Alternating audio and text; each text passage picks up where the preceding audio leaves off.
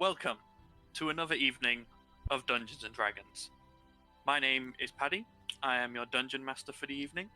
And joining me tonight we have a slightly reduced crew, unfortunately, as Hannah, Steph, and Connor are all unable to join us. So I will be taking over the characters of Mantra and Rowan for the evening. And Yami is just going to be quietly there, not there. So, unfortunately, he's there, just not there at the same time. But joining us tonight, we have Talia Darkfawn, played by Annette. Hello. We Hey, have... Sorry. Who's Charlie? Charlie Two Brothers, someone in the chat. Oh, okay. We have Valdizian Thunderbone, played by Ben. Howdy, howdy.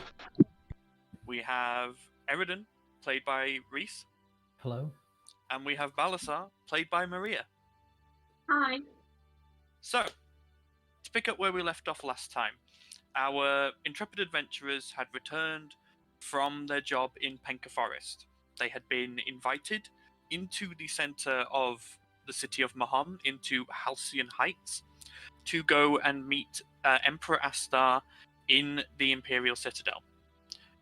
They had gone and been checked in and taken in through the Citadel itself, finding a couple of interesting murals, and then had an audience with Astar himself, where he informed them that he had a task he would like them to perform. This task was to travel to a semi-nearby tomb of a post-calamity hero by the name of Negra. The tomb itself is called Negriatomb, and he wanted them to retrieve an item known as the Rod of Foul Authority.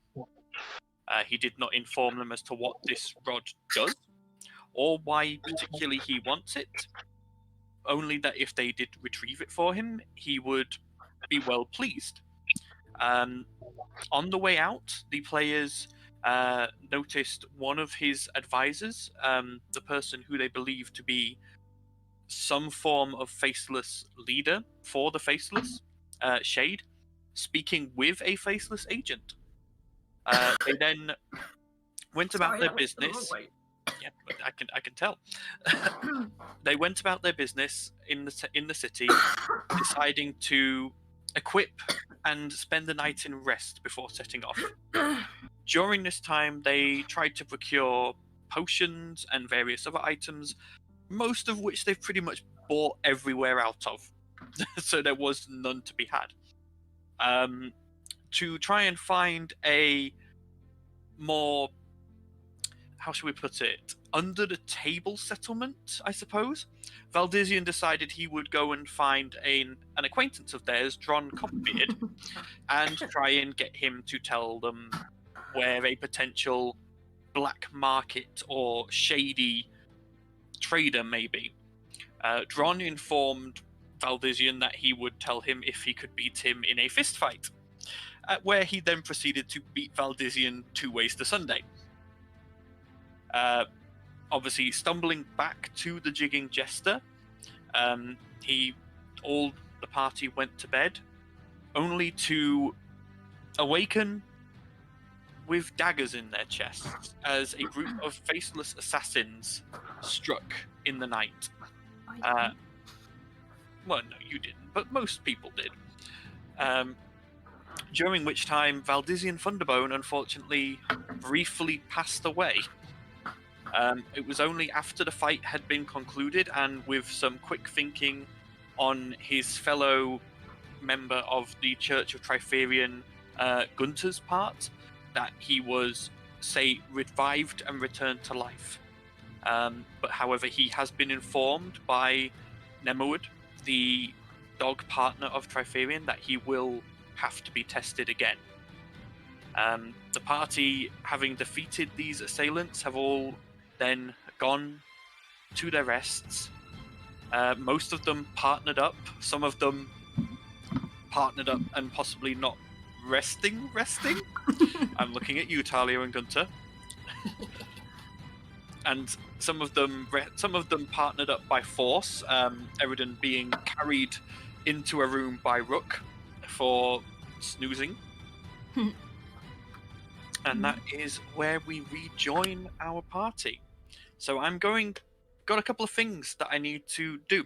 So we are going to go in a clockwise direction, starting in Yami and Balasar's room. Yami's not here, so obviously nothing's going to be happening to him. But Balasar, you know you're dreaming, but you feel like you're awake. You're stood in a very dark place.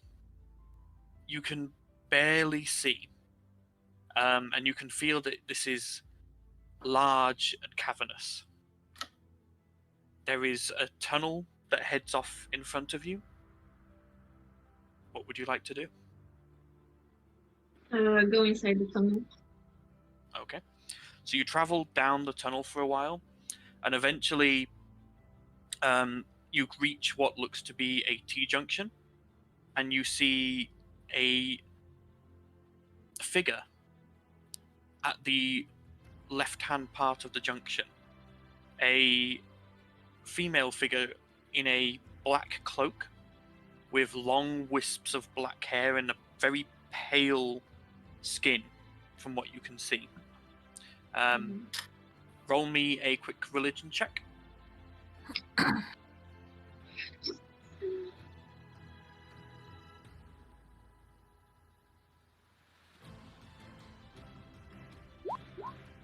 Nice, okay. The DC wasn't high on this anyway. You recognize this as the human avatar of your goddess, Tiamat. And as you stand there, sort of slightly awestruck that the Queen of Dragons herself has reached out to you, she reaches out a cloaked hand, crooks a single pale finger, and sort of beckons you to follow her. She ducks around the corner. Go towards her. Okay. Turning the corner, you turn the corner and she's gone. But ahead of you, the tunnel opens out into a large cavern, slightly glowing, so you can see. And as you progress towards it, you come to the edge of a large pool of hissing liquid.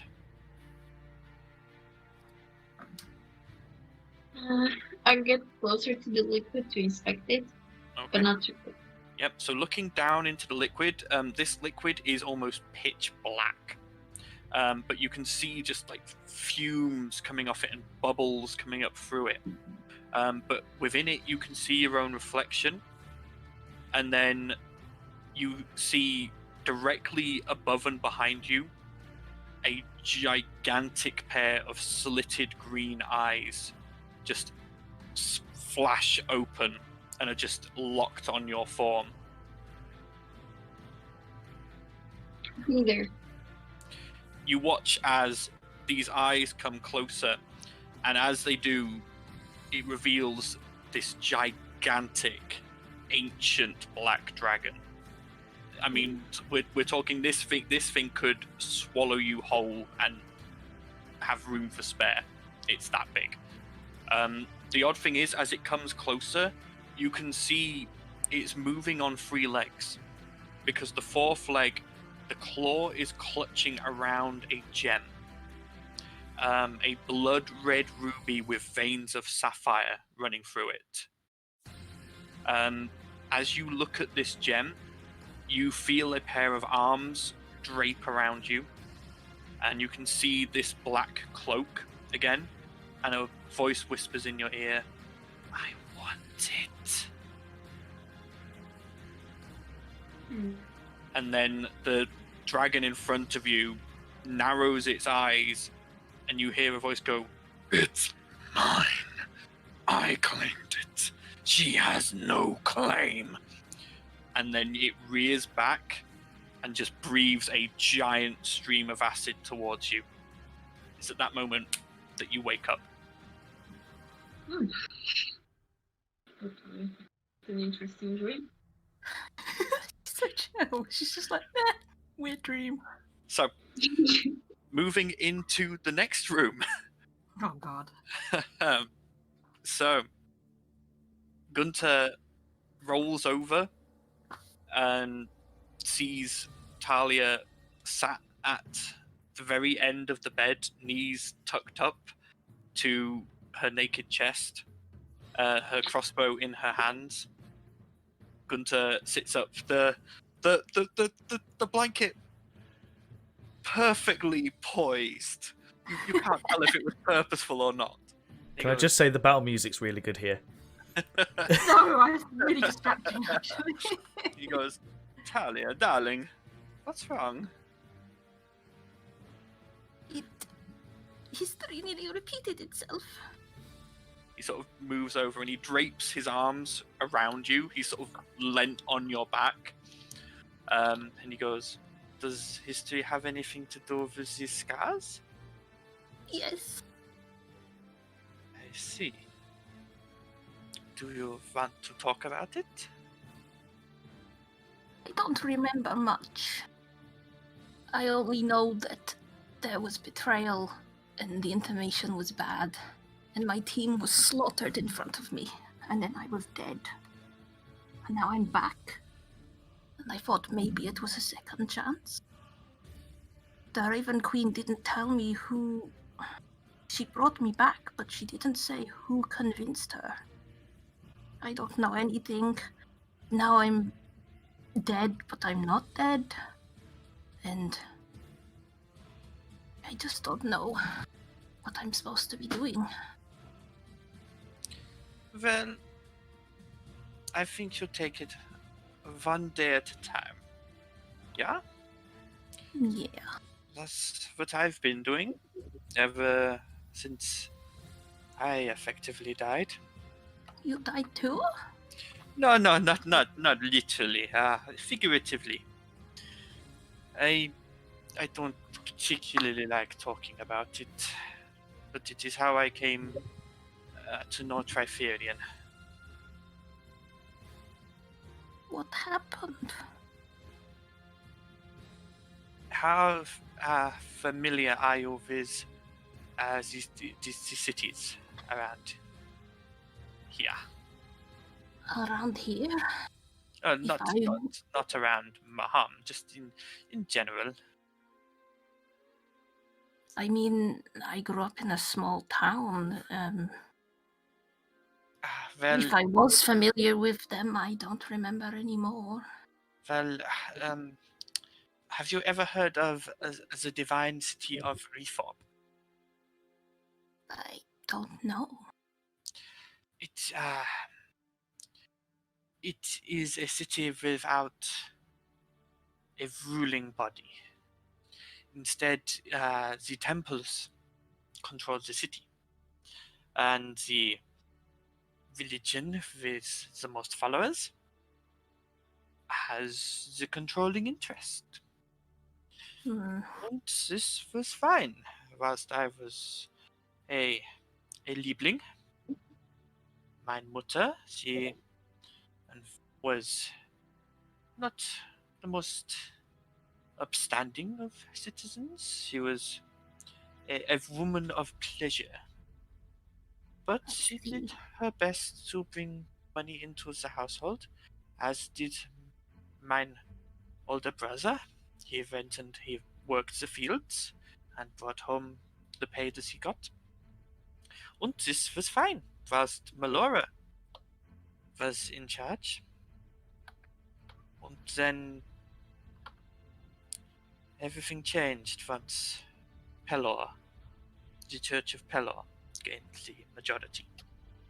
I thought Pelor was a good god. They are good gods. Yeah. Does not mean their followers are good. True. I am a tiefling. My mother was a tiefling and my brother was a tiefling. We are devil spawn. That is what they told us. That's what they tell all of us. In fact, the Archbishop of Pelor decided that any non-human, any anyone who wasn't human, dwarf, elf, gnome, or halfling was not a true person. And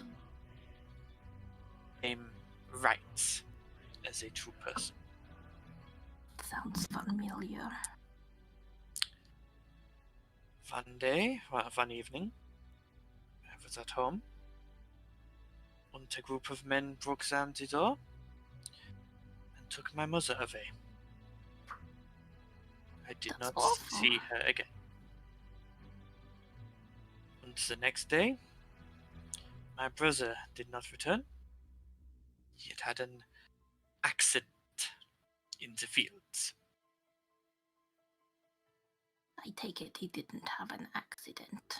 I don't know the specifics, as I knew if I stayed, I'd either die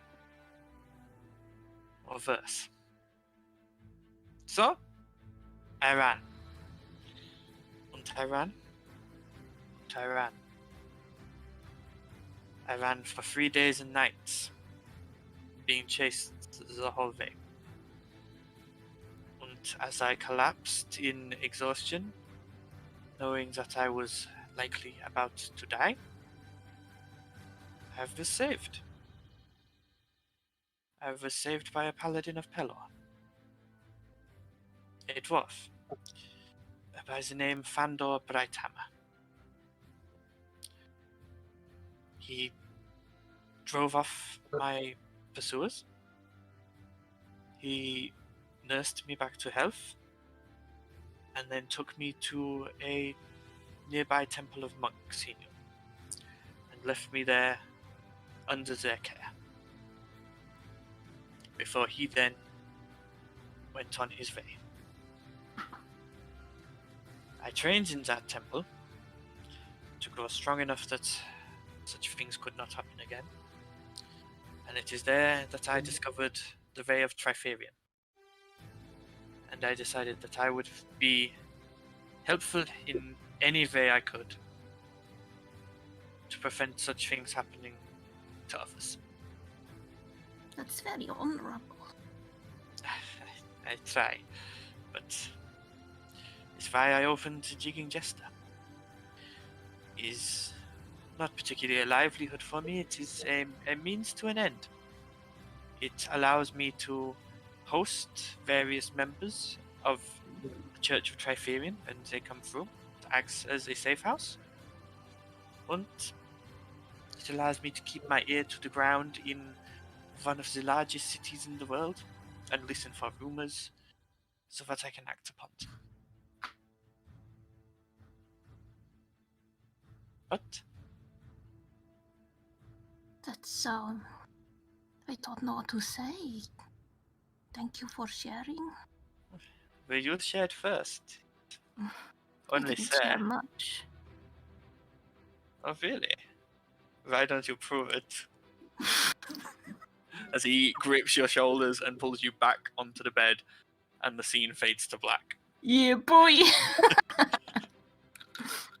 So, moving to the next room. Eridan, as you are being cradled in the crook of Rook's feathered arm, you go into your meditation. And you start going through your memories of the past few weeks and days. Just going over them, seeing where you could have potentially done things differently. And then you feel a pull at your consciousness, sorry, not conscience. Right. And your vision shifts.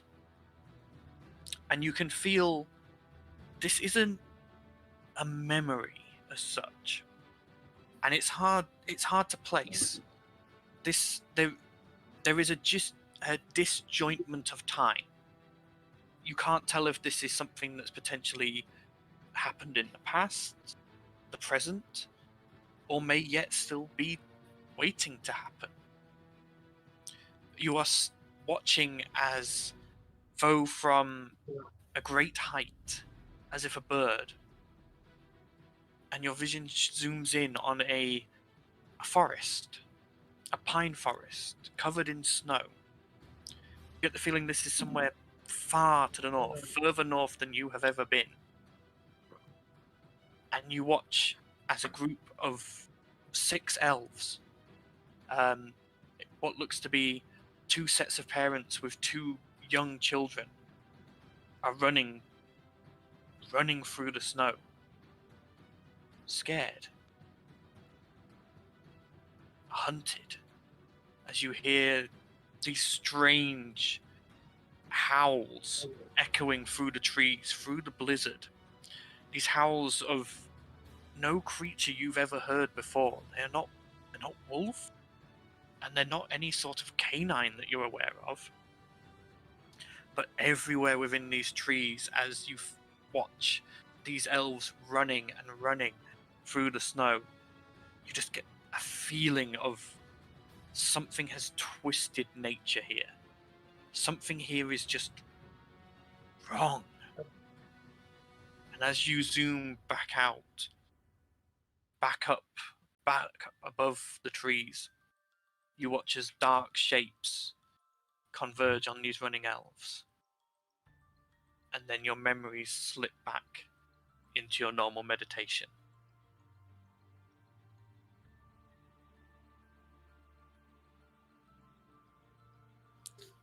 Interesting. Okay, so moving clockwise, we reach Valdizian and Rowan's room.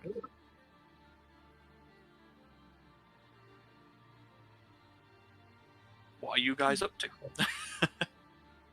So, Valdizian gets the rest that he needs to basically have his rest, but he wakes up as soon as that's done, as if his body is just like had enough, and now he knows he needs to be on the defense. He's cautious about everything that's going on, but as soon as he wakes up, he sees Rawin kind of still asleep in the chair, and he doesn't really want to disturb her, so he kind of gets into a comfortable space on the floor and he starts to pray. Okay. And he's just trying to find sense in what happened the day before. Okay. You get about 30 minutes of prayers in, and you can now see the sun beginning to rise through the windows of your room. Could you roll me a perception check, please? Yep. Oh, that's done it twice for some reason. Okay. We'll take the first one. You hear running feet. However, you hear them too late as the door slams open and a woman runs through. Bronze skin, one eye yellow and one eye blue. Sort of a flopped mohawk of wiry grey hair, 2 small black horns, and pointy ears as she runs in and goes, "Val!" and tackles you. Who are you? It's me, Ert. I grew. Look, and she lifts up her shirt. Boobies. Ert, put them away. She does as he goes, "Val, I grew. Rowan at this point has woken up and is just staring at this and just goes, "I'm just gonna, go," and gets up and quickly walks out the door. That's exactly how she do it. Val is kind of still got his hands partially over his eyes and kind of like in the area where he's just being flashed, and was just like, how did this...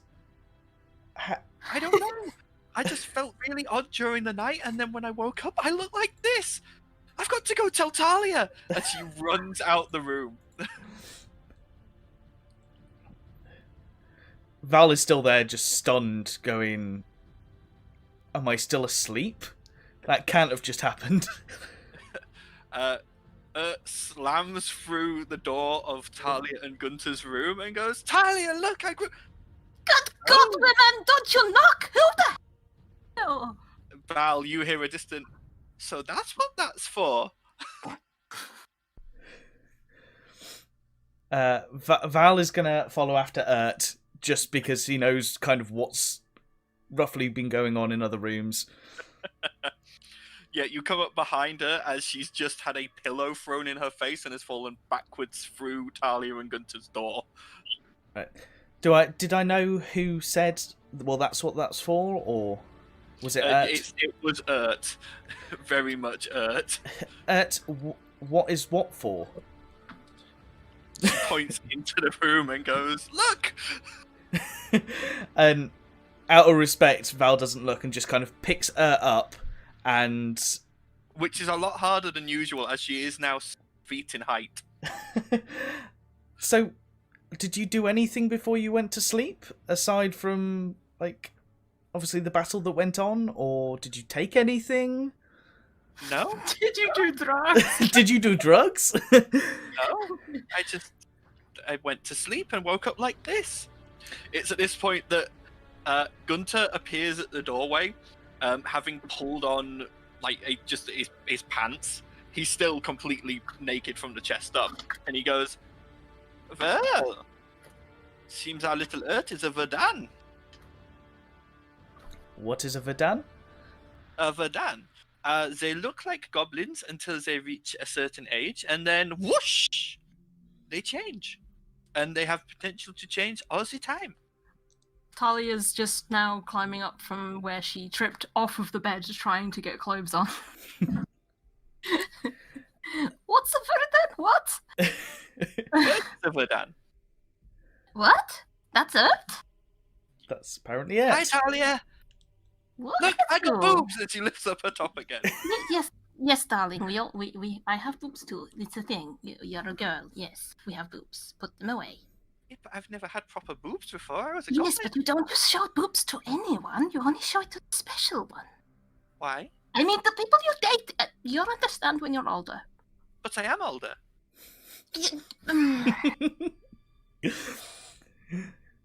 Valdizian's still there listening to this conversation, isn't he? Yeah. Yeah. I'm just gonna, like... we're gonna have to get you some new clothes, I think. Why? Because you can't walk around half naked. People will. Oh. Like I said, you can't just show your body to anyone. Gunter's like, I don't mind. Neither do I, darling. But she's young. I She needs to suppose. learn. More experience first. So, just out of game, does that mean Yep. I'm gonna have to change Ert's character sheet? I have just sent you a link to a new character sheet that I have made Okay, I'm gonna have to try and that load you this. can use for the moment. I actually own that race, but yeah, it's only like $1.99. Let's hope that all of the icons are still back in place when I've moved it. I think that's about right. Okay. But yeah. So the rest of you have all, by the way, now woken up from your long rests, hearing this commotion going on in the central area of these rooms.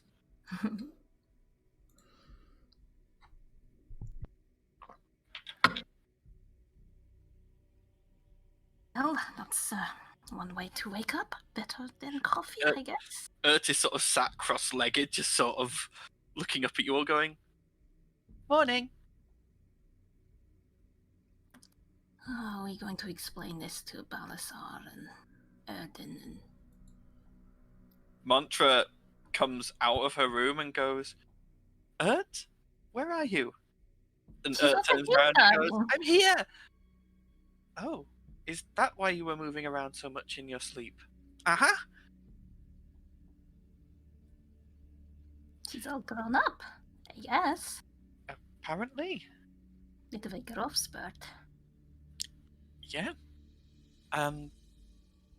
Rowan comes out of the room she'd got into to give Valdizian and Ert some privacy, and she sort of glances across the landing, sees what's happening, and just sort of shakes her blue head and goes, "I think we need to get sorted."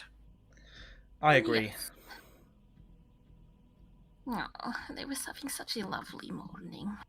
Oh, don't worry, darling. I'll still be here when you get back. You better be. I will. Don't worry. Val So- is. Talia's just gonna slap Gunther on the ass and then go downstairs. He gives a little jump and goes, naughty. You might want to put some clothes on first. She got dressed. She didn't come to the door until she got dressed. That's what I said. Oh, I thought she just put a blanket round herself. No, she'd gotten dressed. Okay. She'd fallen over and then off the bed and then like quickly pulled her clothes on. Okay. Gunter strolls casually over to Eridan and Rook's door, knocks and goes, Rook! We need to make some breakfast. Get up, you lazy bird. Eridan, you feel Rook just sort of shift, and you hear him utter a number of expletives in other people's voices under his breath. Oh, cute. Valdizian's going to pop into his room, basically grab his gear and his shield and his weapons, and then move down to go for breakfast. Okay. He's still very cautious because of the night before. Yeah, and by the way, the bodies are all still there. they're all still piled up. Not my job to clean that up. Gunter Let him ask you. goes, oh, I could get the day staff to deal with that.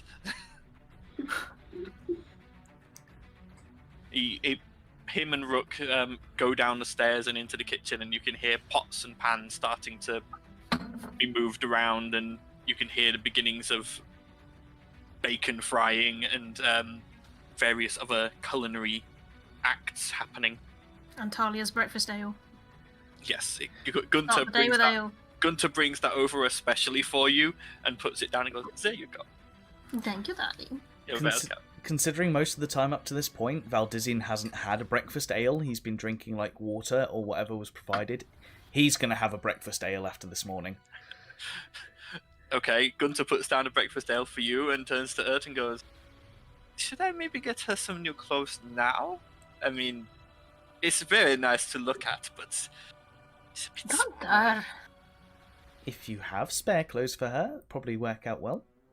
You watch as he just falls backwards into his own shadow.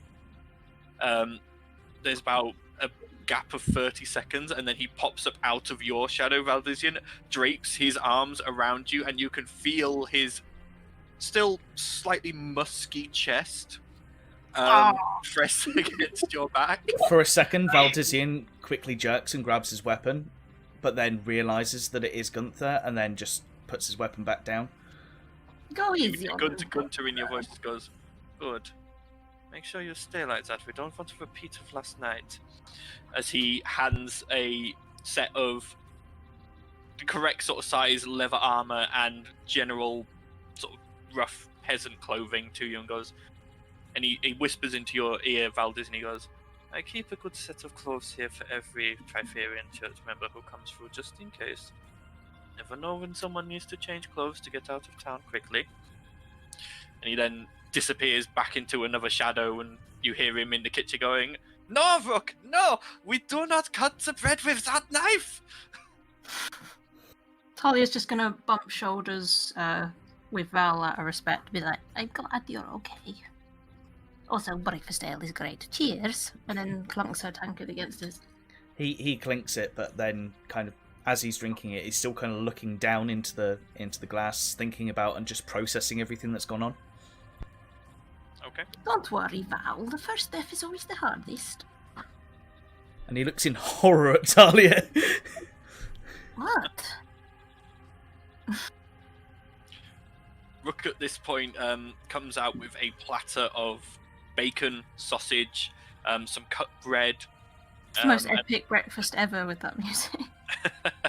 And a couple of other bits and pieces. It's just nice background music. Leave it alone. And he puts it down and he cocks his head and goes, breakfast for dead? Oh. And then turns around and What? walks away. He's literally put this in front of you, Val. He's not put this in front of anyone else. He's just put this big platter just in front of you. I think Val is still going to just nurse this breakfast ale. And as much as he appreciates the gesture from Rook, his stomach is still a little bit all over the place. Rowan just reaches over and snags a sausage and goes, if you don't want it, I will. kind of slides the tray slightly towards Ralwyn. Okay. The rest of you all get provided with your own breakfasts as well. And Rook actually does come back out and stares at you, Valdizian, because you're not eating. There's just this beady pair of Kenku eyes just drilling into you. Seeing this, I'm going to reach over and grab a sausage and basically stick this whole sausage in my mouth. As you do that, Rook just sort of gives a nod and then turns around and goes to start polishing glasses. Happy that you are at least trying to eat. Got to keep your strength up. So, You're probably going to need it. you all partake of your breakfast and are now fed, watered, equipped, and ready to leave whenever you are ready. The day is yours. Should we resupply? I mean, Wait, you no. remember from the day before you had Didn't we get checked some- most of the shops that you knew of. None of them had any more potions or items available. Let me Just a check. quick one out of game. Ert's new character sheet doesn't have Revivify. Did I? I thought I had set Revivify as her 3rd level spell. Oh, no, I didn't. Let me change that. Yeah, I mean, what we'll have to do is, out Combine of the two. game, we'll have to set it up on your account and then just copy. Oh, I hadn't prepared any Everything as well. spells for her, that's why. Well, what I'll do is I'll keep both sheets up, and then I think both will still go through to D&D Beyond. Yep, that's fine. Because one of the things I was going to say is Ert needs to go and get a load of diamond. Oh yeah. Because it's Yeah, like 30 gold pieces worth of diamond dust or something. 300 Or gold 300. pieces. Yeah, that's fine. I mean, she's got the cash, so yeah, we'll go and supply in that respect. Get some components then. Do you need some components? Yeah, do need some more components now. Let's go get some then. Okay. Is everyone going, or...? Yep. Yeah? I think I'll tag Yep. along, yeah. Yeah, I thought you did that. Mantra and Rowan both go, yeah, we'll come along. And Yami, the silent member, agrees to come along as well. Forget I we got will that. also Yeah. not be left alone. As you are all leaving the Jigging Jester, Rook and Gunter are stood at the door and sort of waving you off as you go. And Gunter just calls out, "Good luck! Don't die again?" We'll try not to. Bye, darling. And she blows him a kiss. His hand snaps out and he catches it, looks at it, pops it to his lips, and then blows you one back. I catch it on my way out. So, you are all in the Gateway District outside the Jigging Jester. Where are you wanting to look for spell components? Trying to think, where would we get some? I Would think an alchemist have it? Or... there was spell components being sold down where I got a new cloak and new clothes down in the market area. Yes, Ah, you maybe remember we there could- is we a could try component seller in the Patchwork Bazaar. However, he looked like he dealt in the more esoteric components, things like Eye of Newt and that sort of thing. Not, So, he didn't particularly look like his stall was the place to go and buy jewels. A jeweler? Is there I a mean, jeweler in the marketplace? There could quite possibly be jewelers in and around the city. You guess there must be one somewhere. I think that's probably our best bet. Yep. For what we need. Alternatively, maybe the Alchemist Guild. That's another thought. Possibly. Tell me where roughly you want to search, and we'll have an investigation check to see if you can find a source of diamond. Unless you want to go and ask Dron Copperbeard again. No. No. What? You have to ask him a question. You don't have to fight him again. I mean, actually thinking about things, Val is gonna run back to the Jig Jester and just try and collar Gunther and ask if he is aware of anywhere that we could get some slightly more expensive. I mean, he hasn't gone far yet. He's literally like just turned around and gone back in as you sort of come up behind him, and he goes, "That was quick." Did you need something, Valdisian? Since you know the city very well, Ert is looking for some slightly more expensive spell components. Do you know where she's looking for? 2 seconds. Diamonds. Is it diamonds or diamond dust? I can never remember. It's just 300 gold points worth of diamonds for Revivify. She's looking for diamonds. Diamonds. Your best bet is probably the Jewelers Guild. Obviously, there are independent jewelers shops, but most of them trade for their jewels with the guild. So that's probably your best bet. Okay, can you point me in the right direction to get to there? To the guild hall where you met Inala. It's just a different hall. Ah, okay. And thanks again. And I kind of run back to the guys to tell them that's what the information I've just got. Let's go then. All right, so you guys turn to your right and head down along this main thoroughfare until you reach level with the guild hall district and turn into it. Whereas normally you would have been heading into the very back corner of this area for the Alchemist Guild, this time you are instead looking for the Jewelers Guild. If everyone would like to make me, or one person, make me an investigation check to see how well you find this. That's an intimidation check. I did click investigation, but 13. Oh, Balazar. Wow. Why did you roll twice? Okay. I don't know. So, with your combined efforts, Balasar gets very distracted by the Chef's Guild, where there is some lovely smells of cooking food coming out of it. But after a while, you do find a nice looking stone building with a sign out the front that has a gem as the insignia, which you would guess is probably the Jewelers Guild. Do we all want to go in? I don't want them to think that we're, trying to rob them or anything. Why would they think that? We've got 2 Dragonborns and a group of adventurers about to go into here, so... Yeah, for spell components. That's a fair point. Wouldn't be unusual. So yeah. Okay, we're going. Well, I'm going in. Okay. I'm going to go into. Okay, so as you... Out of Valdisian from himself. Okay, obviously comes in with you as well.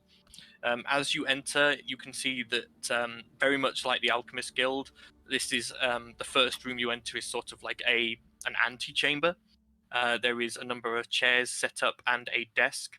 However, unlike with the Alchemist Guild where there was no one behind the desk initially, in here there is a balding dwarf sat behind the desk with a set of scales and weights, and you can see there is a large ruby on the scales, and he is setting weights against it whilst inspecting the ruby with a jeweler's eyepiece. And he looks at him and goes, can I help you? We're after some diamonds for spell components. 300 gold worth, I believe. All right. Are you wanting 1 diamond worth 300 gold, or do you just want lots of 1 little diamonds? 1 diamond would be easier to carry. All right. Hang on. Let me see if we've got anything like that in stock. And he hops off the stool and disappears behind the counter. And you see him go off into a back room. You hear him sort of rummaging around in there. He then comes back out with a fist-sized diamond, uncut. Looks like it's still got a few bits of stone on it. He goes, "This just came in from the the mines yesterday came in from the airships. You can take this one if you want for 300. Is it worth 300? Yes. Otherwise, I wouldn't be offering it to you for 300. Just checking. Are you doubting my skills as a jeweler? No, I just want to be sure. That's all. It's important. Well, all right. He sort of puts it down and goes, "That'll be 300 gold." And is going to pull out her giant bag of coins that she's got and just starts counting out 300 gold pieces. He sort of sits back and watches, and once he reaches 300, he scoops it off and goes, "Right, there you go. That diamond's yours. Do you need anything else?" I think that's it. Unless we want another one. Do you have another one that size? I haven't got another one that size. I've got a couple of small ones that I could make up for. That probably equal it in worth. Looks to it might be wise to have 2 lots of spells. Now it's going to kind of nod in agreement and starts counting out another 300 worth of gold. The dwarf sighs and goes, "1 second." He goes off back through the door again. This time he comes back with a small pouch, which he empties out onto the counter, and you can see there is 5 smaller diamonds. These ones cut, but they are obviously of a good quality. And he goes, "There you go. That's 300 gold's worth of diamonds there."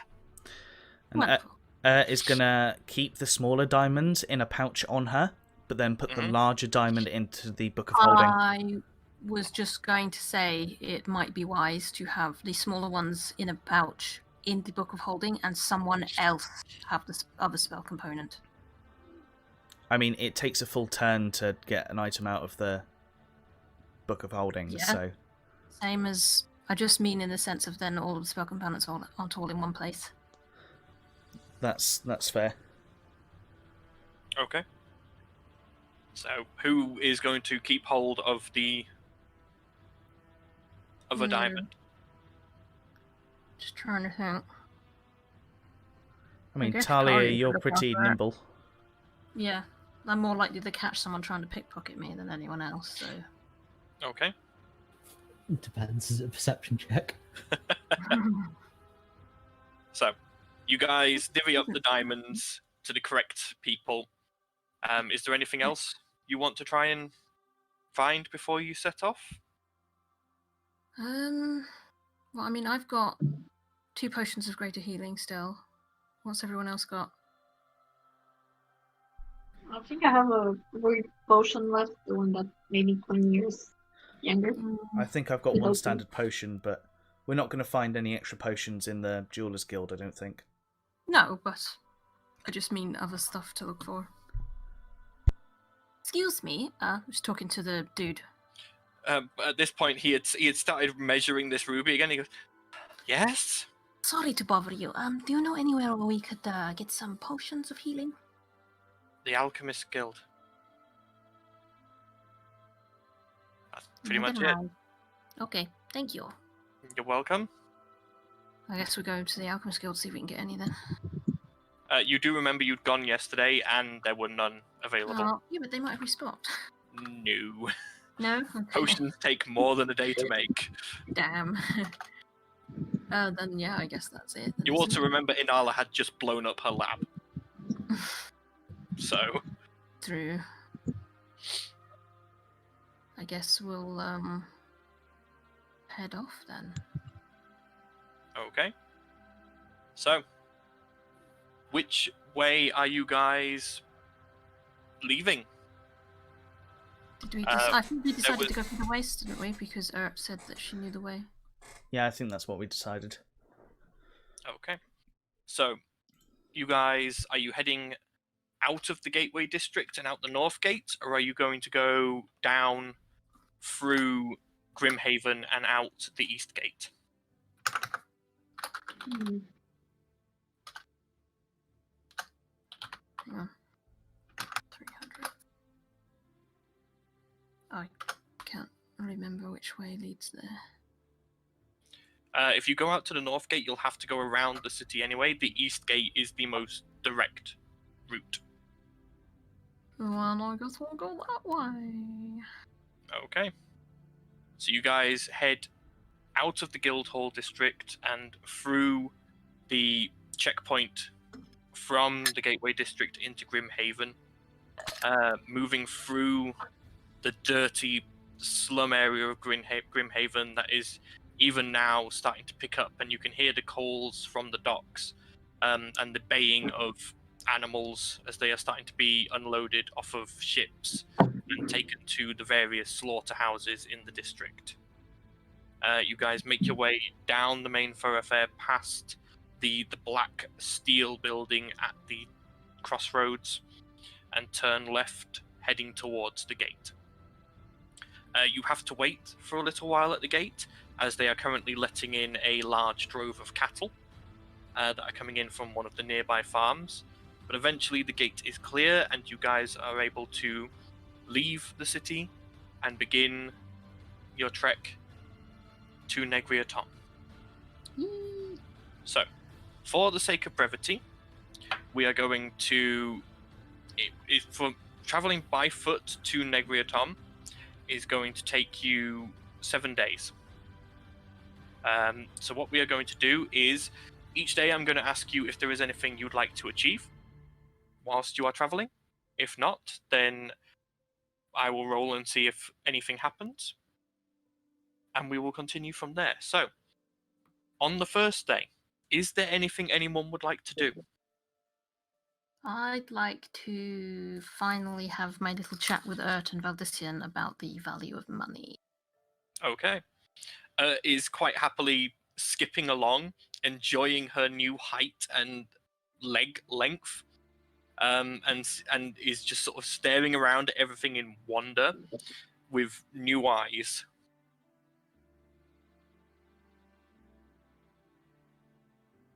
So, Val, I said I was going to talk to you about money. Yes. Well, you see, each coin is valuable, yes? Yes. The more you have, the more valuable, yes? Yes. The more you have on you, the more unscrupulous individuals will try and steal it from you. Yes. This is why you don't flaunt it around. You keep it in more than one place on your person, so that if they do swipe something, they don't swipe it all. Because you need money for food and supplies and other stuff, yes? And the poor...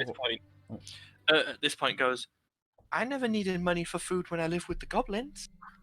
Yes, well, that's goblins. This is a civilized society, darling. Oh. What's civilized mean? It means that we're not mean. Well, most of us aren't mean. Oh. We respect I each don't other. think you're mean. I mean, I can be mean. I mean, I've seen but- that. if we've got enough money for food and we've got armor to protect ourselves and weapons, if we do have extra cash and we decide to give it to the poor so that they can have a better life or help benefit them. I'm not saying you can't share it with people and be charitable. I'm just saying don't float it around, or someone who's not deserving of it will steal it from you. I don't want to have to break anyone else's fingers for trying to pickpocket you. It's tiresome. Understood. And Valdisian is basically going to grab his pouch and just offer it to Talia and go, do you want to take control of the money?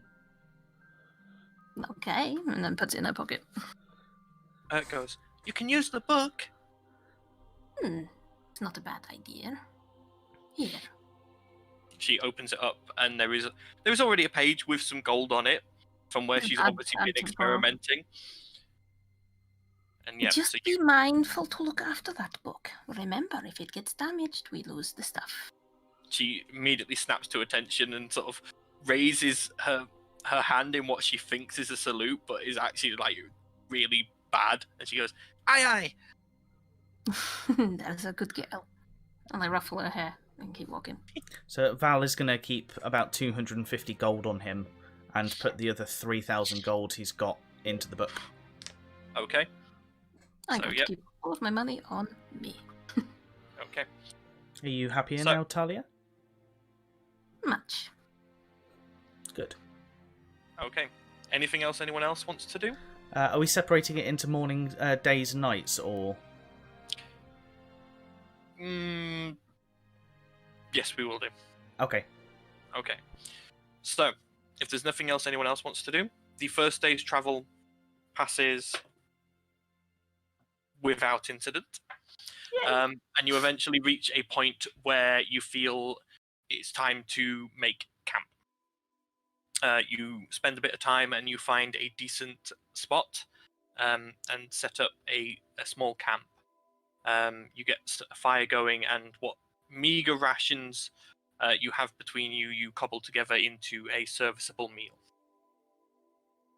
Talia will find a good spot where she can see everyone and go into her catatonic state that she does every night. Okay. Valdizian's going to go through his not bag. catatonic, but yeah. Valdizian's going to go through his bag that he's basically just been shoving everything into and trying to fumble his way through to find what he needed, and sit down next to and just ask to use the book to put some stuff in the book. So he's going to go... Goes, okay, and gets the book out and opens it to the next sort of blank page. Okay, and goes into the bag and go, so I've got 18 square foot paint of invisibility. Stick that in the book. Okay. I'm going to keep the box of animal biscuits on me. I'm going to put the Afriti bottles in the book already, isn't it? Yes. I don't remember you guys saying you put it in the book, but it can be in the book, yes. Okay. Pretty sure we said to put it in the book when we Okay. decided what to do with it. Okay. Yep, okay. So the Afriti bottle's in the book. That poor Afriti. Well, the cap wouldn't come off, so... Potion of levitation he's going to put into the book.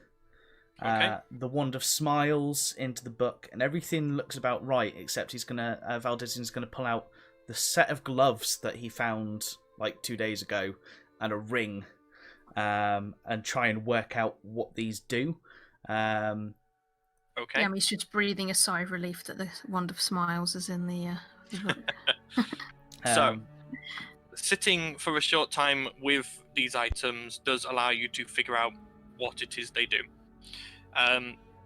So, the gloves, you can feel they are magical, and you can feel they do something based on dexterity and bartering. Okay. So if you want to, I could actually tell you what they do. These are mercenary gloves. So when worn, these gloves grant the user advantage on sleight of hand checks and any charisma check to do with money or bartering for goods. It turns to Talia and just go, these sound like they'll be your cup of tea more than mine. I don't have any use for them. Okay, and he's going to fold the gloves up and stick them into the book. Okay, I will add them to your journal for the moment. Because I don't think Oh. many of us I'm are not giving up bartering any of my types. achievements. Yeah, you're not at the moment, but you may be eventually. So, I have and charisma. the ring that you have found is a ring of fear. Whilst wearing and attuned to this ring, the wearer exudes an aura of fear for up to 30 feet around them. The wearer chooses who the aura does and does not affect. Anyone affected by the aura must pass a DC 13 Wisdom saving throw or be frightened of the wearer. They can retake this check at the end of each of their turns. Cool. Valdizian kind of thinks about it a little while, and say that again. I was just thinking that'd be really useful for Yami. Want to make people fearful of him because he's squishy. Mm-hmm. Well, That's not why. That's exactly why we were all thinking of it. It's the only reason. well, Out of character, obviously, because Talia doesn't We're all thinking about his well-being, Yeah, not his, of course. Not metagaming at all. not his commitment to an evil deity.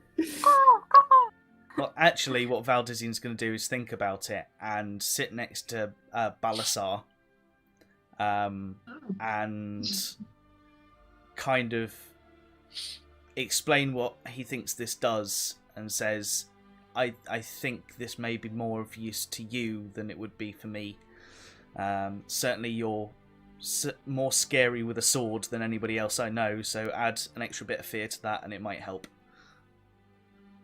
I mean, I'm alright with that if everyone is. Sorry, say that again? I'm okay with that if everyone is.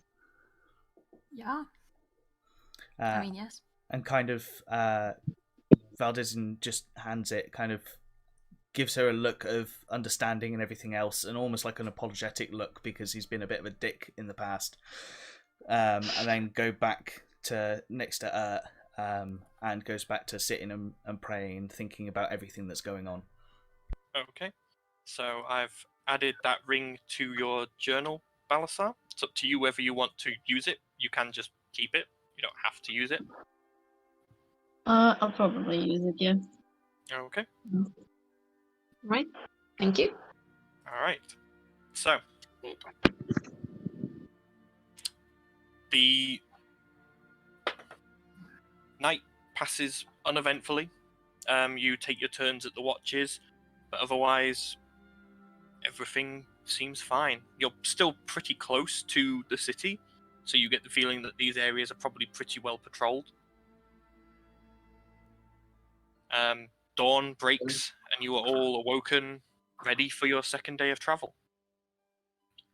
On this second day of travel, you are now moving through a more coastal area, and you can see just in the distance the beginnings of the Black Waste. You get the feeling you will end up camping on the edge of it tonight and entering it properly in the morning. Okay. Is there anything anyone wants to accomplish during the day today? Make sure my boots are airtight. I mean, you could make a roll if you want for that. Yeah, why not? Yeah, What would that be? make me a. This would be a straight dexterity check Okay. to see how well you can tie up the tops of your boots. Wait. It's not showing up on the thingy, but it's showing up on there. I'm waiting for it to. It was a 5. A 5. Okay. You all watch as Talia starts trying to tie a bit of rope around the top of her boots, and ends up. I need you to make me a dexterity saving throw, please, Talia. Oh, Christ. What happens if she fails, though? Nothing too bad. 15. Okay. As you all watch, she's managed to tie her feet together and does a pratfall, but she manages to land on her hands and push herself immediately back up. I meant to do that. No, unfortunately, despite your attempts, you have failed to airtight your boots. I don't want to get the black sludge in my boot. It's going to be so gross. Before setting off, Valdizian sits there and thinks really, really hard, holds his symbol and tries to cast Find Steed. Okay. Wait, but we Alright. know that steeds in the Black Waste is a bad idea. Well, no, I can dismiss it with an action. He can. He can. This is very similar to the Find Familiar spell. Okay. Does he have the So- components? There is no components required for Okay, a Find just Steed spell, as it is a paladin spell. Alright. Okay. Useful. So, are you wanting a warhorse, a pony, a camel, an elk, or a mastiff? Or have you got another creature in mind that you can justify to me why you would choose it? I think for the first time that I'm going to cast it, I'm going to do Warhorse. Flaming horse Pegasus. And are you wanting it to be a celestial, fey, or fiend? Celestial. Okay.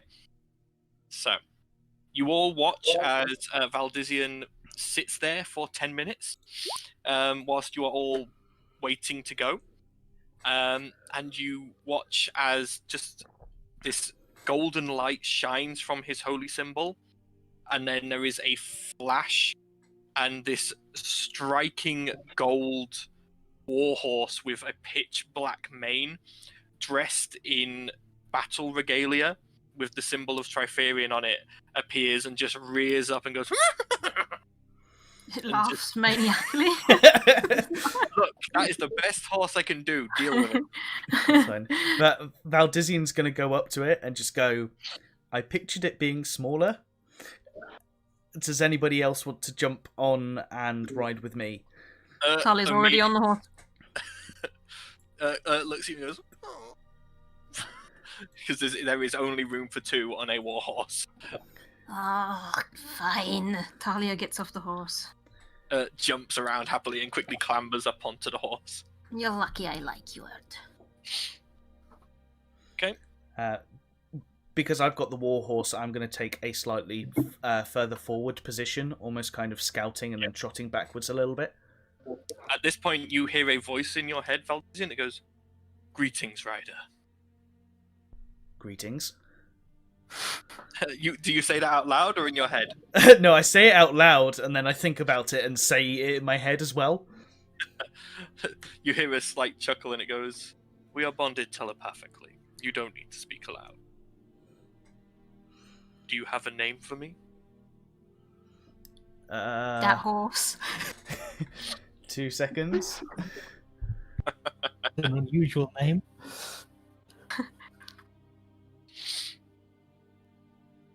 I call you Atrax. Oh, Artax. Oh, really? Artax, sorry. Never-ending story. But oh, we're going into a swamp. You're mean. Too soon. I mean, the film's been out for what, nearly 20 years, so. Dude, it's traumatic. Still Okay. scarred. So, you all set off on this day's travel with Valdizian and Ert riding this magnificent golden steed. Looking at my spells. Talia's gonna whisper to Queenie to bother Val. Okay. Just keeps fluttering around his head. Val, people- do you do anything with this? Well, I'm going to have to, because if I lose control of this horse... I suppose it is a sentient horse, Playfully, so she's not like gonna distract you. She's just playfully swatting at you. it's just going to like gently move, like very lightly move the hand away just to get visibility anytime it jumps in front of his face. Okay. Alright, so the day passes again, uneventful, and it draws to night as you come to the edge of the Black Waste. The ground here is a lot spongier.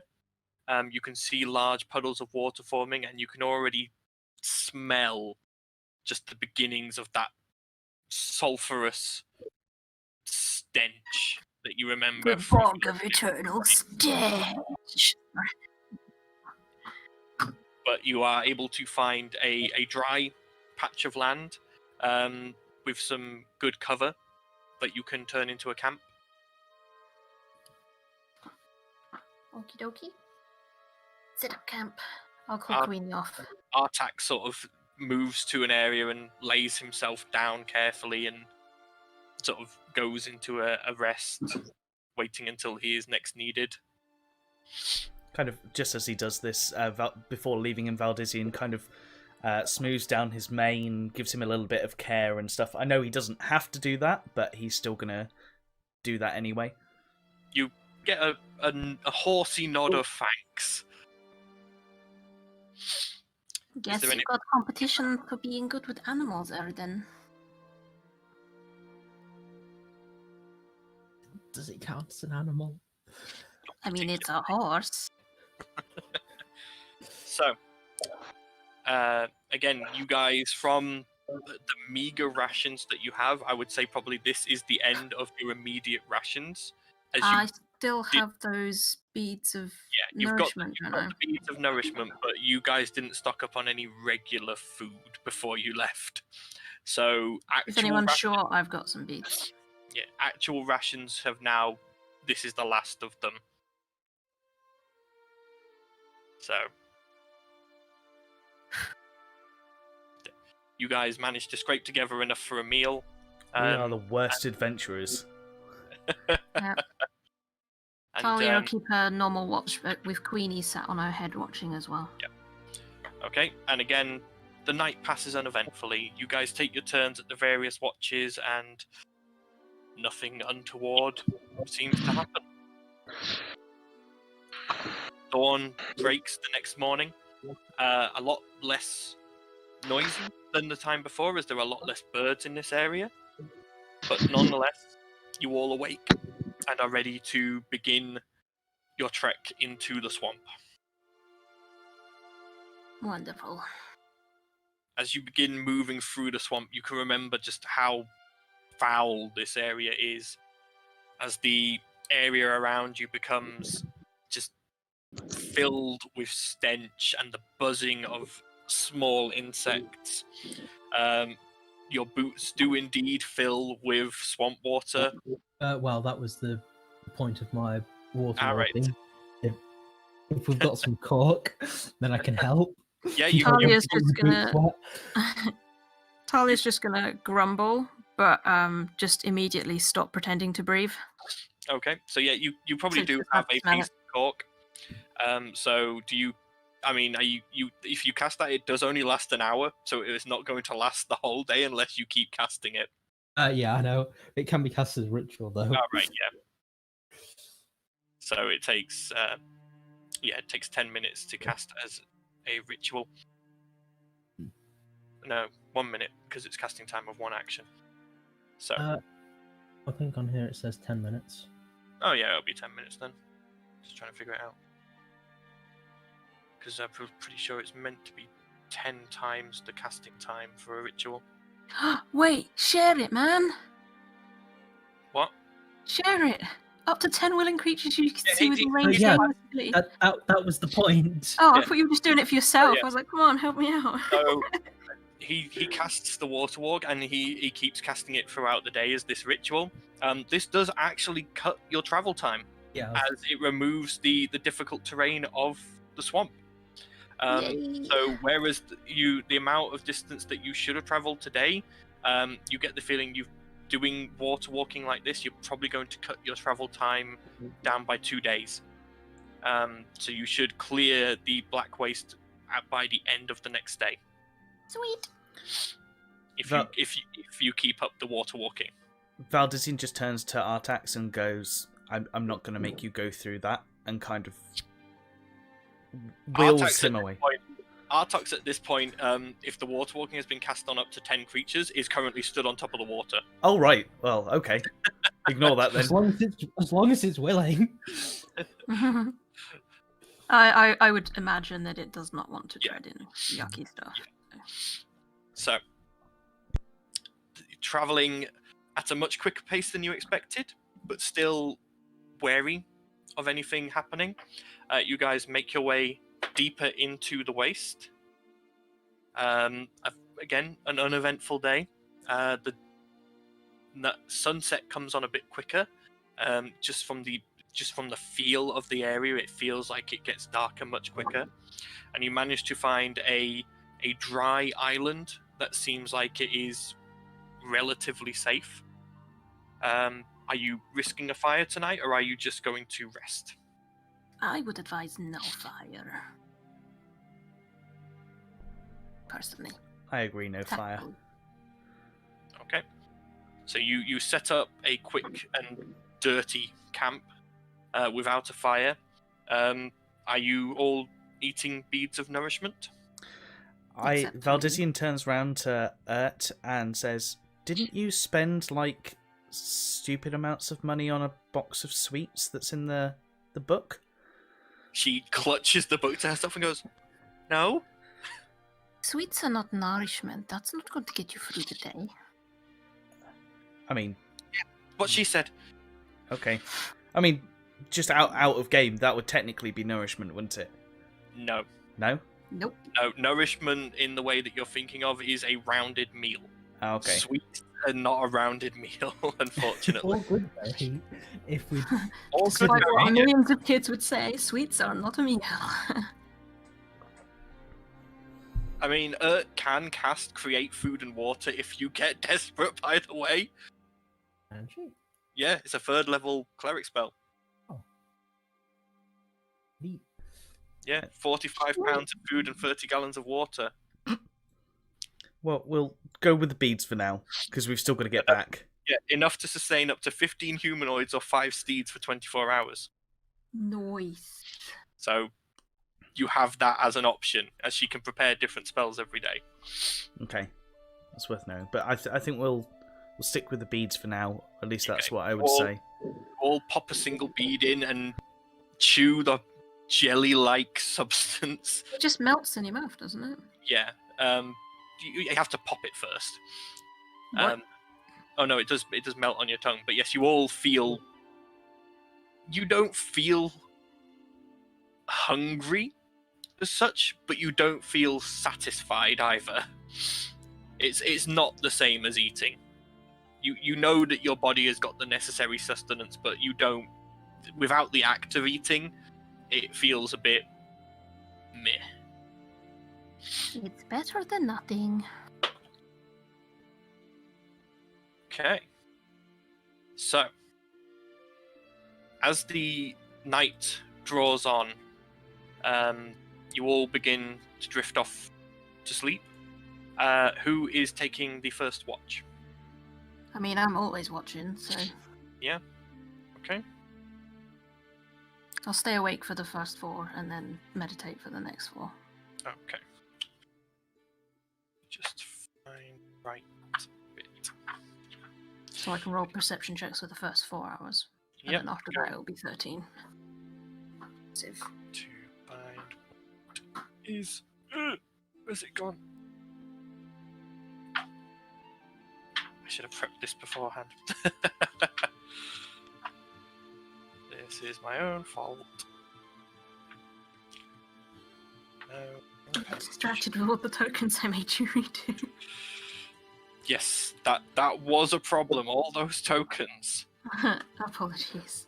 Yeah, there it is. Found the right page now. Okay. So, yes, Talia, if you could make me a perception check, please. Okie dokie.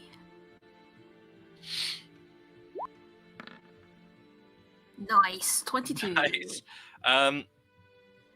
During the course of the evening, you've noticed 2 plants that Roll? seem to be moving, and they seem to be drawing closer to you. And as they draw closer, have you still got your sense of smell turned off?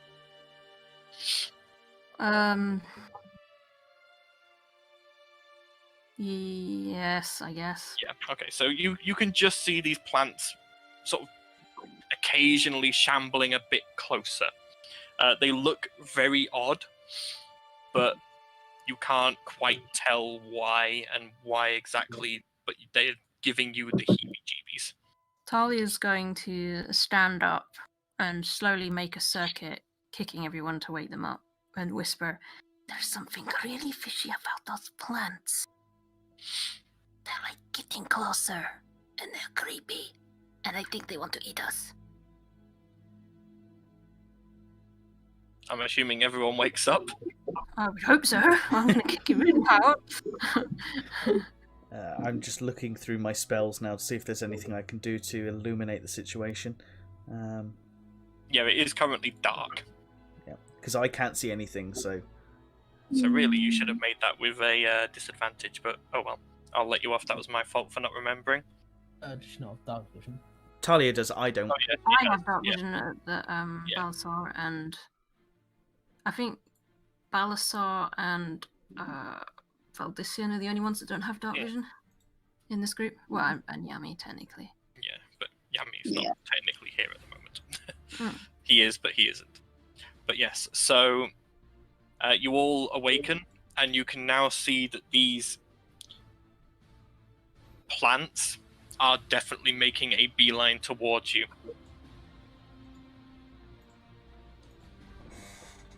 Talia's gonna narrow her eyes and prepare a firebolt spell in her hand and launch it at the one closest. As are you going to launch it? Yep. Okay. Oh. I don't trust plants. Here we go then. So I Especially need you bulbous. to roll me an attack roll, please. Okay, hang on. Also getting a surprise round in. Normal roll, please. Go. 7. does not hit. But And the curse continue. these plants now pause, and you watch as both of them spit out another shape, Oh, lovely. which from this distance you can tell they are humanoid, but they are Okay. moving in such a way that looks like they are possibly dead. It's at this point that I need everyone to roll me initiative, please. Hmm. So I need to roll for... Woo! 20 total. Yeah. Why didn't... I forgot to select my token again. Oh, so did I. Not a natural 20, though. Just a normal 20. roll for both of these that I'm controlling.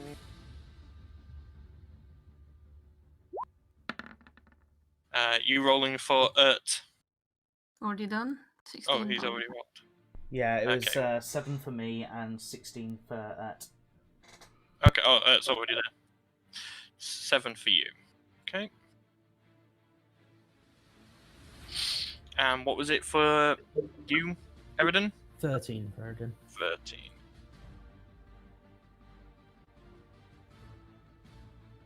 And then... Oof! Okay, that's not good for you guys. Oh well. Then... Oh, even worse. Well, Okay, was that everyone? So, I got 16. 16 for Buzz. so that'll be a dex contest with Ert. I think Balasar wins it. No. It's got a plus Looks like 1 a dex. plus 1. It's yeah, got, so it's Ert's got a plus Ert's got 2. plus 2. There we go. Balthazar's got plus 1. It's got a plus 1 now, actually. Oh, Okay. interesting. Because So she's now a Verdan, not a No. goblin. Okay, Oh, so she would be So, 15. it is dark, so anyone without dark vision, you will be at disadvantage unless you provide a light source. Just so you're all aware. So, Talia, you're up first. Okay, I'm going to move forward. And can I try and use a firebolt spell to set that on fire so that people can see? Yep, you can go ahead and try that. Okay. Just remembering the ACs for wood. 7. Doesn't hit. It does. Seriously, I can't even hit a log. The firebolt hits, but just leaves a scorch mark. God Doesn't damn it. catch. Right, well that was a cantrip. Can I still use bolts from the grave, or because I've used a cantrip does that If not you count? are within range, yes. I believe Then- Bolt on the Grave is 30 feet. I'm not in range. I will just end my turn there then and wait. Okay. It's now Ert's turn. So I'm trying to juggle 2 character sheets for Well, Ert good now. idea. If I Ah. wasn't cursed. Let's have a look. I think Ert's probably going to go straight in with the spiritual weapon. Okay. So, what spiritual weapon is she creating? Is it the spear again? It's the spear. Yeah, let me find the spear. You guys love making I me need to draw a spear, don't I? You do, because I have to keep finding this damn spear. There we go. Spear. It looks like a scroll. That's because it's smaller than it should be. There we go. That's better. And where is she creating it? I believe the range is 30 feet? 60 foot. 60 foot. So where do you want it? Bottom one. At the bottom one. Yeah. Okay. I'll click. So about there. So just click cast. See what we get. 12. 12, if you're hitting the flower, does hit. Nice. So And- that's 7 damage. Okay. It sort of smashes down on this plant, and you watch as like one of the flowers just sort of crumples a bit, and the whole thing sort of gives a little shudder. But other than that, you've got no idea how much damage you did or didn't do. Okie doke.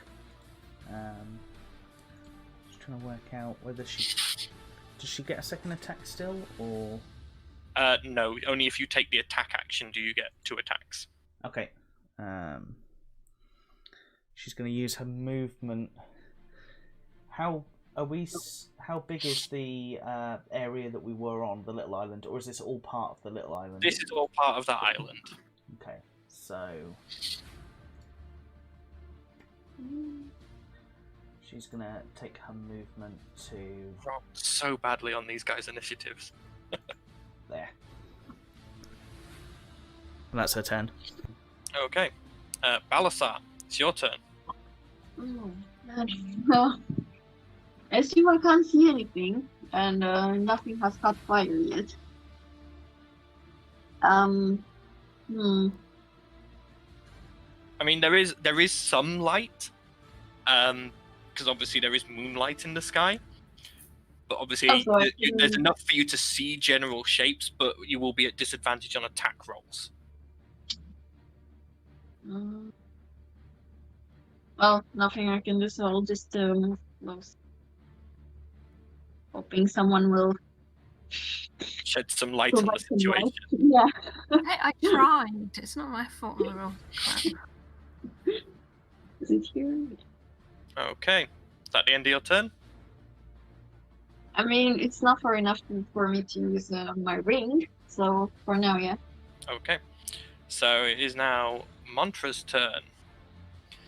So, Mantra is going to... Look, what have we got?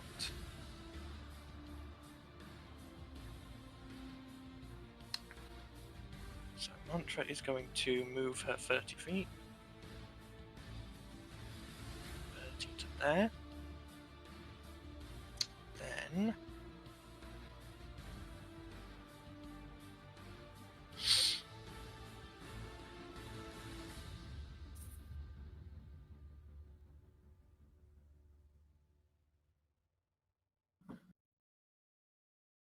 Aha! So Mantra, having seen what you tried to do, is going to cast Create Bonfire on the stump. Nice. Yeah. So there is now a smouldering bonfire on the stump that is casting light in the area. It's not a huge amount of light, but there is light there.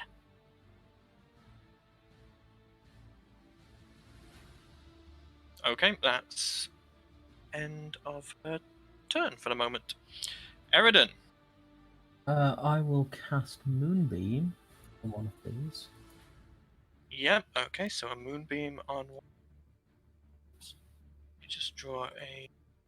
Not through her. I hope. That's There you got it. supposed to be a circle. It's too big. It's a little too big for a I'll moonbeam. get this right eventually. Yeah, so it's on that one. So that is a con save for that.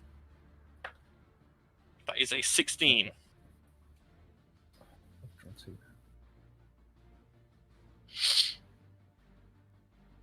16 Oh, and for the zombie, it is a 15.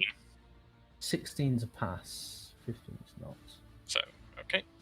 So, full damage on the zombie, half damage on the plant, I'm guessing. Just double Well, check. that might be for the attack. It's a 14's a pass, I think. So Alright. something might have passed as well. Yeah, so they both pass, so they both take half damage, so 2d10. Half of 2d10. Oh, come on.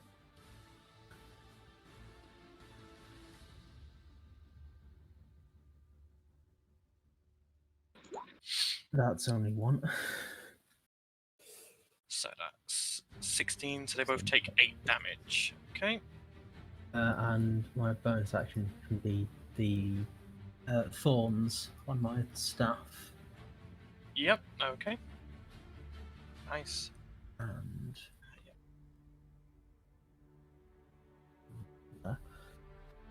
Okay.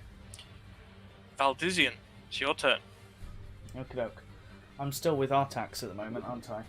Yep, I will give you a warhorse. I will find a warhorse Out when it actually gives me the search properly. out of game, I have a question to ask. If I was to feed a potion of levitation to my horse, would I have a flying horse? You wouldn't have a flying horse, you'd have a levitating horse. Also, you'd Okay. have to go to get the book, get the potion out. I know, of the book. I'm just talking, it's just popped into my head for future reference. I could use my wings to help as well, I guess. Hang on, I'm just finding a horse. Here we go. Tiny horse. Slightly bigger now. Okay, so... Do I have to take an action to get on the horse? You are already on the horse. Well, no, you wouldn't be on the horse yet. No, so I'd say getting on the horse would be a bonus action. Okay. Just because if it was a normal horse, it'd be a full action, but because it's linked to you telepathically, it's just a bonus action. And I Give you control of the horse, Okay, and I just get standard movement on a horse, don't I? which is 40 feet. Does it go up on a horse? Does it? Yeah, you use the horse's movement, which is Okay. 40 feet. Oh, happy days. So I could move to there. Could move the horse with me, and then I could use a dash action for an extra. Would that be an extra 40 as well? Yeah, an extra 40, yeah. Will he be I right need in to their find the face? stats for a warhorse now, I'm gonna move. because it's going to be potentially taking damage here. And it also gets an attack. It gets an attack. Okay. It gets an attack on your turn as well, because it is technically its own creature. Okay. I need to find these stats as well. I've got them. Armor class of 11. Trampling charge, if it moves at least 20 feet. Actually, its speed is 60 feet. So I could For a do. warhorse. So you could have done a 60-foot movement and then a 60-foot dash. Okay. Hey, what was the attack? Did you say it was a trampling? You've got a trampling charge, so if the horse moves at least 20 feet straight toward a creature and then hits it with a hoof attack, on the same turn, that target must succeed on a strength saving throw or be knocked prone. If the target is prone, the horse can make another attack with its hooves as a bonus action. Nice. I feel like we've got to try this out. Well, you might need to back up a little then, so you've got 20 feet between you and these creatures. Right. So. Well, I mean, if 60 foot would have been from where I was. Yeah, it probably would have been about where you are. It's 50 feet from where you are, is where you were. Yeah. Yeah. Wait, no, you were here, weren't you? Yeah, so that's 60 feet. Yeah. So have I got enough room for that? I mean, if you use a dash action, you can't take an attack action. Okay, I'm gonna be within like 20 foot. Climbing speed! Okay. So I'm gonna be about there. Okay, it's Rowan's turn then. Rowan is going to... Kogi, hello. Baby. She's going to... Oh, Wow. Very cool. 30 to there. And she is going to... cast Scorching Ray at this one. So, Mowing everywhere.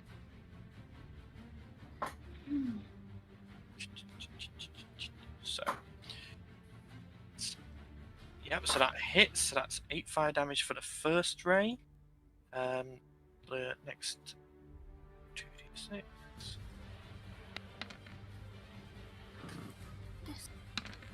Oof. Okay. So that's 12, 23 points of damage. Yikes. Nice. Is it not 3 separate attacks? Oh, it is. I should have rolled for each of those. That's my bad, but I'm going to allow it because it's. I'm not. Oh, hang on. Yeah, that hits, and the other one hits. So there we go. I retconned it with my own dice, and that is going to end Rowan's turn. It is now the plant's turns. Con save. here is going to go 5, 10, 15, 20. Get up on top of that rock. This one here, 5, 10, Con save 15. first. Oh yeah, con save for that one. So that is a 16. So half damage Half again. damage. For 6. Okay.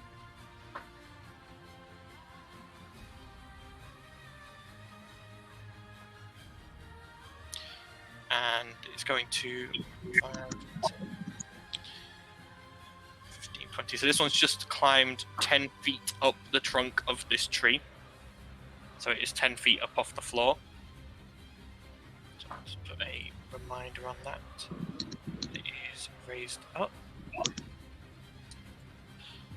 And then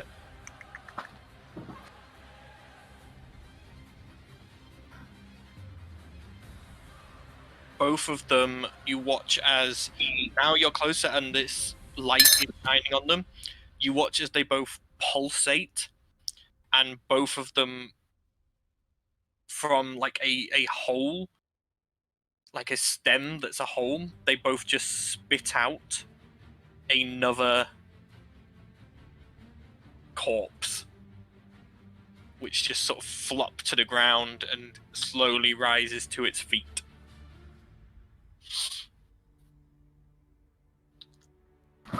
Yep, that's Yummy. fine. That is the end of their turns. It is now the zombies' turns. So one of them just take a con save straight away. That's a 15. Yep, still passes for 5. 5 damage, okay. So this zombie is now looking pretty damaged. And it's then going to go 20, 20.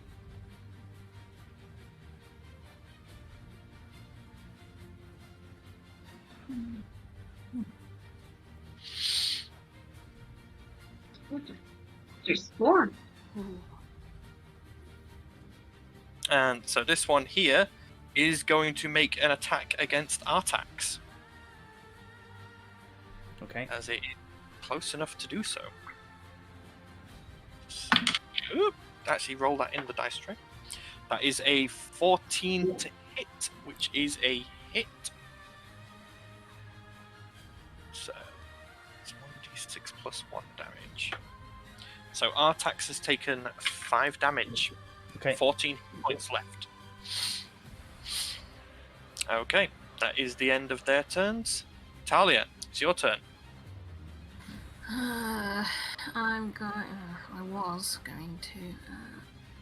I'm going to move there to get within melee range of that zombie. Okay. And I'm going to main hand offhand with my rapiers. Okay. So, first one, and I'll roll. See if D&D dice roll better. They do. That's 23 to hit. Oh yeah, that hits. Wow. I get my sneak attack as well because Rowan's Yeah. within 5 feet. Yep. Are you taking the sneak attack? I am. Yep. You. I'm just going to take the sneak attack and not bother with the offhand. Yeah, you lunge with the rapier and it just goes straight through the eyeball and it just pops and this creature just goes Ew. limp on your sword. Yeah. Oh, it's really great, huh? And I end my turn because You did exactly enough damage just then. 22. Is it- I is it end not my a real turn zombie because I then? can't do offhand. Is it not a real zombie then, or is it? Oh, actually, no, it does get to do something. Just what Oh, zombies prefer? what? Shush! Didn't Oh, that hang on, remind it's- him of stuff? It is not going to make it. Oh, sorry. It is, yeah, there Yeah, is. I thought it was based I don't want to on get damage, puked but- on or something. Yeah, it's a DC of 28. Even with a nat 20, that does not manage. It did roll a nat 20 on that, though. Yeah, because it's a zombie, even if it dies, then it's got a chance not to die. Yeah.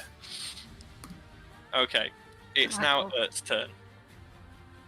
Okay.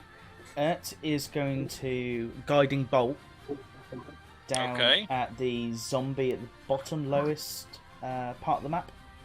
That One one there close- in front of you. Yeah. It's a Okay. 120-foot range. Oh yeah, well within range. Oh! Oh! Oh. And also the fact... Oh no, it isn't vulnerable, that's fine. But yeah, oh yeah, it doesn't even get to make the undead fortitude on this. Yeah, you just watch as like the guiding bolt just slams into this zombie, pushes through the chest, and you just watch as this zombie just burns to ash from the radiant energy and just floats away on the wind. Nice. Just sort of jumps up and down and goes, "I did it! I did it!" That's a badass. Yep. Anything else that wants to do? Let's have a look.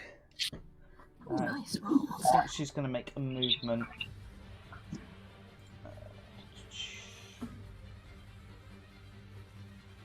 Down here. And that'll be her turn, I think. Alright, Balasar, it's your turn. Okay. Annihilate them. So, I go to the one that's closest to me. Okay. Go here. Then I'm just gonna make two of my special ones for attacks that have extra damage as well. Okay. 2 attacks with Edge of Night. Yep. Yeah.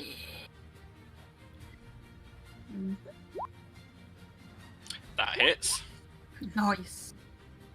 And that I'm hits. gonna do the extra damage as well. So it was slash 1d what? 1d6 necrotic, so you just add 1d6.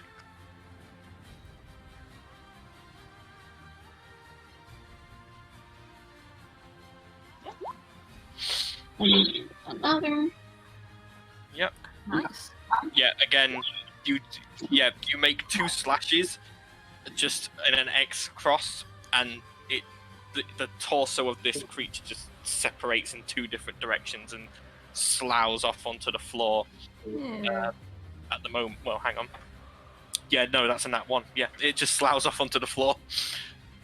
And I also use my ring. Hang on. So you want to activate the ring? Hang on. Yes. So I will put a 30-foot radius on you and make it so everyone can see it. Make sure you say who it affects, or we'll There we get go. it from you. So that is everything that is within the 30-foot range. Can I can choose who it's against, right? Yeah, Not- you choose who it affects. Okay.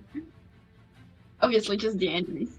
Just the 2 enemies who are within the range. Otherwise, that's pretty much half of the party running away. So DC. So the plant has passed.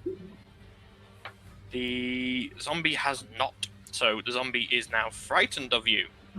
The So more the better. It cannot move towards you by choice, and it has disadvantage on attacks against you. Okay, at the end of your turn. Yes. Okay, Mantra's turn. So, Mantra is going to. She's just going to firebolt at this.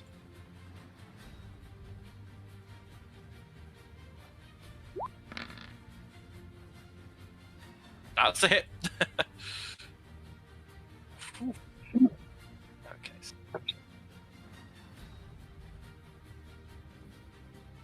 Such ominous dice when it's just a silhouette of a dice. Okay, you watch as this flame just sort of tears through a tentacle, and you're watching as just this disgusting brown-looking sap is just pouring out of the severed tentacle. Okay, Eridan, it's your turn. I'll move my moonbeam Yep. into this. Right on top of it. Okay, Yep. so con save. I'm not sure if it triggers. on No, the it doesn't. same No, it's when it turn. starts. It's when it starts the turn. Yeah. So. And then just move up Okay, in front of it. all right. No one's So, injured, are they? Of course, maybe took some damage. No, not at the moment. No one's yet taken it, except for the horse. The horse has taken damage. Yay! Or even okay. nay. Not Balasar, Valdizian, it's your turn. Okay, just to check with the moonbeam, Mm. is there any space between the moonbeam and this creature where somebody could get and do an attack, or is there no point in doing that now? So the creature is currently sideways 10 feet up the trunk of the tree. So the moonbeam is coming down on it. Okay. So you could probably move up and get within range. Yeah. Sat on a horse as you are, you will be within reach to do a melee attack as you are elevated by 5 feet. Okay. So you will be within 5 feet's reach, but the horse will not be able to attack. That's fine. So I'm going to start by using lay on hands for 5 to heal my horse. Okay, that also affects you. Do I? In what sense would I get double health back? In Find Steed, whenever you cast a spell that would target yourself or target your horse, and with a range of self, it also affects both of you. Nice. It's So lay on hands well. doesn't give you additional health, though, does it? But I'm just letting him know, so if he's ever wounded and the horse is wounded, he can heal himself, and as long as the horse is within, I think it's 60 feet, it also gets healed. Nice. Oh, good to know. Right, so I'm going to move up, Okay, and I'm going to start swinging at this guy with my war pick. okay, go ahead. Oh, hang on. No, you didn't start your turn, so that's fine. Okay. Was that for the moonbeam? No, that's for something else. Right. I was going to say, because moonbeams But next term, start you'll a have, turn next turn you'll or... have to do this. That misses as you go to swing. Just a tentacle just comes down and just knocks it off of course. Okay. Well, I can swing again. So let's do this thing. That one hits. Cool. So, Can I, after the fact, do Divine Smite on it as well? yep, you can add a divine smite as once you hit. You don't have to declare it before you hit. So pump a divine smite into that. Yeah, I'm just killing a spell slot, and what's it? 2d6, I believe, depending on the level of spell slot you use. I can deal 2d8 plus 1d8 for each spell slot higher.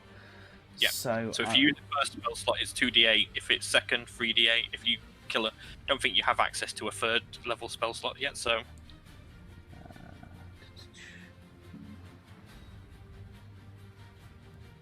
Is it undead or a fiend?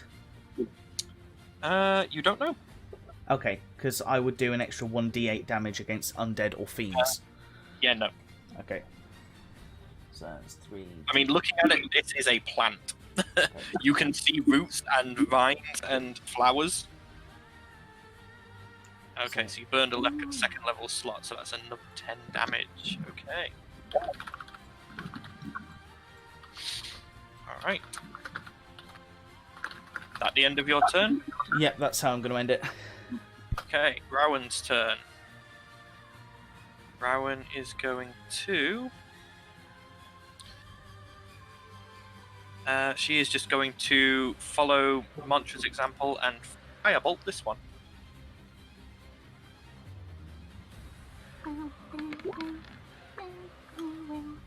That does indeed hit. These things are not hard to hit. Okay, you watch as again just this firebolt rushes through the air and just cuts off another tentacle. Right. It's now the plant's turns. Can't save. Oh, yeah, for one of them. Hang on. Yeah, that's an at 20. Oh, sure. So, half damage. Yeah, so it's 7. Okay. However, you watch as both of these creatures pulsate again. But this time, instead of something coming out, it looks like they've swallowed something. and you watch as one of them, this one over here that had its tentacles burned off, some of its tentacles begin to regrow. Ah, I've just realised what they are. This one over here. Yeah, this one also, an area that you had previously sort of hit with your war pick and done some damage to, looks like it has healed. And then this one is going to make a strike against you, Valdizian. Yeah. That's going to be a 16 to hit. Does not hit. Okay. This one, 10, 15 to get to there. And he's going to make an attack against you, Balasar. Yay. No. Is a 22 to hit. Oh, that's it. Yeah, that's it. Only just though, clearly. So you take 11 bludgeoning damage. And I need you to... Yeah, 11 bludgeoning damage, and I need you to make a Constitution saving throw, please.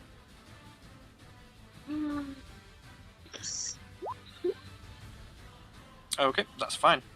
You feel as this tentacle, like, hits you, there is some kind of thorns on it that dig into your scales, and you feel a poison try and invade your system, but you shrug it off. Yeah, because I have a disease immunity. I don't think you have poison immunity, you have disease immunity, Oh, Paladin. This zombie over here that is currently afraid is going to 5, 10, going to get behind Valdizian and his horse, and it's going to make a strike at, I've forgotten the horse's name, Artax, that's it, with advantage as it is flanking. Wait, So isn't the one you just moved got a cross through it? No, Okay. it's the one currently underneath the spiritual weapon that moved. Ah, fair. My bad. So that is definitely a hit, as it was a 17 plus 3, so that was a 20. So now that's 3 damage to Artax. Okie doke. Okay. End of that turn. Gonna grab a Talia. drink, be right back. I would like to move to here. Mm-hmm. I'm going to send Queenie to help me, Okay. and I am going to cast a firebolt at it. Okay. So you have advantage on the attack due to the help action. Oh no, help only helps something within 5 feet. Oh, does it? Oh, can I Yeah. move closer? If you move closer and do a firebolt, then you will Oh, yeah, have disadvantage. Oh, can I retcon and use a rapier attack and get within 5 feet so I get the advantage then? Yeah, you can do that. That's fine. I mean, you'll get sneak attack anyway because you're next to Balasar. Yeah. So Cool, right. hang on. How close were you to that? How close did you just Oh, move? I moved like 10 feet or 20? I need you to make me a Constitution saving throw, please, Okay. before you do anything else. I can still be there though, yeah? No, it has to. It's at the start of your turn, so before you do anything, Okay, alright. I need you to make this con save. Is this for poison? Because I have advantage. Yes, you do get advantage on this. So that's 1. Good job, I've got advantage. Because the first one was a 4. I was gonna say, your rolls aren't coming through. What? Oh, for Okay. God's sake, I can't. What was it? A 17? Yeah, the first one. Yeah, that's fine. So as you stand there, you just pick up this stench, and even with your sense of smell cut off, you can still smell this. It is horrible, and it is smelling of rotting corpses, and just think. For you, it causes you to have flashbacks to the war, and like battlefields after like 2 days have passed and the corpses haven't been collected. It's that sort of smell. But you Oh, shrug it off, and you are now immune to this effect for 24 hours. Sweet. Right. So then there, yeah, and an and you can make advantage your rapier rapier attack. attack. Yeah. Okay. Alright, I'm getting it to do it through through normal thing because Yeah. DnD Beyond dice seem to not want to work today. Advantage. Oh, well, at least that actually shows up. Doesn't hit, unfortunately. As you I lunge, just do 2. Oh no, a 10 and an 8. Yeah. I was like, which is the advantage? That looks like only one roll. Okay, so I didn't hit. as you lunge with the rapier, and Queenie tries to help you, this plant just sort of seems to wriggle out of the way. Oh, good grief. Okay. Even with advantage, I can't. Do you want to use your bolts from the grave? Because you haven't had your sneak attack, so you can do it as bonus action. Okay, where is it? Oh god, where is my freaking bolts from the grave? It's not under spells for some reason. Oh, for Should some be reason under. it's under action, not Yeah, spells. it's not a spell. That's why. Oh, is it not? Okay. No. Oh, Jesus Christ. That does hit. Well, at least I get something then. That's 15 necrotic, that's pretty good. Yeah. As you watch parts of the roots that get hit just wither and die. Okay. Ert's turn. Is gonna do guiding bolt 2nd level against the one on the tree. Okay.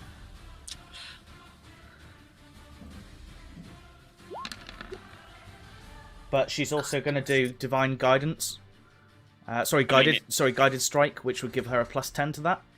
Yep, that hits. I was about to say it doesn't hit. Now it does hit. Okay. So Spent all that money on them bloody D&D Beyond dice, and they don't bloody work with the okay. virtual So table. he is now that plant is now glowing. So the next melee attack against it has advantage. Yeah. And that's Okay, where she's at the gonna end end her of turn. Yeah. All right. Balasar's turn. Okay. So I'll just just gonna use my longsword, the extra damage against the plants in front of me. Okay, I completely. Both of these plants are meant to get 3 tentacle attacks a turn, and I only did 1. Oh dear. Next round, I'll remember. But that's a hit. That's a hit. So add 2d6.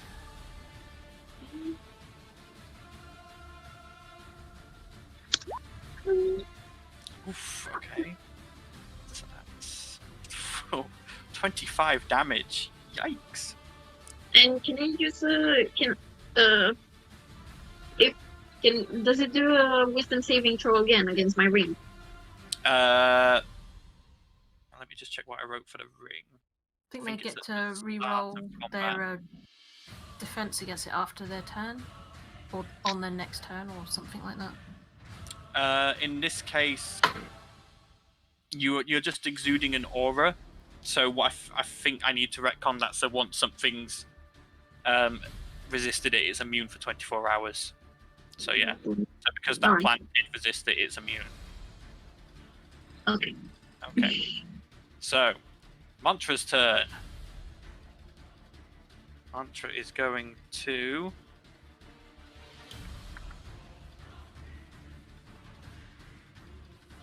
Yeah, I think we're just going to firebolt the one that you guys are fighting again.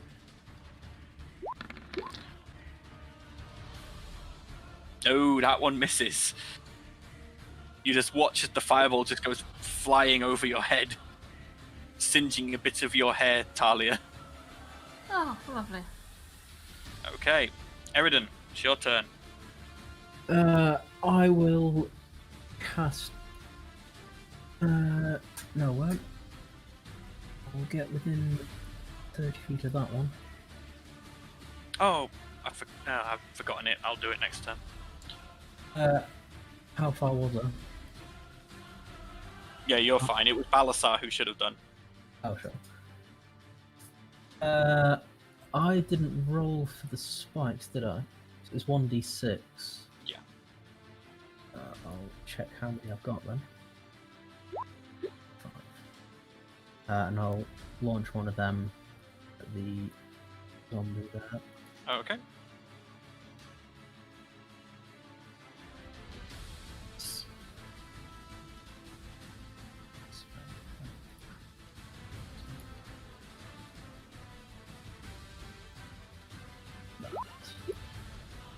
Yep, that hits. Is it 1d6 plus wisdom? It should be, if I remember So correctly. 5. 5 damage. Okay. Okay, you fling the fawn from the staff and it digs through the shoulder. The zombie sort of stumbles. It's still standing, but it's looking like it's hanging together by threads now. Okay. Valdizian, I need you to make me a con save, please, as well as one for Artax. Okay. Oh. Just rolled it on the wrong thing. Hang on.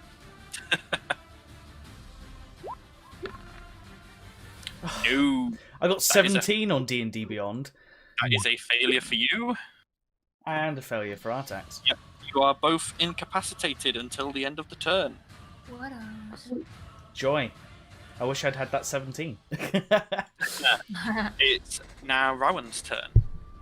Rowan, seeing the situation you're in, is going to cast a magic missile at that one.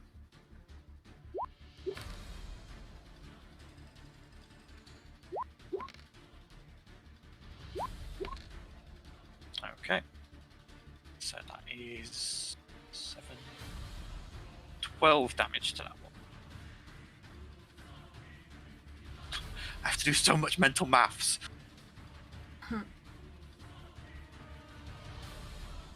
Nope, that's the wrong amount. There we go. Right. That is the end of Rowan's turn. It's now the plant's turns. Con save. Yep, con save for that one. Ooh, 9, so it takes full damage. Oh, 19! That's when you want the higher damage. Oof. So. Okay, this one's starting to look a bit rough now. You can see it's got numerous wounds now, and there's this brown sap leaking out, and you can see now, like pulsing in the very inner of this plant, you can see like skeletal remains slowly being dissolved by something within them. So, this one is going to make 3 tentacle strikes against you, Valdizian. Let me Okay. just check incapacitated does against that. You're not paralyzed, so I don't think it gets advantage. You also can't dodge, though, can you? Incapacitated creature can't take actions or reactions. That's it. Ah. So it's not anything too bad. Mm. So here comes the first strike. I'll do all the strikes. Oh, first one's a nat 20. You're going to kill me again, aren't you? Well, Carl's Second gonna die one again. is a You're 17. not to on hit. 1 health per minute. 17 does not hit. Okay, and the third one is a 24 to hit. Yeah, that hits. So 2 hits. We'll do the crit first. Well, 14 bludgeoning damage from the first hit. Okay. And hang on. Oh, hang on. Actually, you need to make me another con save before I do the next one, because I may get more crit here for my crit for my money. Oh, bugger off. Hang on. Sorry, I'm saying bugger off to the system. It's... No, that's fine. You pass, so you don't take the 4d6 poison damage crit. Ooh. And then on the second hit, you take 4 bludgeoning damage, and I need another con save, please. That one, you take the poison damage.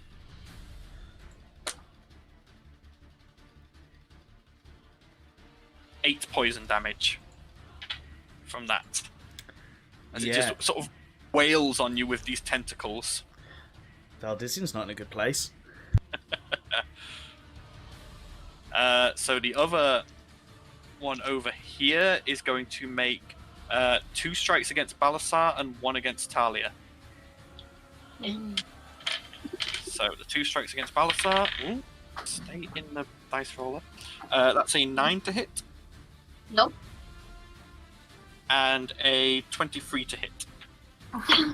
Yeah, that's Did it. you like miss or just hit really hard. So you take 8 bludgeoning damage, and I need you to make a Constitution saving throw, please.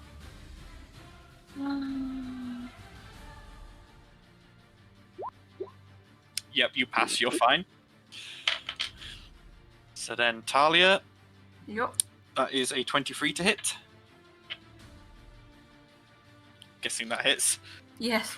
from the silence. I said that hits. Oh, sorry, I didn't hear you. I squeaked and everything. So you take 9 bludgeoning damage, and I need a Constitution saving throw I'm with immune to poison. advantage. No, you're resistant to You- poison. You're I not said I immune was to immune poison. for 24 hours. Was that No, for something you're else? immune. You're immune to the stench. Oh, 24 hours. right. Okie dokie. So con save with advantage because. Yes. Why are Because of you your- rolling freaking D&D Beyond dice? I didn't tell you to do that. Get off. For goodness sake. God. Roll with advantage. Thank you. Stupid. Woo, 1 natural 20. Yeah, and you're 1 fine. You feel this poison try to dig into your system, but you just shrug it off. Sweet. Okay, the single paw zombie's turn. Who's left? He is going to make a strike against Artax. You're lucky, actually, Val. That all 3 of those attacks should have been made with advantage, as the zombie is flanking. I would have died. So that hits Artax. Artax takes 7 bludgeoning damage. Okie doke. So it took 4, then 7. So yeah, it's got 8 hit points left. Nearly the same amount as I have. Talia, you're up. I'm going to rapier. Okay, rapier away. Where's my button? There we go. Button. Who's got the button? 24 to hit. That does indeed hit. 18, not a natural 20. Are you taking the sneak attack? Nope, because I want to hit him with another rapier attack without modifier. Okay, so he only takes 4 damage from that. Okay. 13. 13 hits. Okay, and rapier is 1d8, but not a +3. So just that. Oh, 1. Are you taking sneak attack? Yes. Is that 2d6? Hang on. For you now it is 3d6 Oh, sweet. Even at better. your current level. That's a bit Number better. 10. Okay. That's This plant in front of you is starting to look pretty hurt. There's lots and lots of cuts and scrapes all over it now. And it's just leaking this horrible, stinking sap. Ert's turn.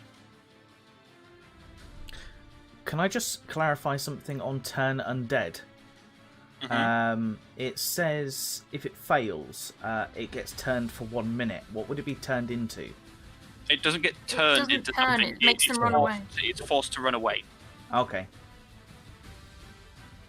Fair enough. I think she's gonna aim at the giant thing in the trees and go for another 2nd level. Perhaps if I'm looking at the right thing. Guys, well, up the butt. Yep, pretty much. She's had success with it so far. I mean, it's still shining as well, so actually she gets advantage on this. Only if it was a melee attack. Oh yeah, that's true. I know, I should have shut up then, but Hang It's on, always let me good check. to be honest. Yep, that's how I've been screwing everyone No, over. next attack roll made against this target. So any attack roll, including a spell attack. So you have Oh. advantage. okay, right. Casting. And it did nothing. Did it not go through? no. Sometimes yeah. there's a delayed reaction. It seems to be really glitchy today. Oh, there Oh, it here is. we go. That's a lot of dice. I mean, yeah, so let's just see if you get a nat 20. I mean, you've cast this at 3rd level rather than 2nd. It was meant to be 2nd level. Okay, well, we'll count it as 2nd level. Okie doke. And go bolt.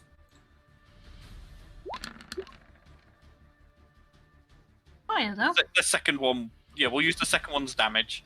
They both hit, so 16 damage. Yeah, these are both looking really rough now. Okay. Still shining. Balasar, your turn. Uh, Hit it in the face. yeah, I'm just gonna repeat the same thing. If at first you don't succeed, slash it again. Yeah. First strike does not hit, second strike does. So Oh, only yeah, woman. 1d6 extra.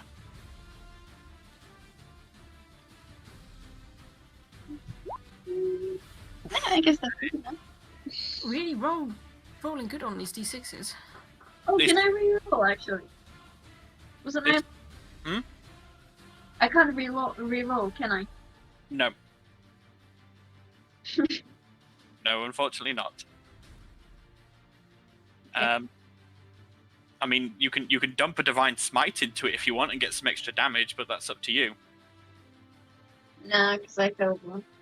Okay. So this plant in front of you is looking really torn up now. It's barely holding itself together. Mantra's turn. If at first it doesn't succeed, firebolt it again. That's how I deal with my problems. And that does hit. So that one in front of you is looking even rougher. It's still there, but it's really rough now. Eridan, it's your turn. Bonus action, healing word on Valdizian. Yep. Okay. How wounded were you? I took 26 points, and I only had 40 health points, so I've got 14 at the moment. Sure, that could be at 3rd level then. Well, thank you very much. Does that work? Team Armatae. Armatae. Yep, that's worked. 14 points of healing to you, Valdizian. Thank you. And an attack. Another spike. Yep, that hits. That was 6 damage. Another 6 damage. Okay. Right, hang on. You watch as it pierces through and the zombie starts to fall and then catches itself, raises itself back to its feet. Zombies, man. Goddamn zombies. Valdizian, your turn. Val is going to... Was it 8 Artax was on? Yes. Okay. And does lay on hands count as a bonus action? Or Lay on hands is an action. as a full action? Okay. Yes, if I remember correctly. I mean, I can double check. No, I'm reading it now. It is an action. Yeah. Okay, as a bonus action, Valdizian's going to do Vow of Enmity to gain advantage. I mean, you have advantage on your first strike anyway because of the guiding bolt. Oh, do I? In that case, Valdizian... This plant is still glowing. Valdizian is going to point his mouth towards it, smile, and let out a breath weapon. Okay, so that will not take advantage of the guiding bolt, but okay. Would it do that if I had Vow of Enmity, though? No. Advantage only affects attack rolls, not dex saves. Oh, okay. That's fair. So, Right, well... dex save 17, which I'm pretty sure passes, so it takes half damage from this. Yeah.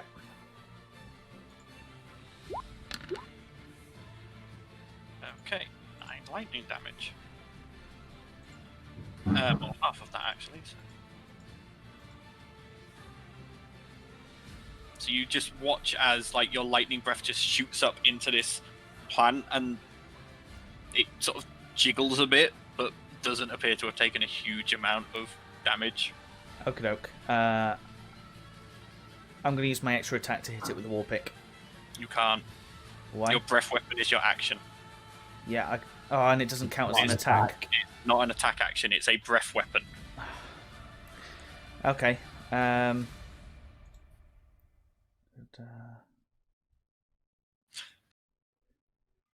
In that case, I can't use Misty Step either because I've got the horse with me. Well, hang on. Does it? What's the target of Misty Step? Self, so it'll affect our attacks as well. Okay. So as my bonus action, I'm going to use Misty Step to move back 30 feet. And taking our attack with you. You all watch as Valdizian just turns into a mist, flows backwards, and then reforms. Noise.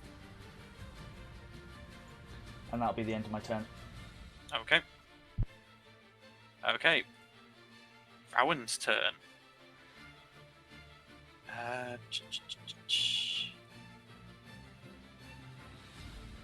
So. Tides of chaos. No, not yet. She doesn't need to yet. So that one in the tree actually still has advantage on it. So firebolt with advantage.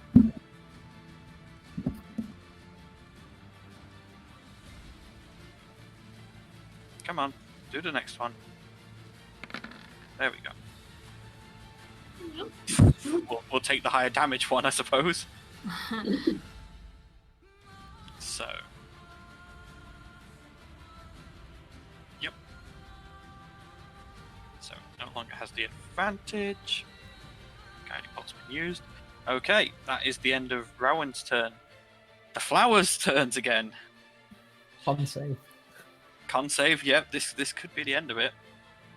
Yep, that is a 10, so that's a fail. Nice. 14. Yep, you just watch as this flower just burns to a crisp in the moonlight and just flops to the ground. Yay. Okay, so, but the other flower is still in. It's going to make, I think, all 3 of its strikes against Balasaurus. That's the person who's done a lot of damage to it. That one's a 10 to hit. That one's a 13 to hit. And that one's an 8 to hit. This thing's just flailing ineffectually. Welcome to my world. Okay, the single zombie's turn. It's going to move over here and is going to attempt to attack Ert. That's a nat 20. Okay. That's 3 bludgeoning damage as I roll 1. Nice. Well, Okay. Talia, your turn.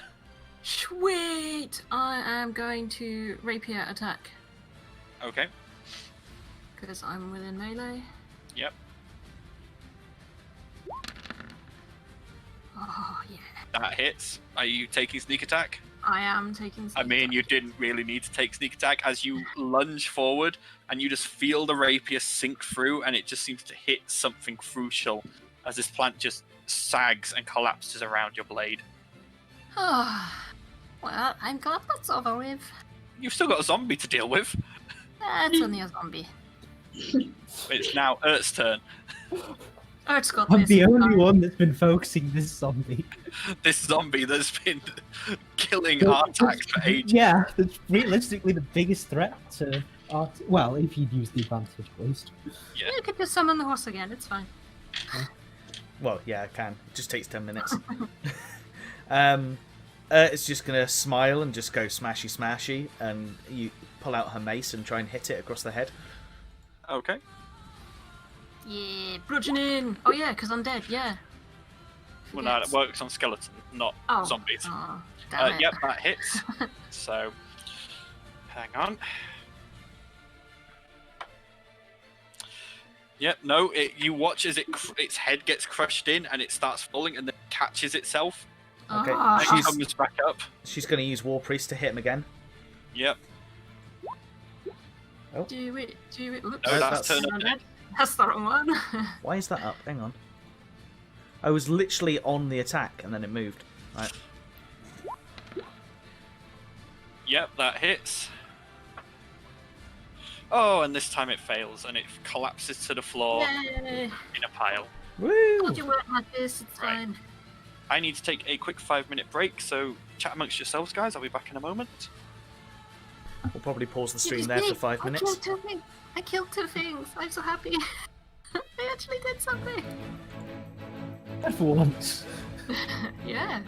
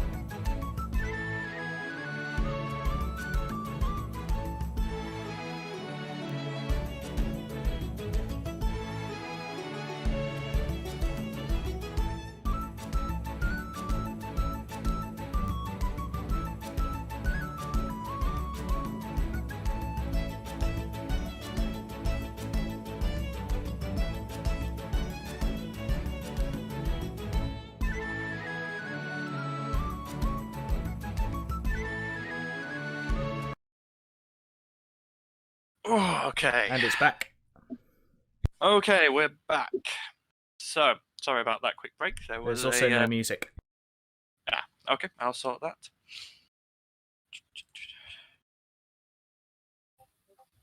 Nope. Before that one. Not bad. That's better. So, you guys are now stood on the island that you had made camp with various corpses and plant remains around. Yeah. They do not smell nice. We're gonna start pushing them away from our camp.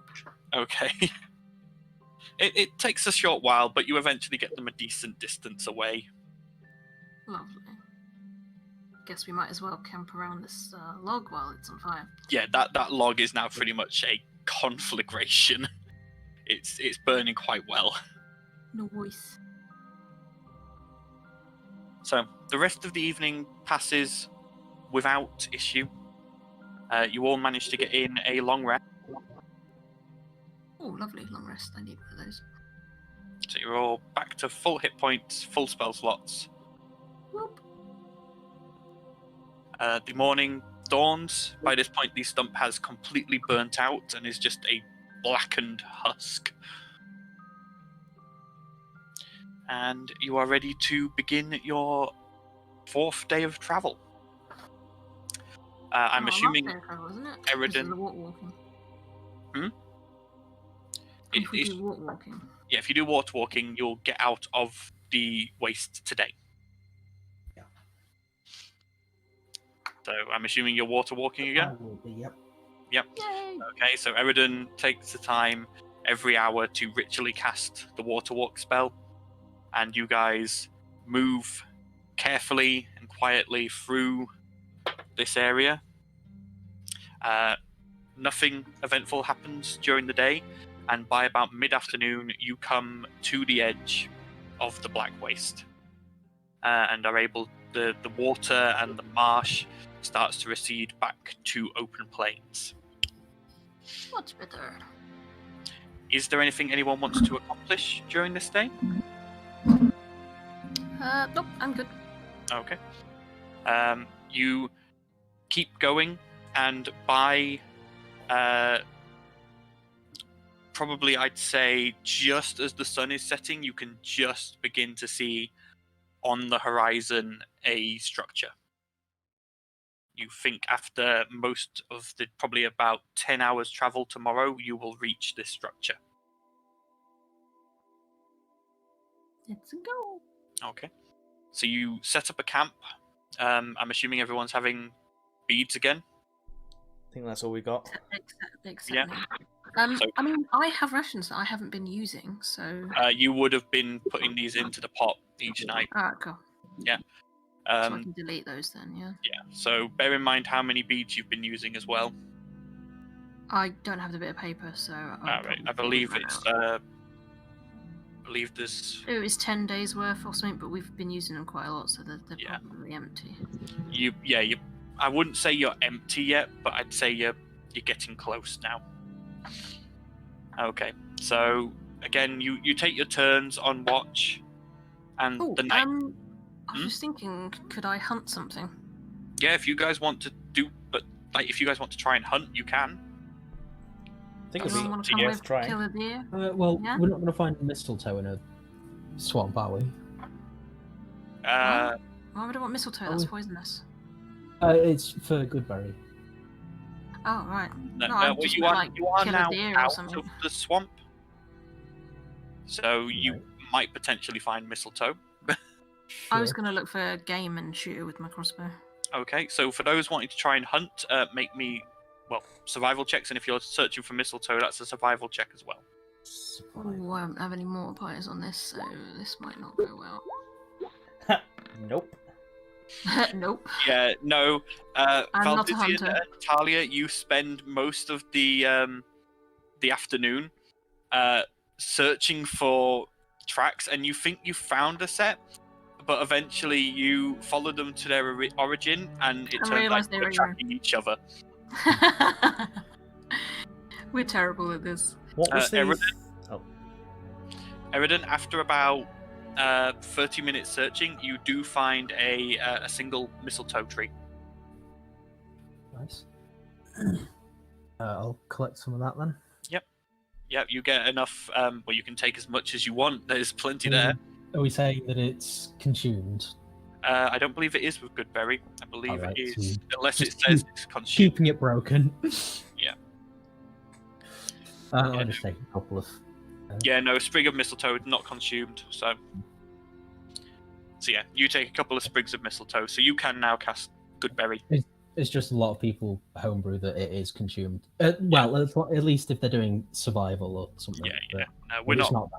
Yeah. We're not that bothered, but it's not consumed for this. So you manage to find your mistletoe and return to the camp to see Talia and Valdizian sat looking upset with their lack of success in hunting.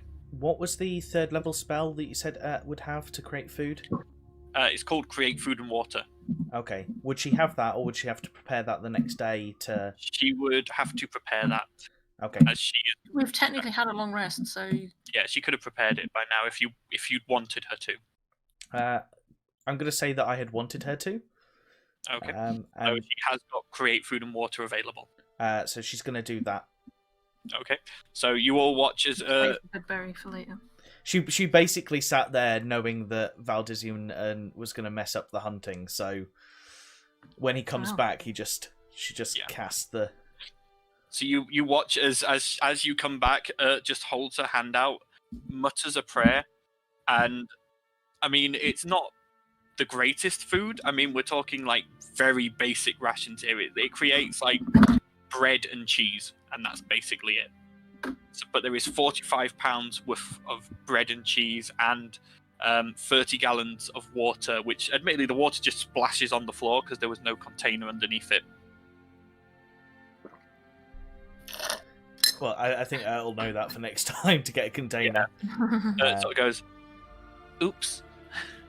And you But said there is bread and cheese, 45 pounds worth, which is enough to feed up to 15 people.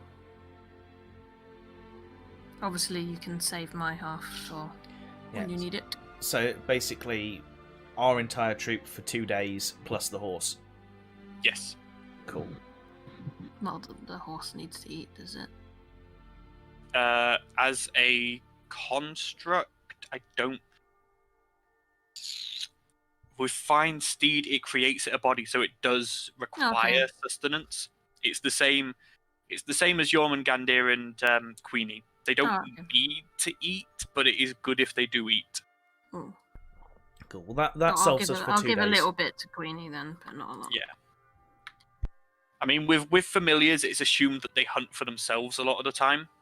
Mm. Yeah, we're all just like eating this, and then this Queenie's just there with like the biggest game you've ever seen. Yeah. So Queenie probably pecked some of the flesh off the zombies, if I'm honest. Yeah. Well, she's a raven. Will Yeah. eat literally is. anything. Yeah. So Not literally. again, you have, now with rations and preserve and what you need to keep going, you guys have a pleasant meal and a evening's rest. Again, completely uneventful. The dawn breaks, and you are ready to set off the last stretch of your journey. Is there anything anyone wants to do before you set off? Valdizian will just do like a little prayer, like he normally does in the morning. Okay. Talia will just daydream about breakfast ale and be sad that she can't have any. All right. So, you guys set off Valdizian on Artax with Urt, and you guys keep traveling for the next 10 hours. The Grand becoming less and less bog and marsh-like, and is now very much plains with the occasional small gaps of forest. Coming over a rise, you see laid out before you a Parthenon-type structure. Not overly large, not particularly grand as such, but it's made out of faded white stones, and you can see that the structure itself is probably about the same size as a normal house. You can see that there is a set of steps leading up to a door.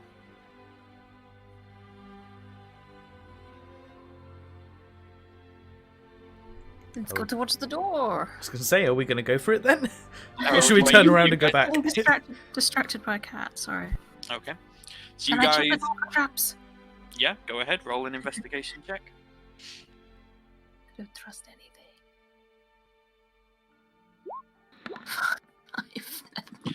As far as you're aware, the door does not appear to be trapped.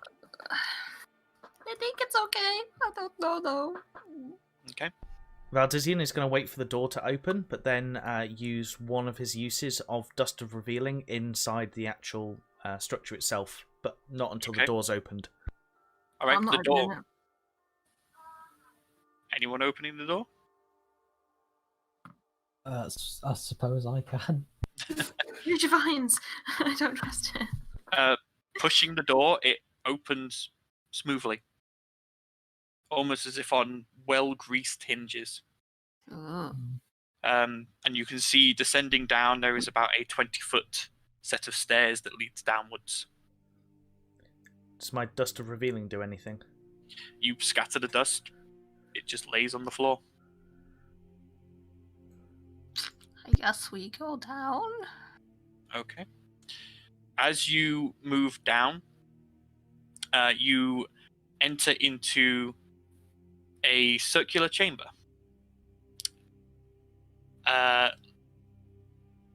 All around the outside of it, on the walls, you can see murals showing a heroic figure in combat with what appears to be monsters and demons. But in some of the murals, he appears to be commanding demons, like making them fight their own brethren or fight against other creatures. Despite all of this the main thing that grabs your attention is a sigil in the middle of the floor, from which these beams of light reach up and stretch all the way to the ceiling. And in this cage of light, a large figure stirs. Oh god. Oh dear God. You Oh, watch well, as this creature that had initially been sort of hunkered in on itself sort of looks up and gazes at you all, cocking its head to one side, its forearms unfolding from across its chest. And as it stands a good 10, 12 feet in height. Its forearms on its two upper arms thick and heavy and ending in lobster-like claws. The two lower arms ending in clawed hands. As it sort of leans down, its horned head and glowing red eyes looking at you, goes, "Welcome. I am Korvax, and I am the gatekeeper. You have entered the tomb of Negra, he who commands me. To enter further, you must answer riddles 3. Okay. Answer correctly, the door shall open. Answer incorrectly, and I get let loose." And as he says that, his eyes glow with a deep bloodlust. Oh, Don't worry, I've heard about every riddle there is. Oh, He good. then- You'll be back every little smile. Straightens up and goes, "Of course, there is the third option. Which is? Let me go, and I'll open the door." I think we'll take the riddles. You notice a slight snarl cross his face, but he goes, "Very well. Riddle number 1. Of no use to one, yet absolute bliss to 2. The small boy gets it for nothing. The young man has to lie for it. The old man has to buy it.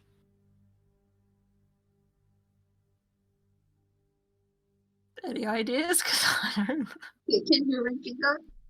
Is it a kiss? As you say kiss, you watch as this creature's face snarls and he goes, correct. Wow. Bloody hell did you figure that out? Wow. And above the door, across the other side of the room, you notice there are 3 crystals above it, and 1 has now lit up. Okay. Little number 2? Iron roof, glass walls, burns and never falls. About as useful as a chocolate fire guard. Anyone? I think I know it. Anybody else have an answer? How certain are you? I'm letting other people have a chance. Is it a How lantern? certain are you?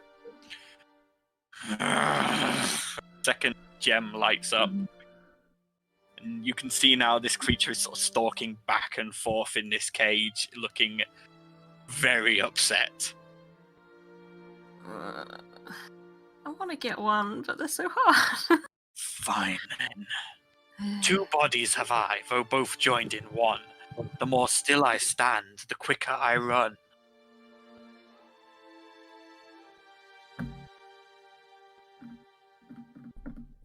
Pardon? They both joined in one. The more I stand.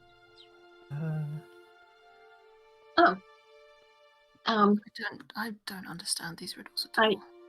Can I answer this one? How certain are you? Because if we get this wrong, we got to fight that asshole. No, you have to fight him if you get 3 wrong. Oh, okay. It's the same as death saving throws. Yeah, but don't get them wrong. Then we won't have to worry. Maria, do you want to? Can I see? I mean, I'm like 80% sure. Okay. Hourglass?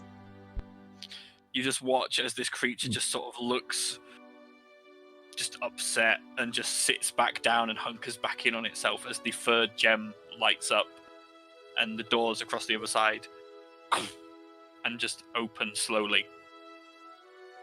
I've always been terrible at riddles. Shall we go? Yeah. Does somebody want to detect traps and stuff, just on the off chance? Oh, that would be great. What, before we go through the door, or in this room? Well, it is a big room to cross. I don't think there's any traps. I mean, Okay. I think we'll be okay. It's supposed to be a challenge rather than a trap, right? Yeah, I'm it sure sounds that there'll way. be traps. I just don't think there'll be traps in here. Okay. Okay. So you guys all cross the room. I'm assuming keeping a wide berth from this cage of light. Absolutely. As you do, Korvax is just glaring at you as you all move past, and you can see that he wants to lash out, but he knows that it's pointless. I blow him a kiss on the way past. I almost wish I had the Wonder Smiles on me. He just snarls and just hunkers down, curling back up into as small a ball as he can. So you reach the other side, and there is another set of stairs leading down another 20 feet. Down we go. Checking for traps on the way. Okay, roll an investigation check.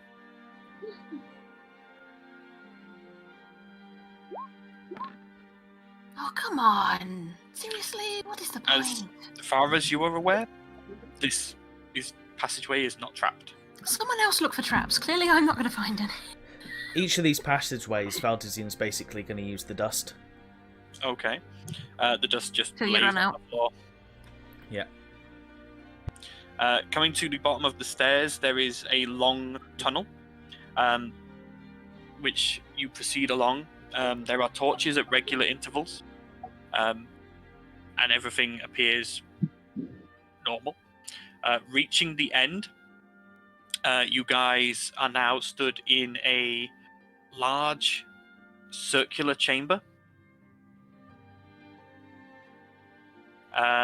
And you can see 4 passageways leading off of this. Above each of these passageways, archways, is a symbol. Above, so as you've entered from probably what would be considered the northwest tunnel. The northeast tunnel, above that door, is a symbol of a sword. Above the eastern tunnel, there is the symbol of a lockpick. Above the southern tunnel, there is a symbol of a wand. And above the western tunnel, there is a symbol of a set of scales. In the center of the room, there is a pedestal. Currently on this pedestal, there is a statue. However, it has no features. It is completely blank. Can I go up to it and do an investigation check? Yeah. Basically want to see if it's obvious if it moves or turns or anything like that.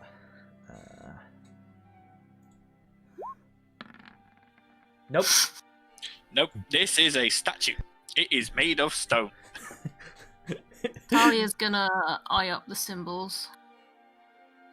Do you think these symbols mean anything? Like they represent something? I mean, I'm good at lockpicking. Should I go down this one? Who's good at fighting? Maybe the sword means fighting? I think it's all challenges that we may all have to complete.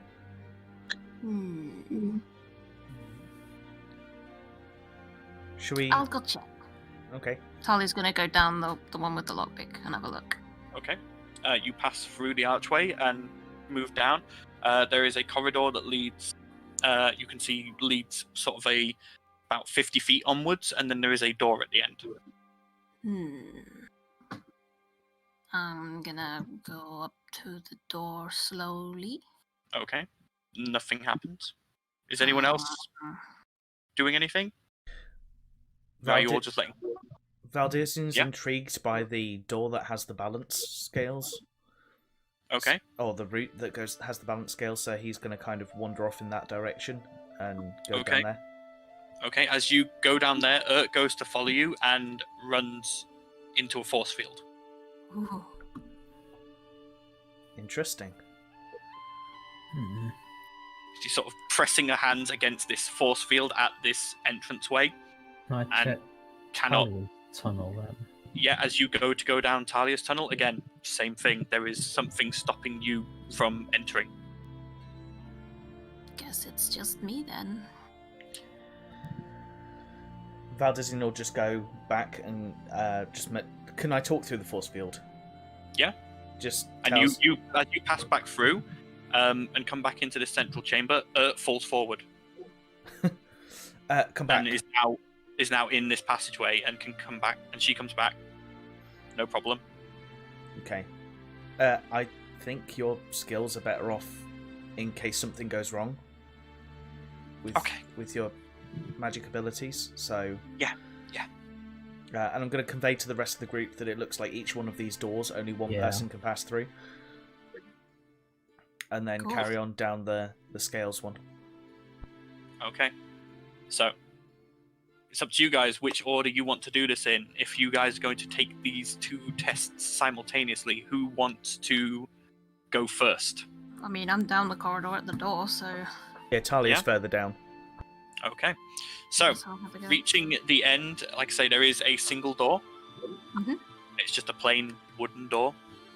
So I will check the door for traps and probably not find any. Yeah, roll an investigation check. Oh, that's a bit better. Yep, no traps. Not even locked. Not locked? Okay. Not locked. I will go stealth. Moving slowly. Okay. So that's, what, +5 to my... Yep, +5 to your stealth check. Okay, so that's... 28 plus... Nice. Yeah, so 33. Sweet, okay. And I will open the door slowly and go through it. Okay.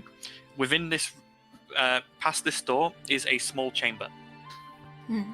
Across the room from you, there is another small door. and then in the middle of the chamber there is a scroll on a pedestal.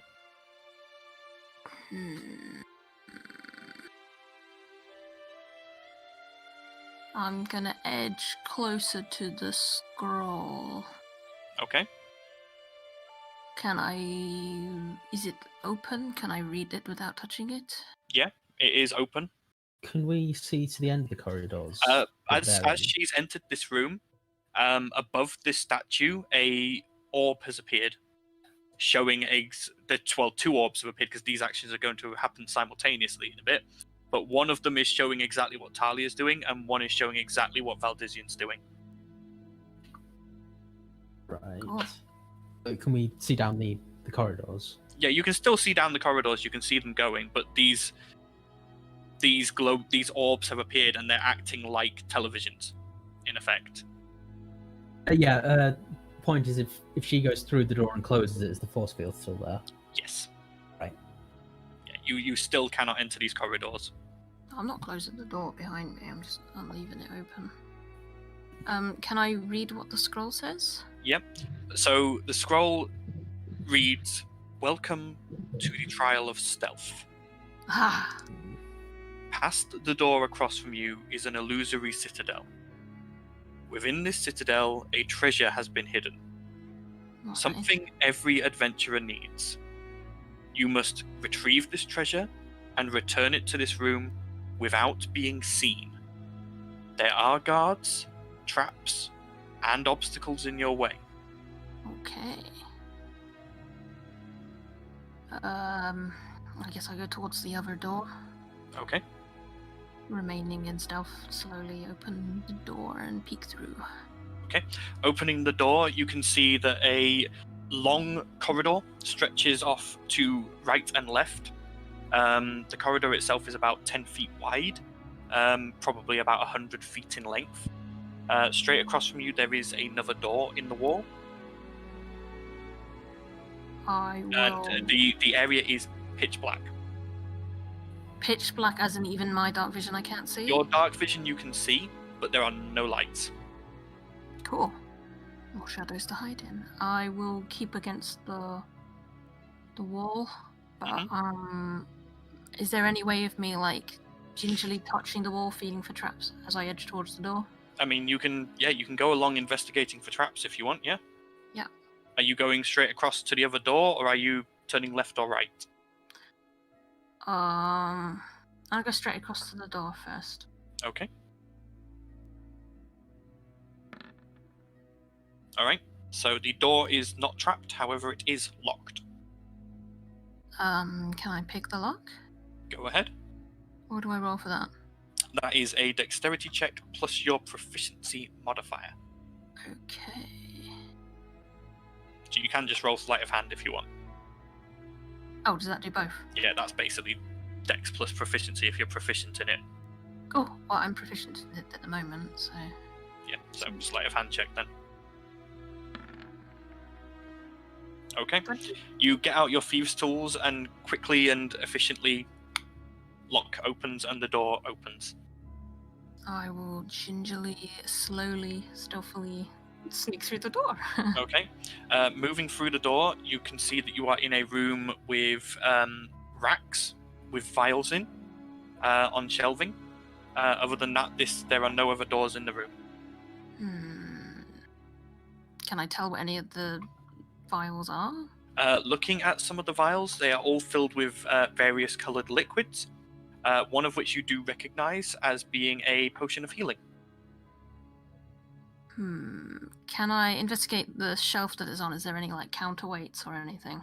Roll me an investigation check.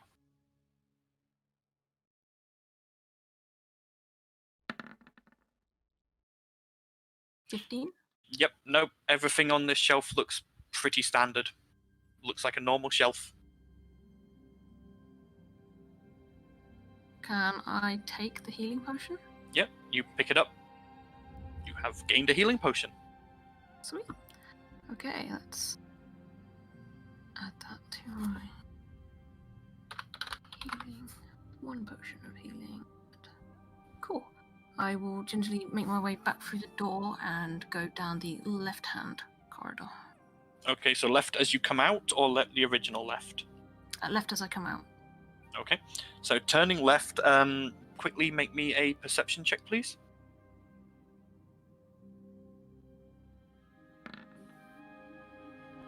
7. 7. Okay.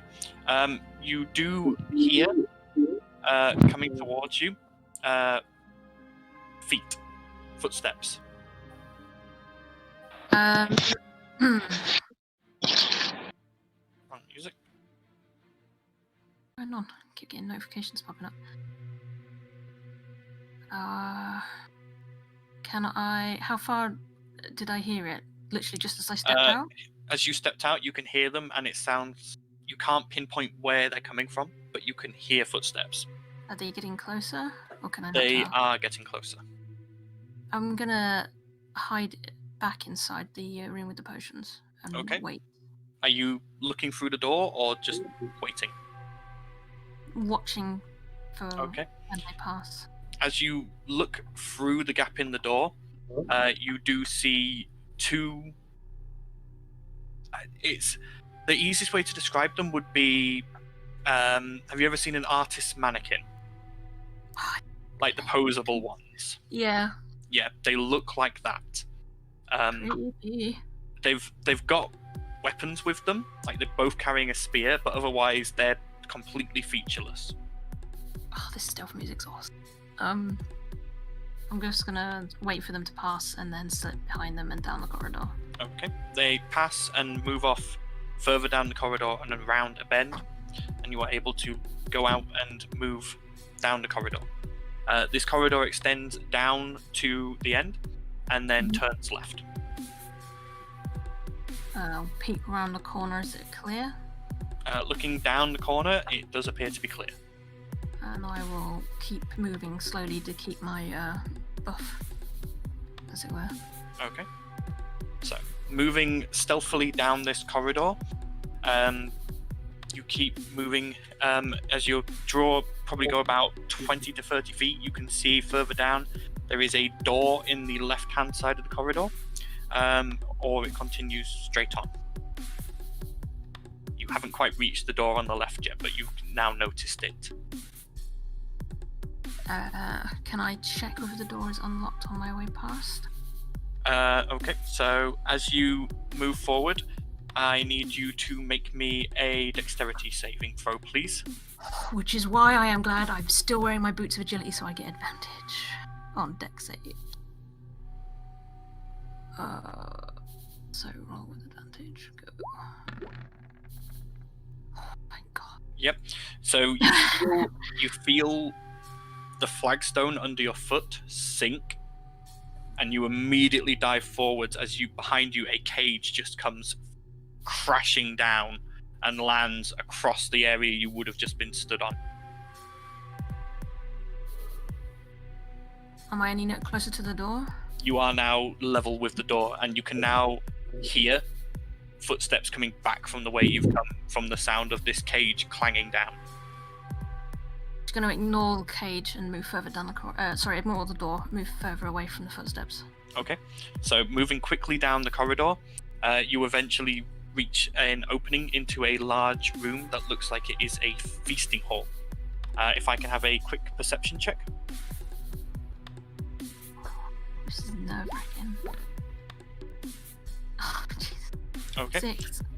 Glancing in, you not very don't perceptive. notice anything straight away, but you do see two figures in two of the corners. Whether they are guards or statues, you're not sure. It's a dining hall. Is there tables? There are two large tables. If I got low, could I go, use the tables as cover to get across the room? Make me a stealth check. And I'm moving slowly. Yep.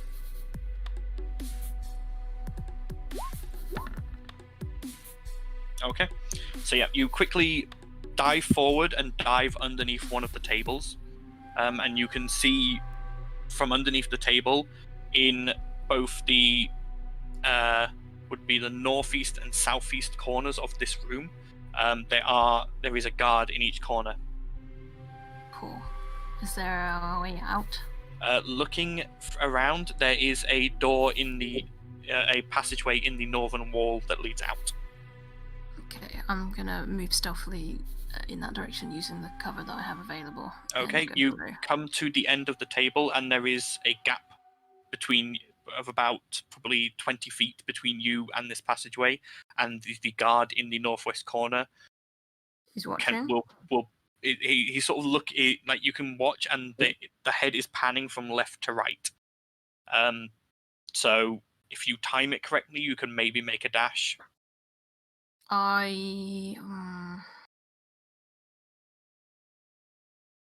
Yeah, I'm gonna try and make a dash and time it right. Okay, roll me an intelligence check to see if you can time this properly. Oh God, where's intelligence? Why is it not? Oh, there it. Oh wait, no, it's an intelligence saving throw, isn't it? Not. No, just a check, not a saving throw. Oh, okay, how the bloody hell do you do that? Do I just roll my normal intelligence thing then? Mhm. Oh, here we go.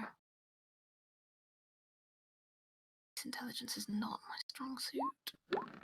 Oh, for fuck's sake, it's a natural one. You I can't failed. you can't tell, but you dash out and you move quickly. The guard doesn't appear to have seen you, but he's definitely alerted that something is there and is now much more watchful. Oh, you keep going. That's because of your stealth roll. Yeah. Okay. Oh God, I'm not high on stealth. So I'm this keeping stealthy then. passageway stretches about 40 feet ahead of you, Mhm. and then opens up further ahead into a large round room from what you can see. Okay. What's in the round room? You can't see. You're at the beginning of the passageway. You'd have to traverse the passageway Okay. first. Then I will stick to the wall and the shadows and move as slowly as possible down the corridor. Okay. I need you to make me a dexterity saving throw, please. I should have checked for trap. I have advantage on that though, don't I? So, and there's that. Oh, Okay. So, those boots are a saving grace, I swear to God. Are you they? take 3 points of piercing damage as an arrow grazes your shoulder. Ow. Okay. Am I any closer to the circular room? You are probably a good 20 feet off still. Okay, I'll keep stealthily moving. And I'll check for traps again. Yeah, roll me an investigation check. Although I've probably already set them off. Investigation. Oh, nice, 24. Yep. As you go to step forward, you stop. As you realize you'd stepped on a pressure plate, and you can see that the next 20 feet of this corridor is all pressure plate. Can I traverse them? Knowing they're there, you can pick your way through them. Then I will do so. Okay, you carefully pick your way through. You are now in a large round chamber, and there is a spiral staircase to your right. Across the room to the left, in the northwest wall, there is another passageway.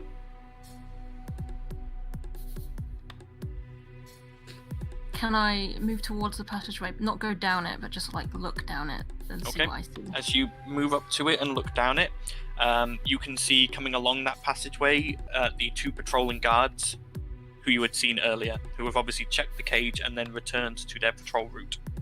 Then I'm gonna head up the spiral staircase. Okay, moving up the spiral staircase, you reach the top and glance in.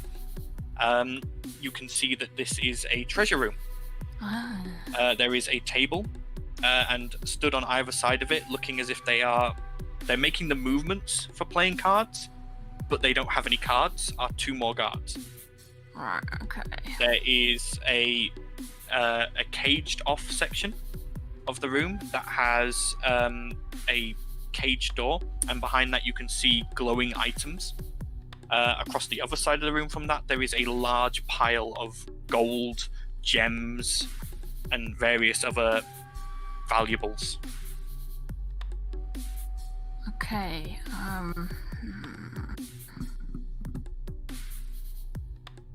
my stealthily edge towards the cage with the shinies. Okay, roll me a stealth check for this one. Okay, moving slowly.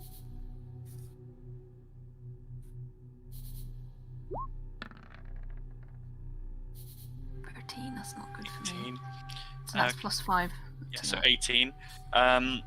As you go to move, you can see that the guards seem fully engrossed in their game. They don't appear to have noticed you yet.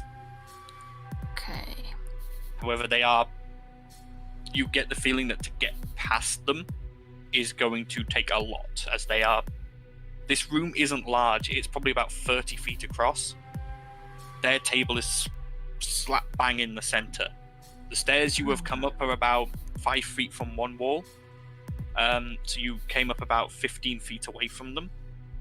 But to move past them, you're going to have to move either pretty close or pretty slowly. Pretty slowly. Okay. So you edge your way along the wall, moving as slowly as you can and trusting in the chameleon abilities of your armor to guide you, keep you hidden. You reach the cage. So far, they don't appear to have noticed you. Okay. I'm gonna check it for traps. Yeah, roll an investigation check.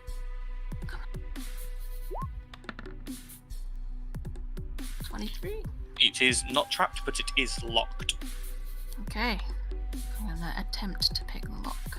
Okay. You're going to have to... This is going to be very difficult DC, as you are trying to do this as quietly as possible to not draw attention. Okay. I mean, bearing in mind the moment you open this door, they're going to know someone's there. Would they notice if I cast darkness on myself? You don't know. Oh no, because then I'm gonna have disadvantage from picking the lock. I mean, you could pick the lock, cast darkness, then open the door.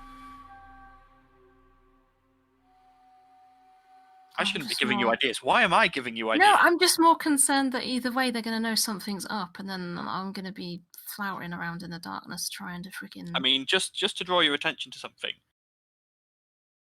The rules didn't say you couldn't kill. I'm just not confident that I can. That's the problem.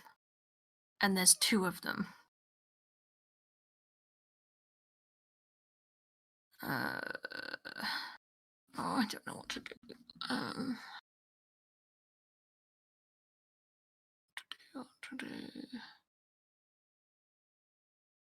Can I use thaumaturgy? Oh wait, no, I can't. Can I make a noise away from myself? Thaumaturgy, I believe, has a range, so yes, you should be able to. Let me check. It says your voice booms up to 3 times as loud, flames flicker, harmless tremors. Thaumaturgy an has instantaneous sound that originates from a point of your choice. Yeah, you have a range of 30 feet. Can I make a clanging noise, like, so that they draw them further away? Yeah? Where would you like the clanging noise to originate from?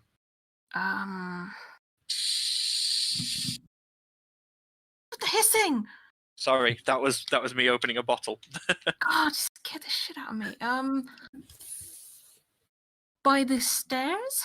Like down the stairs, like there's a ruckus going on, like I don't know, yeah. Okay. So you mutter under your breath and make the correct motion to cast the spell, and there is an immediate clanging and banging noise from downstairs. Both guards' heads shoot in that direction, and they both abandon their post and move to the stairs and actually start going down them. Okay, I'm going to pick the lock as quickly as I can. Okay, go ahead and roll me a sleight check. Oh, that's why this stealth music has got like no time 19. on it at all. 19, yep, that is enough. Sweet. So the gate, it's a little tricky, but you manage to get it to go. So the gate is now unlocked. Okay, I'm gonna open it and quickly peruse what's in there. Okay, so opening it up, you can see within there is what appears to be a magical blade, a magical bow, and what appears to be a number of magical rings. Something that an adventurer needs. Can I tell, like, is there anything special about any of them? They all appear magical, but that's all you know. I mean, technically we need weapons, but technically we need gold. I'll take the bow. Okay, so you pick up the bow. I'll pocket it. You can't really put it in a pocket. You sling it Or, over like, your... sling it over my Yeah. back. Is there anything else in the cage or around it? There are those magical items that I described to you. That's all that's in I that meant like cage. outside of the cage, like around it. Outside of the cage, around it, no. The only other stuff in this room is the pile of valuables across the room. Okay, I'm gonna quickly make my way, well, stealthily. Are they gonna be down? Are they still downstairs? You can hear them. They sort of seem to be searching downstairs, but you don't think they'll stay down there for long. Is there anywhere? There's nowhere else to go other than downstairs. Yes. Yes. Okay. I will hide under the table for now. Okay, you slip underneath the table. About 2 minutes later, they both come back up and they see the open gate of the cage, and they both rush over to that. While they're distracted by that, I'm gonna make a break for the stairs. Okay, make me a stealth check, please. This will be without the bonus because I'm gonna be moving as quickly as possible. Yes. And I regret those words a little bit. 15. 15, yep, you dash past, down the stairs, and arrive back in the circular room below. From what you can tell, the guard's none the wiser. Okay, cool. Is the corridor that the guards were coming down that I investigated first clear? It is now clear, yes. I'm gonna go... How do I know whether I've even got the thing? We said treasure. I'm gonna... So I'm assuming that corridor probably loops around if it was the same guards. You would assume so. I'm gonna try and stealthily go down that corridor. Okay. And try and make my way back. Moving down that corridor, this one is... it starts at 10 feet, but at one point it opens out wider. Off of this wider section, there are two passageways on the left-hand wall. One closer and one further away. Can I see what's down the closer one if I edge closer? Glancing down the closer one, it ends in a door.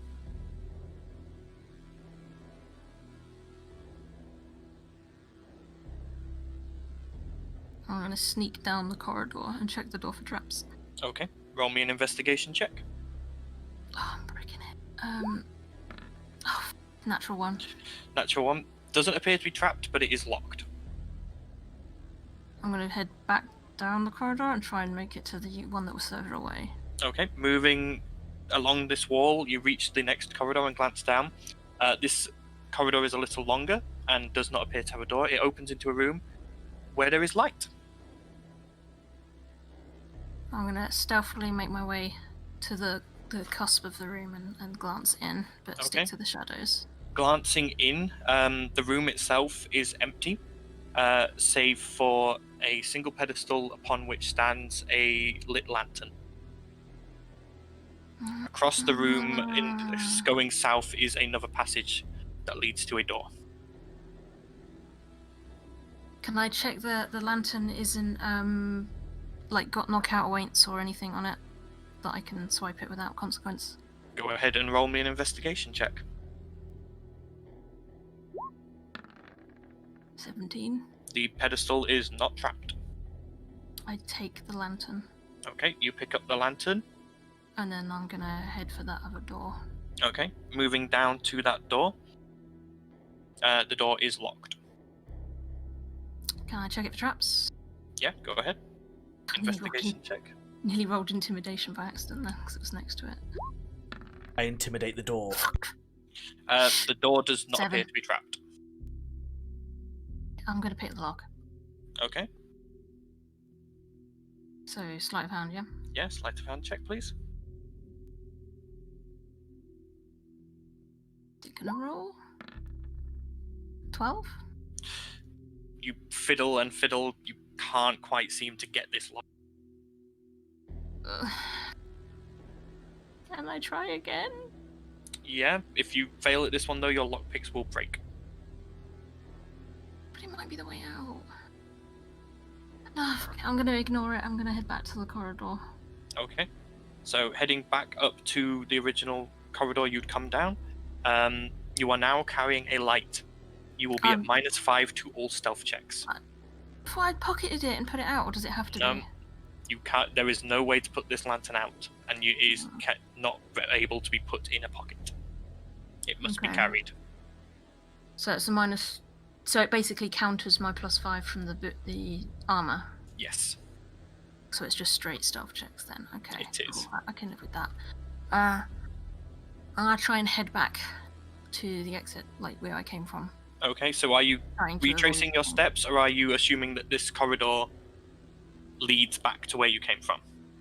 I'm going to assume and make an ass out of me. Okay. So turning to the left, you can see that this corridor at the end does curve round to the left, similar to the corridor you had originally seen that had curved round to the right.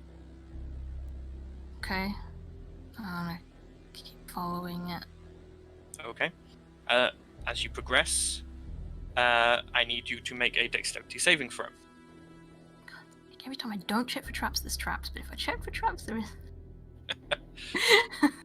That's the point. Dexterity saving throw. Yeah, I know, Yeah. but I roll so shit I can't find the traps anyway. Oh god. Okay. Okay. 18. As you're walking, you feel something pull at your sort of calf, and you manage to stop yourself just in time as you see a tripwire cross the length of the corridor. Ooh, okay. And as you glance up, you see it is attached to a bell. Oh, that was a good dodge. I will step over. Okay. Coming around the corner, you can now see it leads all the way down, and this is the original corridor T-junction you had found yourself at, with the door back to the way out, as well as the door that you had taken into the potions room. Okay. I'm gonna head down that You corridor. can hear footsteps. Can I make it to the door that I hid in before? Roll me a straight dexterity check. We're going to see how quickly you can run. Sake, find the fucking thing. Get out of the way. Dexterity check, yeah? Yep.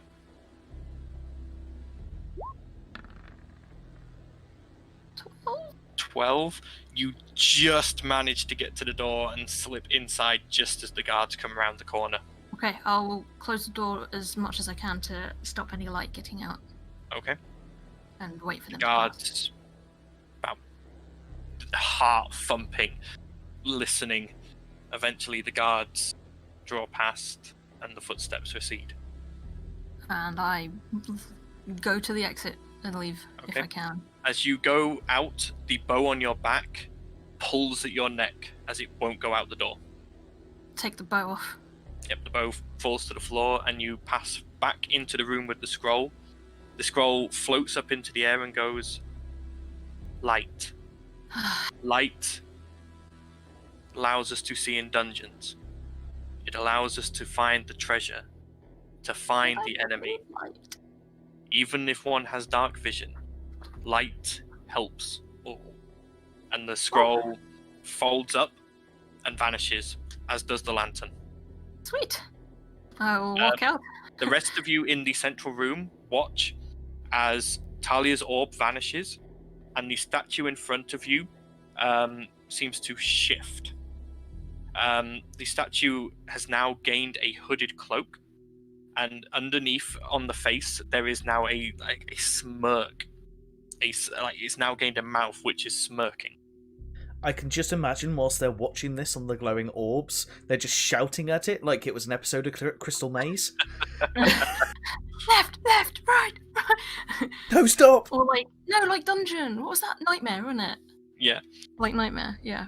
How did you like my little stealth challenge? That was awesome, but oh my god. That was just so nerve-wracking, and I was just like, because I was like second-guessing everything. And I was like, gold, this is obviously a trick. Maybe it's like thingy, because I wasn't sure what I was really looking for. Yeah. Okay, so whilst that has been happening on the other globe, you all watch as Valdisian moves down his corridor, and as you come to the end, Val, you hear music. Okay. And as you enter into the room, you can see Strip club. sat across from in the middle of the room, there is a green baize table. And sat on the opposite side of it is a skeleton. He's sort of looking at you with a grin, and you can see he's moving. He's currently got a pair of dice and is rolling them across his knuckles. Valdisian, like slightly blinded by the lights and everything, is going to continue going into the room and have a look to see what else is in the room. That is the only thing in the room. And the skeleton opens its mouth and goes, "Well, hello. The name's Bones. Rolling Bones. You come to play some dice, my friend?" I assume so. Well, this is the challenge of luck. Have a seat. Oh god. The worst person ever for the test of luck. You didn't get the luck dice, did you? No, I didn't. So anyone else would have been fine. So as you sit down, he goes, "So, my friend, what game will it be? Giants and halflings or lairs?" Can you give me an explanation of both? So, giants and halflings. I'll be playing as giant, you'll be playing as halflings. I roll a d10. So, if I roll a 1, that means I kick your halflings and you lose. Anything else I roll, you have to either match or beat. If you roll a 2, that's a snake. We push. Bets get pushed. You roll anything on, you get 2d6 by the way. So, you have to roll equal to or match what I roll. If you do that, you win. But if you roll a 1, you get kicked, which obviously for you is impossible. If you roll an 11 or 12, that's my mouth. You get eaten. Understood?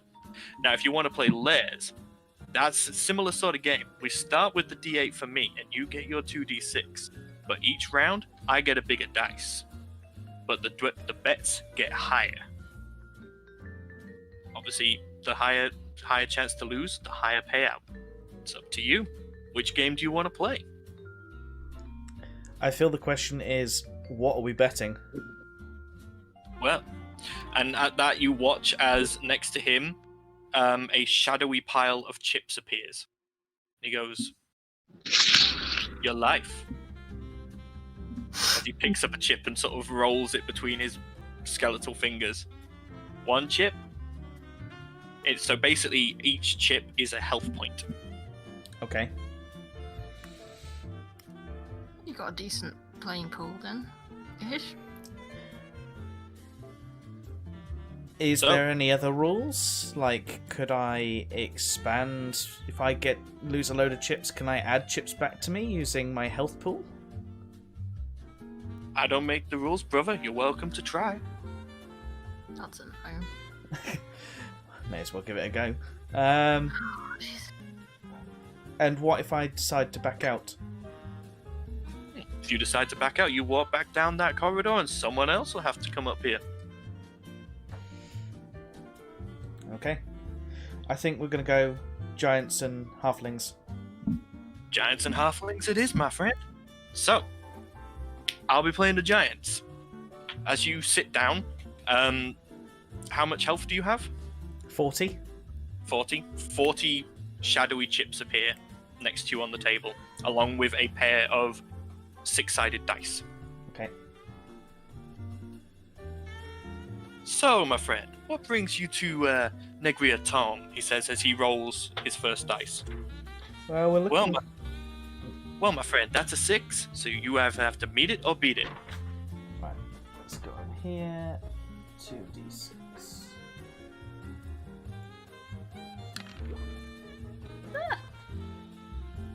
Well, that's the more, my friend. So you would have lost that round. Fortunately for you, I was giving you a little trial round because we didn't actually place any bets. Okay. Wait, oh, I thought it was me. It'll beat it. It is 11 and 12. 11 and 12 are the more because he can only roll up to a 10. Oh, right, okay. That makes sense. So, So, like, just thought I'd give you a little test round. So, what were you saying you were coming to Negriatomb for? We've been sent to try and find an item that's apparently here. Oh, maybe I know of it. You never know. Let me roll. I got a 2. Beat it or beat it.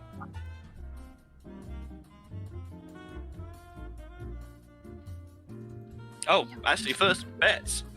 He slipped out 1 chip. Okay, I would have matched it. Yeah. So, yeah. So 7, you win. So the 2 chips move across to you, and you suddenly feel very vitalized. So you gain 1 temporary hit point, Okay. and you watch as a crack forms on his skull. So you have to keep winning until you break him, I think. Yeah. Sounds like the So, thing. what item is it you're looking for? He says as he rolls again. It's an item related to an adventurer that's in this tomb. Well, it's Negra's tomb, so it must be Negra's rod. I rolled a 9, my friend, as he puts down 3 chips. Okay, I will match, and so I'm trying to do it on my 3rd monitor at the moment. Yep. Oh, that's a loss for you, I'm afraid. He rakes back it was 6, so he's now gained 6 chips. Yeah. I've lost 3. So I'm now on -2 health points. What? Yeah. No. Oh, okay. So you've lost 4 health points. Yeah, you don't So you lose lose your whole temporary hit point and 3 health points. Okay. That's fine. How about we make... So, you're looking for the rod. He puts down 5 chips as he rolls his dice. Apparently so. That's another 9.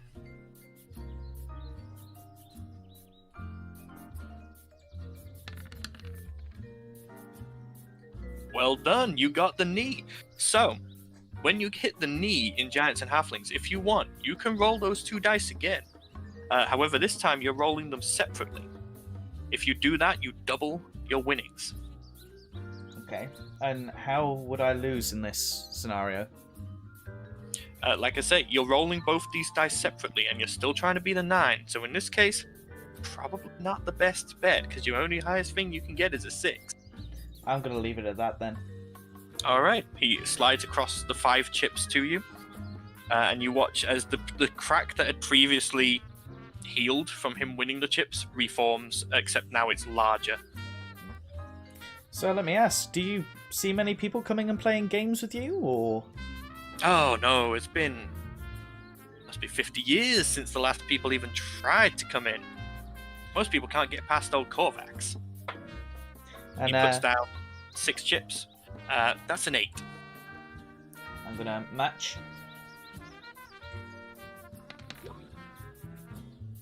8 Well, again. look at that. You got the knee. Well done. You watch as now bits of his arm bones and stuff are starting to chip away. And did the guys that were here previously beat you in this game, or did they play a different game with you? Oh, I only play Giants and Halflings or Lairs. But no, they came and they played for a bit, and then they left. They couldn't pass the trials. Poor fools. Okay. How many chips do I have now? Sorry, I haven't been keeping track. So you have gained 9 chips. Okay. So you have 9 temporary hit points currently. Okie doke. So, I mean, if you get... By the way, if you want to make any side wagers, I'm always interested. Just let me know. What do you He mean? puts down... I know a lot about this tomb. If you want to try and win some information out of me, I'm more than happy to play for it. But obviously that's a side wager. That's got nothing to do with our current game. Okay. He puts down 4 chips. That's a 4. I am going to match it and roll. Okay. Nice. There you go. You beat me again. And you watch as again more cracks are forming. It's interesting that you say about information about this this tomb. Do you move around the tomb a lot, or do you spend most of your time in this room? Oh, I spend all my time in this room. But hey, you pick up things. I mean, I know what all the other challenges are on this level at least, and I know a little bit about the next. Okay, that's interesting. So, what would you require for knowledge about the next level? Just if I was interested in making a side bet. Alright. Tell you what. We'll make this next hand interesting. He puts down 5 of his chips. You put down... let's say... You put down... Obviously match my bet for the normal round. But if you beat me this round as well, then I'll tell you some information. You lose, and I'll take 1 item from you. Sound fair? You get to choose the item. Okay. But you ain't got rid of all that useless shit. Just means that if you do lose and you have to leave, I've got something interesting to look at. It gets boring down here. That sounds like a fair bet. And put my All right. 5 down. That, my friend, is a 6.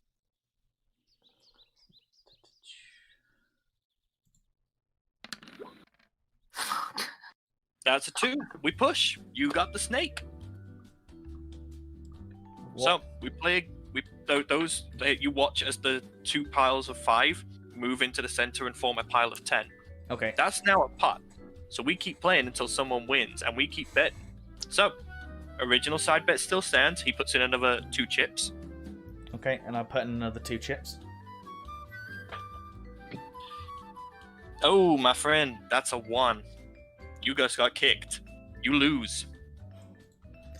And Valdizian's going to go into his bag and look through his bag. And he's going to give him... All the cracks on him have just healed up all at once, by the way. Oh, okay. Oh, God, we'll be here all night.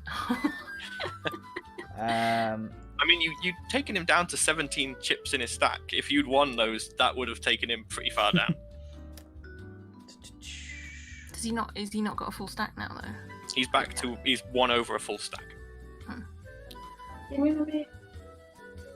I mean, you guys, if Val bets higher, he will have to match it. Okay. And he looks in his bag and he basically hands over a box of animal biscuits. Oh, well, these are nice. I don't really eat anymore, but thank you. No worries. And he puts them down to one side. So, next round. He puts down 5 chips. Oh, the music just suddenly stopped. I thought my headset died for a second. Oh, yeah, this is a bit of a glitch. Valdizian is going to... So at the moment I'm at -1, aren't I? Yeah, you're 1 health point down. Valdizian is going to put 10 down. Oh, okay. Match that. He puts another 5 down to match you. So I got a 3. Okay. Come on, Val. Yeah. There you go. You win. You watch as the cracks reform. So you've just gained 20. Okay. So you've got your 10 back and another 10 on top of that. So, this next round, did you want to go for a side bet again? Same as last time with a random item? Yeah? Okay. Yeah, and you wanting information again or something else? Information. That's what I'm aiming for. Okay. He puts down another 5 chips. And Valdizian's going to put down 10. Oh, high roller. All right. He matches again. So I got a 7.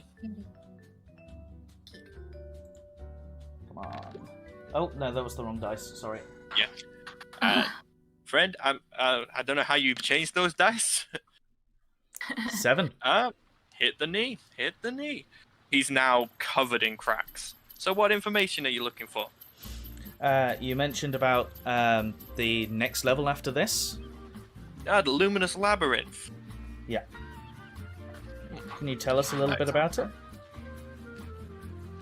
I'll tell you this much. It's pretty hard to sleep down there. You're gonna have to find somewhere safe. Okay. Good to know. Is that all you can tell me about there? Tell you what, you get one question as well. Okay. Is the Rod of Foul Authority in the Luminous Labyrinth, or is it somewhere else? No, the rod's in the internment chamber. You gotta get through the labyrinth to get to the chamber. Okay. So, next round, he puts down 6 chips.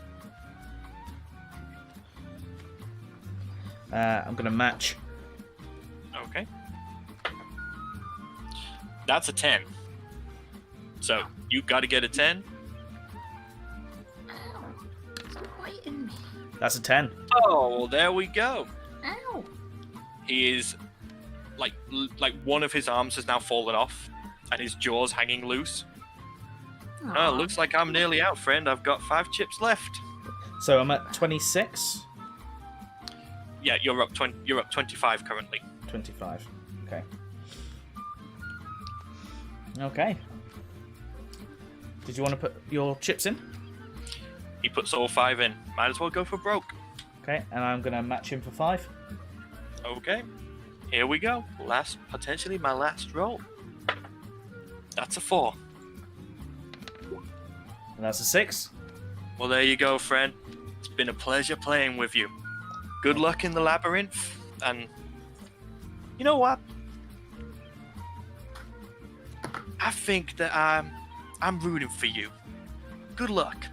And you watch as Bones just dissolves into dust that blows away. What a nice guy. Just Yeah, I feel so bad. I want Bones to be like our best friend. In the central chamber, those of you who are there, and Talia, you get back just as this is happening.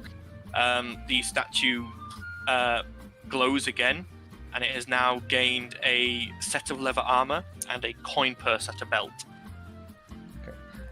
Just to ask with temporary hit points, is there a maximum of temporary hit points that I could have actually had? No, temporary hit points there is no maximum. But, Okay. by the way, as you walk out the room, they all vanish. Oh, Yeah, you don't get to keep those. I was going to say 70 hit points would have been nice. I carry on down the corridor with a little bit of a smile on my face, just like, oh, that was really nice. Is there sound on the orb? Yeah. You guys could hear and see well, Talia couldn't because she was still in the stealth thing. Yeah. But the rest of them could see and hear everything that was happening. Cool. So I think that's 2 down. So you have all now reconvened back in this central chamber with this statue now having gained a hooded cloak, a smirk, leather armor, and a coin purse. Well, this is kind of fun. So 2 rooms left. One looks like it's magic. There is the one with the sword and one with a wand. I think Balasar should go down the sword, and Rowan or Erden for the magic one, maybe. Or Mantra. I was going to say, even Mantra could do it. Great, I've got to roll for my own thing. Yeah, I was gonna say for that. that's just mean. That's like pure evil to a DM. Come on. It's like I know exactly what I need to do, but I can't tell myself that I have to do it. Well, can I do it as Eridin, or I can take control of Rowan or Mantra, depending on which one might be best. Yeah, we'll see, but it's up to you guys. Which challenge would you like to attempt next? I think Balasar the Baller should go and annihilate the fighting challenge. Yeah, if we do the strength What one I'm next, doing is it might take us towards the end of the game, and then the magic users might be back next session for I think that's a good plan. last door. Okay. Is that okay with you, Maria? Yeah. Sweet. Okay. So, you all watch as Balasar proceeds through the archway with the sword symbol above the top. And again, the orb appears above the statue, showing her as she moves down a short corridor leading into a large open chamber. The only features in this chamber that you can see as you enter it is in the middle of the room, there is a axe embedded in the floor. It appears to be made out of black iron, and you can see painful looking barbs sticking out over every inch of this thing. The other thing in the room, across the other side, you can see currently massive beer gut. currently locked behind some kind of glowing blue field that appears to be keeping it asleep almost, is a hill giant. That's pregnant. What hill giants look like. Big ass bellies. This is Florida. I have to take the axe out, so I go for the axe. As you step into the room, the blue glow around the hill giant fades, Oh shit. and it wakes, and immediately just goes. I Can I run? need you to roll initiative, please. Oh, roll high. You can do it, Bassar. Oh shit, I shouldn't have said anything. I'm sorry. Okay, let me roll for the I hill need to just giant. not tell anyone about dice rolls, I just cursed. Oh, that one went on the floor. Where did it go? If it's I'll low, it re-roll still that. counts. Trust me. It's on the floor, I'm it's a pretty sure it natural was one. better than that because I just rolled a 2, and a Yeah. hill giant has a -1 dex. So yeah, you're probably going first once I get this set up. So yeah. So starting us off is Balasar. Am I supposed to? Oh my god, I have to fight this. Go for the axe.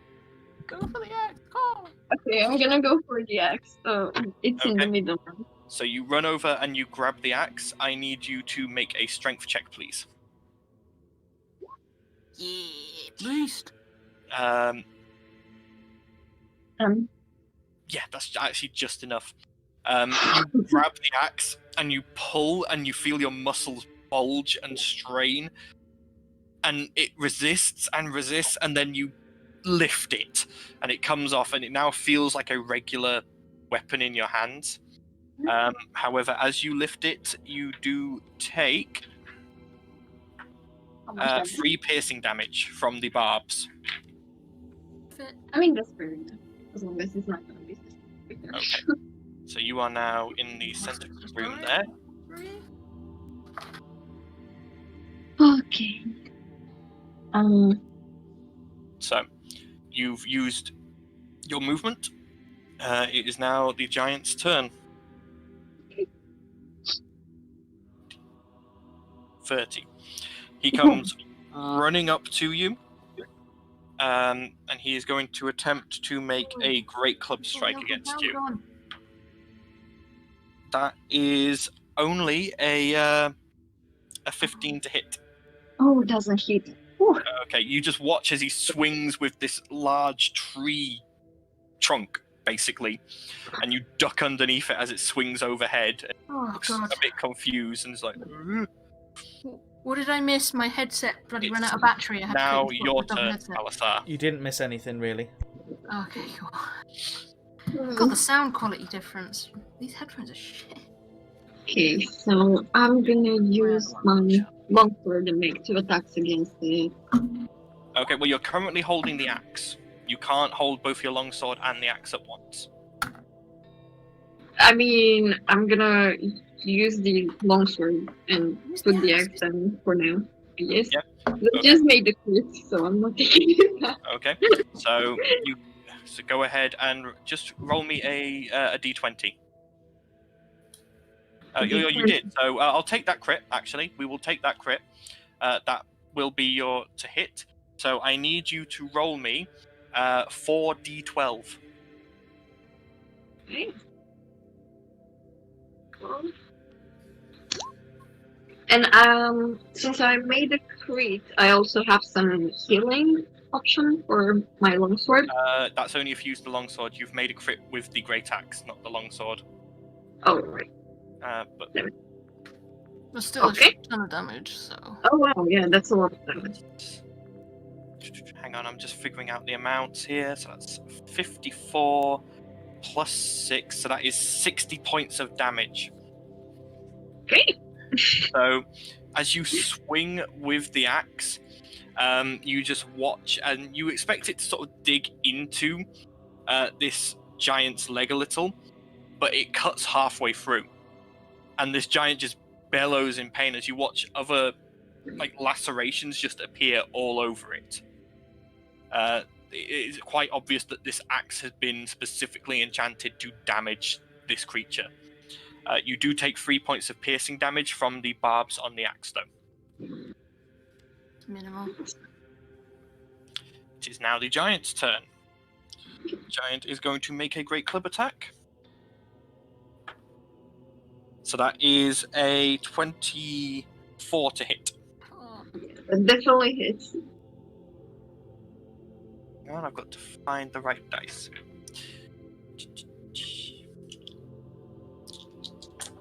So you take 22 points of bludgeoning damage as this tree trunk just slams into your side, and you can feel some of your ribs just creak. How is she going to beat this guy? She's already taken him below half health. Yeah. No, I just meant if he keeps hitting like that, then. I mean. It's now Balasar's turn. Crit him. Okay. So roll me a d20 if you're making an attack with the great axe.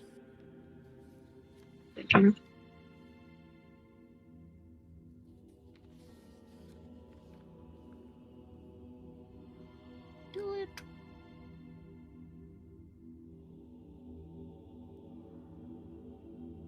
Okay, so I'm gonna make a d20. What was that? I'm gonna make a d20 and I'll also use Divine Favor. That's okay? So Divine Favor. Check.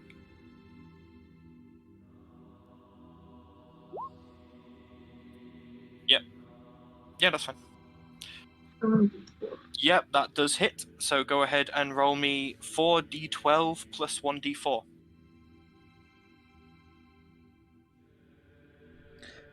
Can I just ask, in this scenario, because she's just picked up a random melee weapon, would she be able to put a smite into that as well? Yeah, she can put smite into this as well if she wants to. Yeah, can I? Yeah. So if you do it at first level spell slot, that's 2d8. Second level spell slot, 3d8. So roll another 3d8.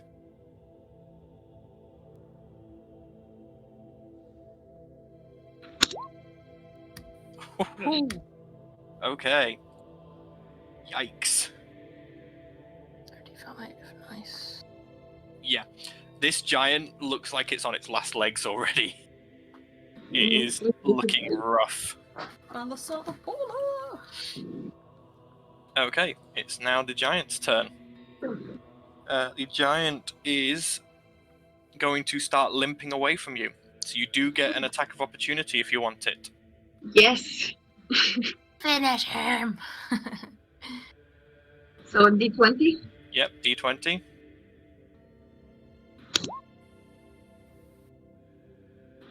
Yep, that hits.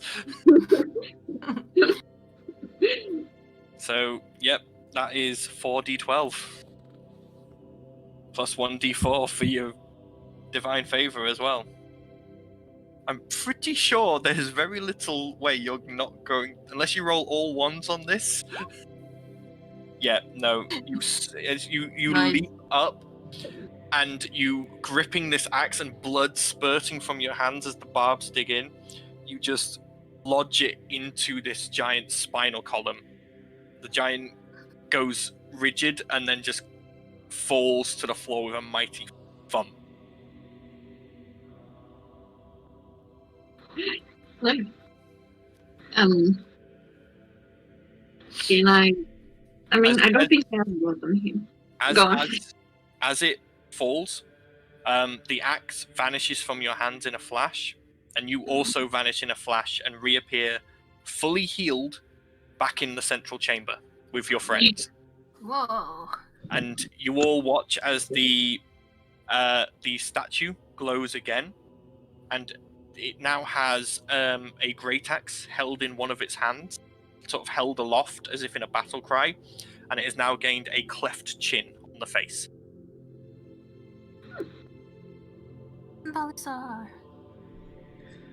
Valdizian's basically going to go to high five Balasar. I fought back. I deserve that. I mean, so there is Get one like a champ. trial left.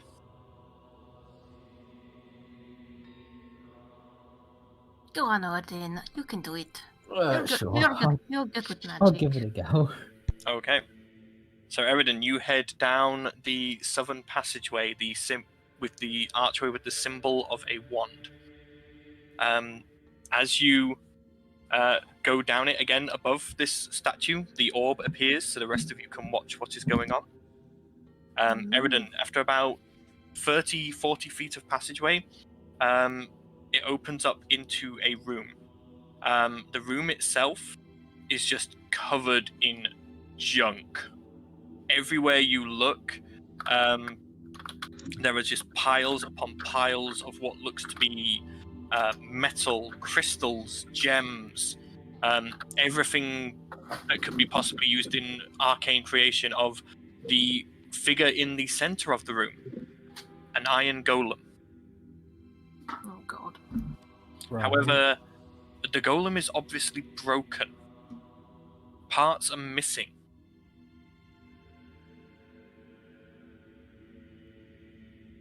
Can I first off try detect magic on the golem? Yeah. So you cast Detect Magic on the golem. The golem is currently completely inert. However, there are areas of magic in other areas of the room. Like where? So, Or just some items. so looking around, there is a pile of scrap metal that appears to have a small glow coming from within it. There are two areas on the walls that look like they also have glows of magic to them.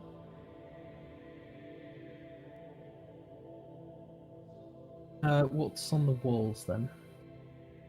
So as you move up to these areas in the walls, you can see that these are little recessed alcoves, but both of them have colored barriers, and each of them has a arcane symbol. What symbols? Or are they? Roll me an Arcana check. I can't really see.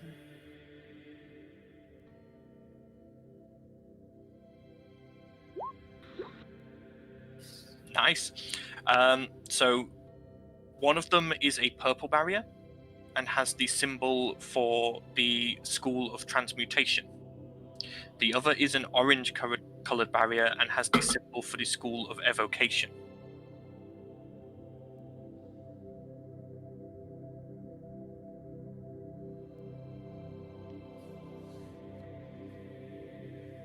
And what was the armor then?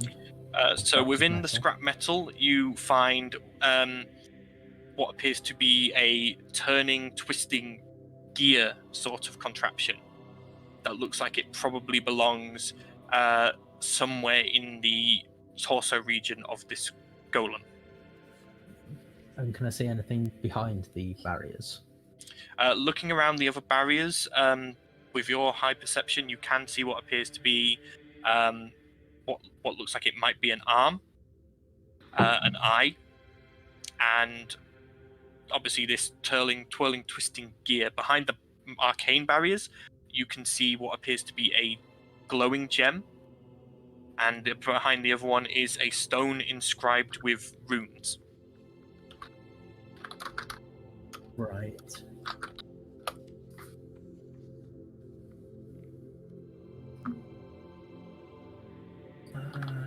checking what spells I have.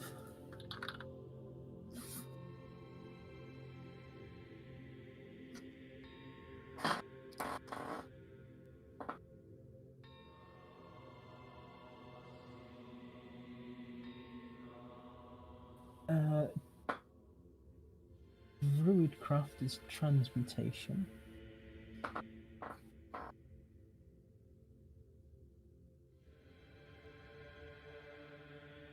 sure if that does much. I mean, you're welcome to try it if you want. Well, I'm seeing what else I've got as well. I don't have much transmutation. I will use Druidcraft to make a small fire. I mean, just so you're aware, Goodberry counts as transmutation. Does it? Yeah. Sure, I'll ask Goodberry then. Okay. As you cast Goodberry, this purple barrier glows and sucks the Goodberry in. It then flashes and the barrier vanishes. And you can now reach in and take the gem that was behind it.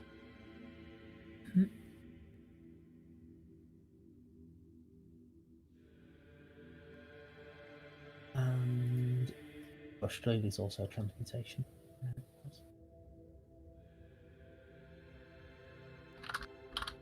I think Moonbeam's the only evocation that I have.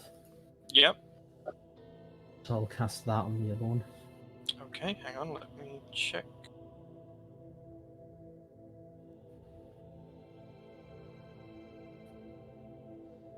Yep. So you cast Moonbeam, and the beam of white light hits the barrier and it glows and then shatters, revealing behind it this inscribed runestone.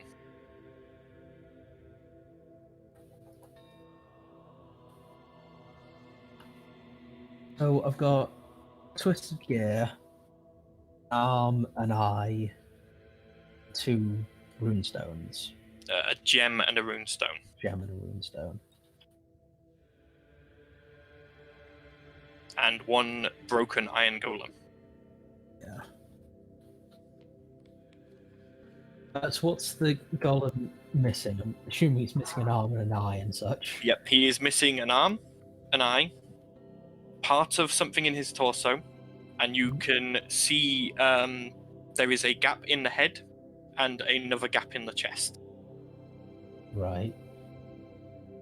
So is it going to be just as simple as fitting these into the right places? Well, I need you to tell me how you are going to fix the golem. I will then levy checks where necessary. I'd start with the arm, I suppose. Okay, so for fixing the arm, I need a straight strength check, please.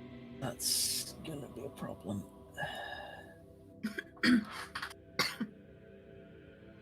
Just 12. Yep, that's just enough. You manage to find the correct locking mechanisms on this arm, and you sort of put it into place, and it just sort of snaps into place, and the golem now has its missing arm. So the eye can be second. Okay, for the eye, I need a dexterity check.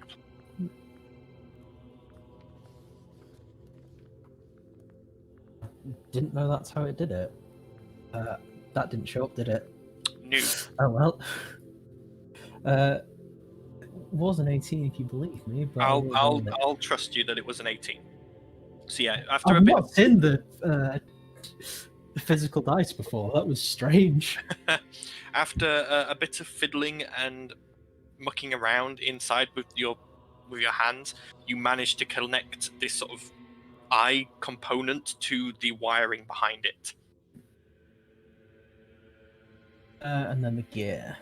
Okay, for the gear, I need an intelligence check. Intelligence. It's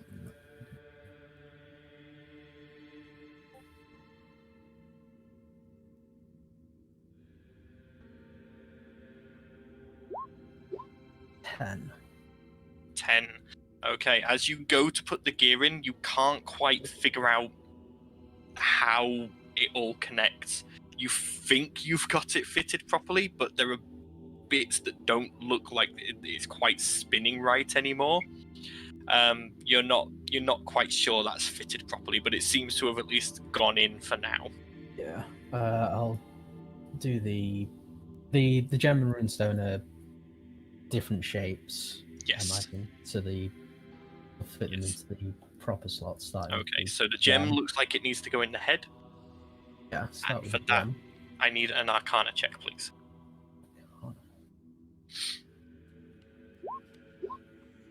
Oh well. As you fit the gem, it starts to glow very brightly.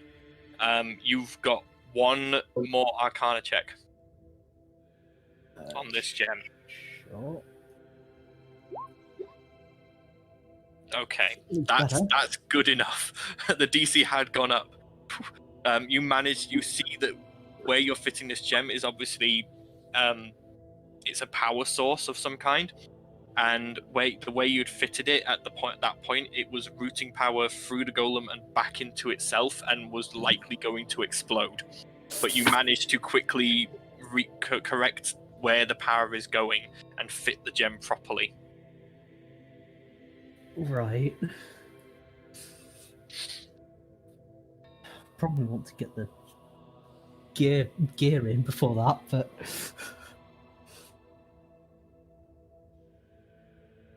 So you've just got the runestone left. yeah, I'll try that then. Okay. So for the runestone, I need a charisma check. Straight charisma. Straight charisma.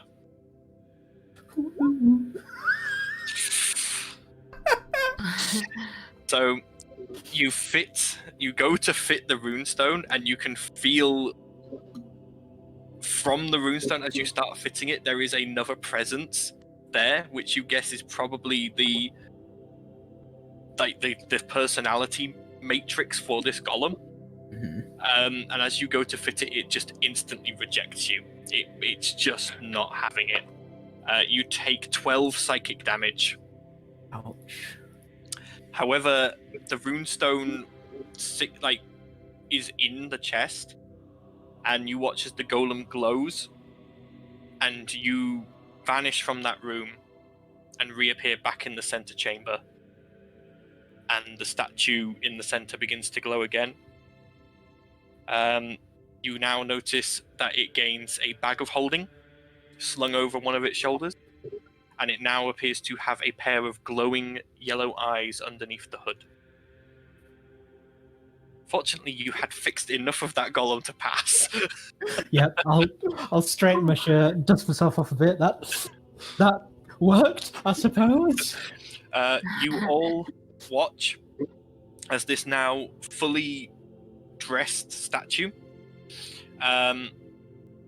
looks down at you all, and the smirk turns into an honest smile as it bows, steps backwards off the pedestal, and then the pedestal seems to think like the iris on Star Trek, on Stargate. It opens up. Infuriated hundreds of fans. Yes, I have. And you can see there is a ladder leading down through the pedestal into a corridor below, with light shining up. I'm not sure I'm familiar with the iris. Think of it like Think of it like a camera lens, you know, a yeah. camera shutter. It was the locking mechanism that went on the front of the Stargate. Oh, is that... oh sure. I didn't know that's what it was to called. stop the gold from getting through. Yeah. Just a brain fart. I remember that. Of course, I know what that is. So, the way down has been opened. On we go, I think. Okay. So, as you all descend down this ladder, the ladder goes down about 30 feet, and you find yourself in a long hallway stretching off to the east. However, it's very strange in here. the walls and the floor is normal, like paver, but the walls and the ceiling are all made of light. Everything here is just bright, glowing light. Weird. It's actually like as you come into it, you're having to shield your eyes and they adjust. It is like the walls themselves, like I say, are just they don't look like they have substance. They just appear to be light. Same with the ceiling. And there is no break. I mean, looking down, you guys don't currently have shadows. There is that much light here.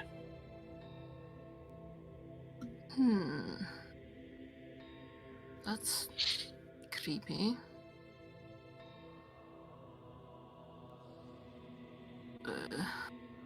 I guess we have to solve this labyrinth thing. Yes? Well, that's the way you- forward. Then we go forward, yes? Should we come up with a plan of attack of how to not I mean, get it's lost? a labyrinth. I don't think there is a way to mark your way. Is there? No, have you got anything? Like, we don't really have any breadcrumbs or Do we? thread or anything. Does it look like the floors or the walls of the labyrinth would take damage if we hit them? You're welcome to try. Okay. What have I got?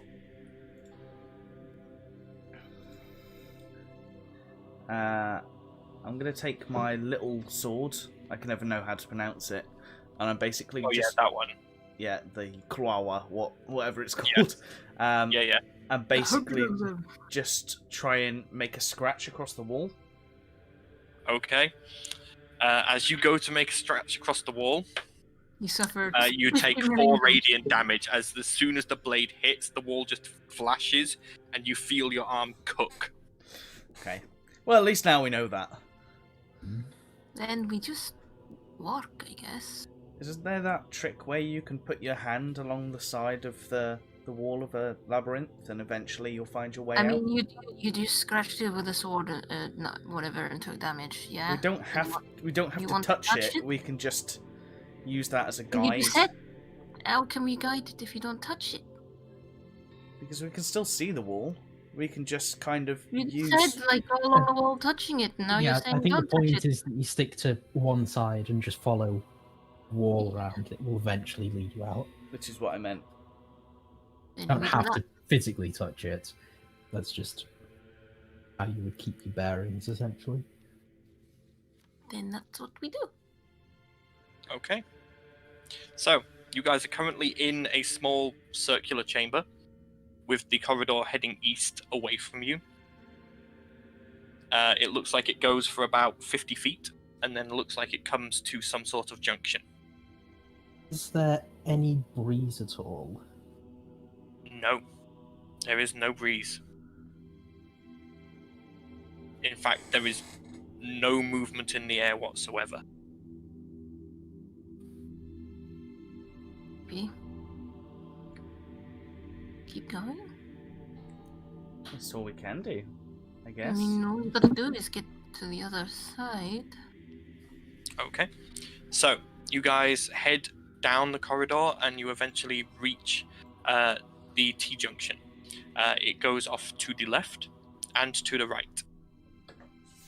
To the left, it goes along until it appears to reach a short, about 20-30 feet down. There is a corridor that leads off it to the right. And further down, it appears to end in a room. To the right, again about 20 to 30 feet down, it appears to then have a corridor that branches off to the left.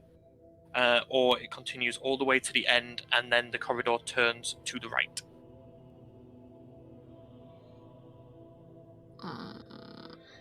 How do we even know where the exit for this is? It's a good question. I guess we don't. Can I put down the Dust of Revealing? Yeah, you What's that put gonna sound do? some dust of revealing. Nothing happens. Okay. Down to 17 uses.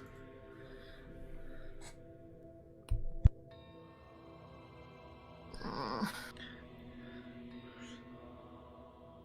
I don't know. Let's just keep going in one direction and see where we end up. I guess. What's everybody else's thoughts? Anyone? No, I think that's trial and error is our best. At the minute. Do we want to go see what that room is? The room down and to the left? Might have a clue, maybe. Yeah. Looks like a trap for sure. I mean, it might be a trap, but it might not. I think it's worth exploring anyway. And then we can use, if there's nothing in that room or it's a trap, we can still use that as our route round and try going that way. Yeah. Okay. Alright, so you guys are turning left? Yeah. Okay. So you turn left, and like I said, the corridor stretches out ahead of you to, in this case, a northward direction. About, like I say, 30 to 40 feet up, there is another corridor that stretches off from this one that goes right or eastward. And right at the end of this corridor, it opens up into a room. Are you Have a- continuing along? Yeah. Have a Okay. sneaky look. Alright, as you move along this corridor, I need everyone to make me a Constitution saving throw, please. Is this to do with poison or disease? It is to do with, in this case, it would be poison, yes. Okay, cool. So, advantage. And you say con save, yeah? Yes.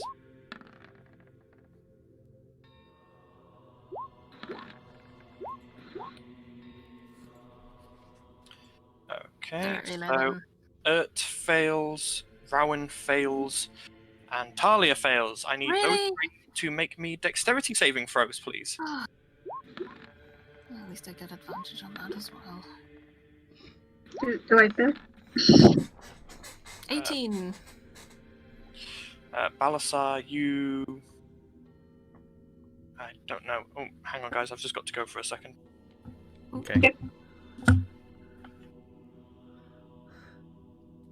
I wanted to call it a night before we came down here.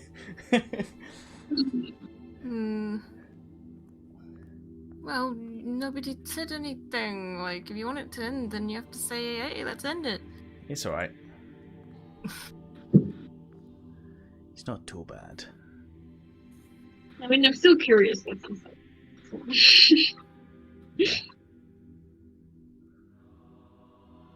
I think I've just moved the Discord icons.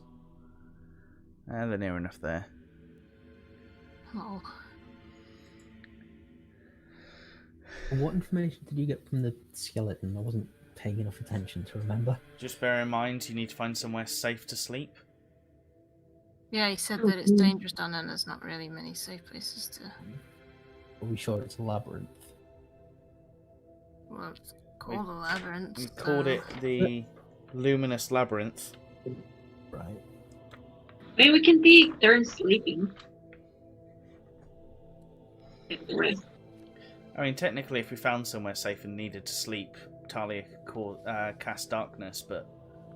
Yes, I could, but it wouldn't last very long and then I would have of exhaustion to keep it up. Mm. And I do have to be comatose for at least 4 hours a night. Sorry. Well, hopefully Paddy will be back in a sec. And tell us how much damage we've just taken.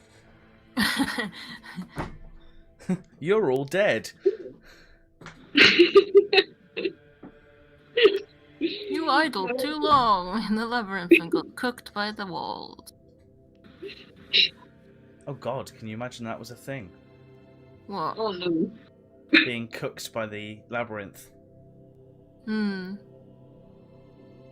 I Talia, mean- she'd last longer. She's got fire resistance. Although it'd be radiant damage, I guess. I think you guys having, being all godly and that lot would have some kind of defense. Yeah, we would. But Sadly not.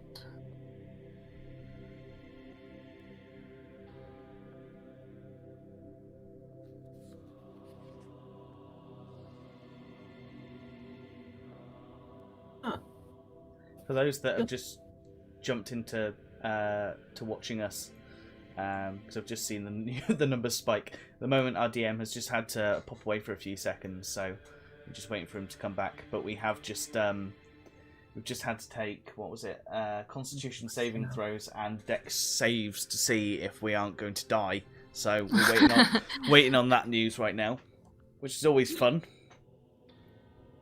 I don't expect for us to die. Hopefully. We'll be fine. It's fine. All good. Red conjure animals and a riding horse is 1/4 challenge level, so I could make 8 horses for us. Just ride. Just ride through the labyrinth. Well, I was thinking of wrap something and just sending them to scatter. Mm. And then if one of them gets lucky, Can 2 people mount the horse? Or just one? Depends on the size of the horse, I guess. just described as a riding horse or a draft horse, I suppose. And for example, your soul, like your spirit horse or whatever, like 2 people mount it. Hmm. I think that one was a larger horse, so. Another These idea. are Fey spirits anyway, so I'm not sure how they interact exactly. Another idea I've just had is I think 3 or 4 of us picked up shield gum. We could all just blow shield gum bubbles and just roll ourselves through the labyrinth. I don't have sugar gum. I could eat a slime thing and just slime my way out, I guess. Yeah, I'm saying like there's at least 20 odd sticks of shield gum between us. Right, sorry about that. It's all right. Are we dead? Right, so con save for Balasar, that was a fail. So Balasar, you need to make a dex save for me as well. So,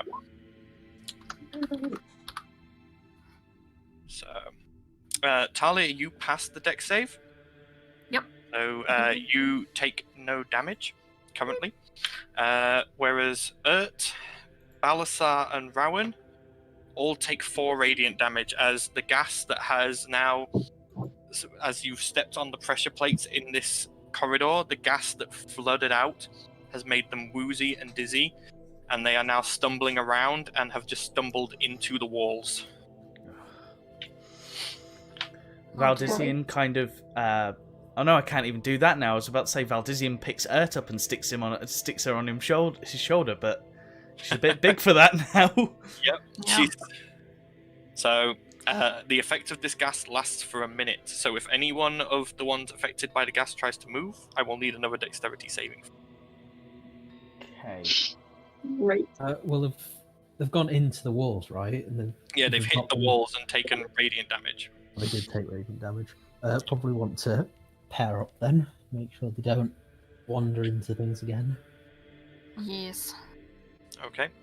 So you pair up and you support those affected by the gas, carefully guiding them further down this corridor until you go past the right-hand turn and you head further on up, and you now are standing. The gas has now worn off, and you have now reached the opening of this room. Looking in, it's a very odd room. In the very middle of the room, there is a mirrored pillar. Right. Other than that, from your current position, you can't see anything else in the room. Is this room lit the same as the rest of the labyrinth? Yes. Okay. All the walls and ceiling are still apparently made of pure light. Is the mirror reflecting anything?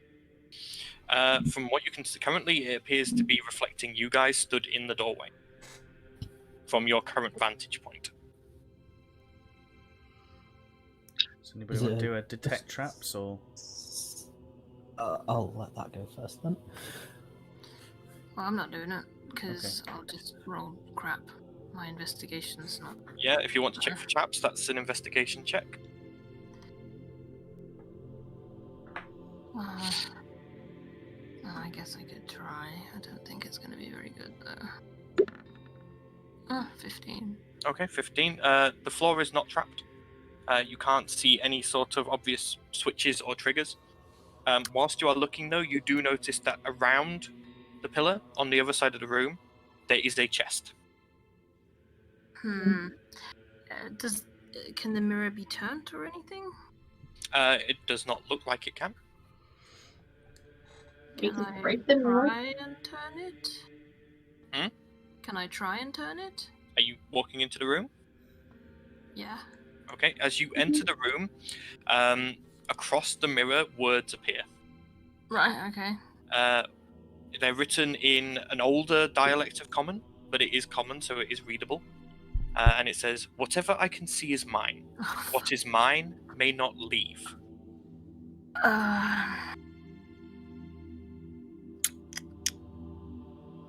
Right.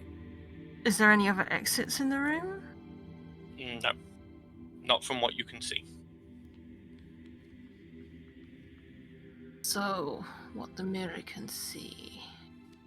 So we've just got to block vision. Can we turn the mirror away from become us or away invisible. from the exit? The mirror is a pillar. It is Oh, a pillar. round pillar. It reflects everything in the room, no matter where you are stood in the room. Okay. Right, So we'd have to break the mirror. Or find other means of. I mean, you don't know what the mirror does. It's shown a message, but you know nothing else about this mirror. Well, I don't like it saying that it's gonna. All that it can see. I mean, it can see us. Does that mean we can't leave? One of us I should mean, try and leave. I'm about to say, have you all entered the room now? I think so. I was going to check that it was a solid mirror all the way round, so... It is, yes. Yeah. So, yeah. So I'm assuming everyone of the party has now entered this room. probably yes. Regrettably so, I think. Yep. Then, I mean, if the mirror can see us, then we just have to make the mirror not see us. Yes? Well, at least Yeah. that's what I think. That's how it sounds. mean- As you're all doing this, has moved across to the chest and sort of looks it over and then opens it. Do you want me to get her to do an investigation check? No, the Okay. chest's open, and she reaches in and pulls out what looks to be it's a strangely shaped piece of metal. Does it look like a key or? Talia, you would recognize that this could potentially be you've seen like skeleton keys before, and this looks like it might be something that fits into something like that. Oh, Earth, you've got yourself a treasure there. What is it? I think it's a skeleton key. Like, they're really nifty. They can open most locks. Only one bit.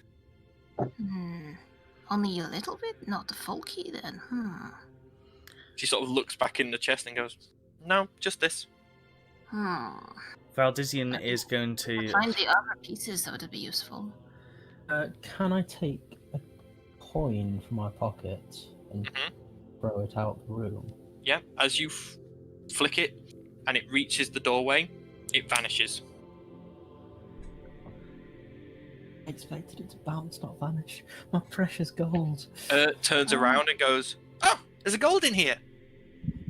And she Oh, reaches in and so- plucks out a gold coin from the chest. So the mirror sees, the chest keeps. Can I do the same, but get myself between the body, between the mirror and the exit? Yeah. Are you trying to flick it so it's constantly blocked by your body? Yeah. We Okay. get close enough to the exit and then just flick it directly out. It flicks out and rolls along the floor. So we do just need to obscure vision. I have an idea. I have an idea as well. Let's see which one's I'm crazier. going to cast darkness on the mirror. See, Okay. I was going to say let's use the invisibility paint that I've got. Oh no, that would just show everything behind it, wouldn't it? Yeah. I was going to say it wouldn't obscure us. Ah, Never mind. darkness, nothing can see through darkness. Yep. So the darkness bubble appears. Now we leave before my spell runs out. Well, I test it with a coin. You don't want to stick your arm I'm out gonna and test it with have your arm myself, and severed. I go to leave. Okay. You step out. See? No You're in the problem. corridor. Let's go. Yeah. For everyone else, though, you are currently now stood in pitch black with no sense of direction. Follow the sound of my voice. I'm over here. Quickly now. Marco! Oh no. I'm just going to do that back and forth Marco Polo to try and Yeah. find I've a only way got out the 10 door. minutes. Hurry up. It takes everyone about 5 minutes of fumbling around in the dark, and there is some entertaining collisions. But eventually everyone is out of the room and in the corridor. Let's not go in there again. We'll pick up my coin. You can't pick up. Picked it up. Yeah, he flicks another The coin second out. one. Oh, did you? Okay. Unless That would you be back in the scooped it up chest. immediately after leaving. I suppose, yeah. Stole it. Let's just run. So, Let's get away from this room. as we come out this room, should we turn left then? We should try, yes. So we're going to take that route. Okay. So as you come away from this room, you go back along the corridor until you reach the left. What would have been a right turn, but is now a left turn. Yep. As you look down it and begin walking down it, goes quite a long way, and you can see halfway down there is another corridor that branches off from the left wall. However, as you guys start walking down this, you watch as from the floor gouts of flame begin shooting up. From the walls, just axes are scything across the room, and you watch as further down there appears to be like arrows firing at regular intervals. Oh, This bloody whole hell. corridor appears to be a minor death trap. Are there any switches on the walls or anything? Make me an investigation check. I'm going to put down some dust, just because that seems to be the only thing I'm doing at the moment. 13. No traps or triggers. The dust doesn't do anything. Have you even read what the dust does? Yes. What does it do? Basically, it will show any magical trap that is in the area. It will also show anything that is an invisible item or creature and stick to them as a revealing their position. I mean, arrows and fire and stuff. I was looking for an invisible switch. It's not necessarily magic, I guess. No, that's true. Well, I mean, I could probably handle the fire, but with resistance taking half, but I'm not nimble enough to get past all that crap. Shall we backtrack then? I think so. Okay, so you turn around? Yeah. Okay, so you are back in the first corridor that you were in. Not the very first one, but Okey-doke. the mirror room is to your right and the corridor stretches off to your left. As I go down that corridor, I'm going to be incredibly careful for switches and stuff for what we experienced before. Okay, roll me an investigation check.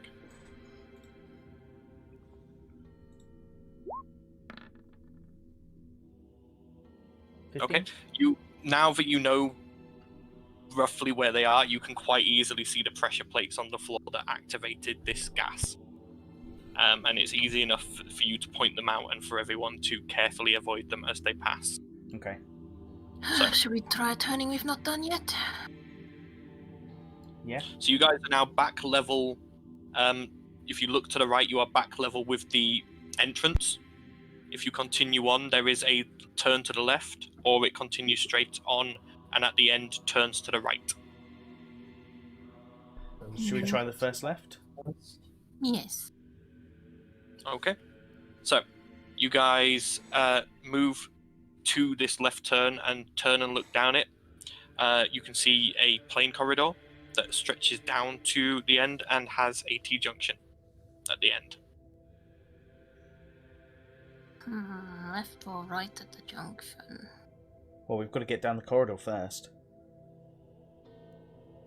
What's the thing? Let's go.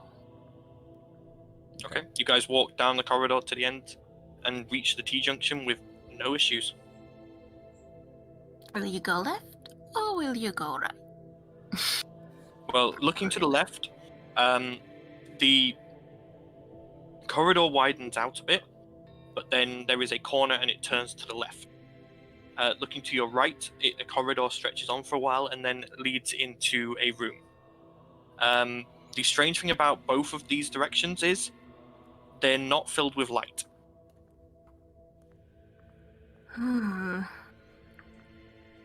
Might be a safe place to rest. Potentially. Oh no, sorry. The right-hand one is light. The left-hand passage is not light. Currently. Well, the left-hand passage will take us roughly back to the one that was trapped, so I'm inclined to go right. You go left and then you go left again. It doubles back on itself. Yeah. What do people want to do? I'd check the left first. It can only lead to a dead end. I suppose. So unless it's something significant. Okay. Okay. So you turn to the left and you move down this slightly wider corridor until you reach the corner. Turning and looking, the bright walls and ceiling are gone. Instead, the walls and ceiling now appear to be made out of a thick, inky darkness. It is very hard to tell how long the corridor is because of this. It appears to stretch on forever, from what you can tell. At the end of the corridor, you can see what looks to be a twinkling light. I mean, I don't normally say go towards the light, but, you know, maybe we should have a look. Go towards the light? Yes? No? How dark is it in terms of vision? It is... Well, you've got the light from behind you, but the further you go, the less light there will be. Currently, you're fine, but the further down this corridor you go, the less light there will be. But there's light further up, though, yes? Yes, does appear to be a light further up. Shall we form a conga line? Valdizian Hello, remembers what he's got in his beginning adventurer's gear and lights a torch. The torch does nothing. Oh. Magical The darkness. darkness just appears to almost eat the light. And he blows the flame out and sticks it back in his bag. Okay, conga line it is.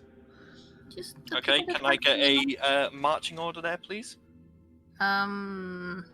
I'll be at the front. No.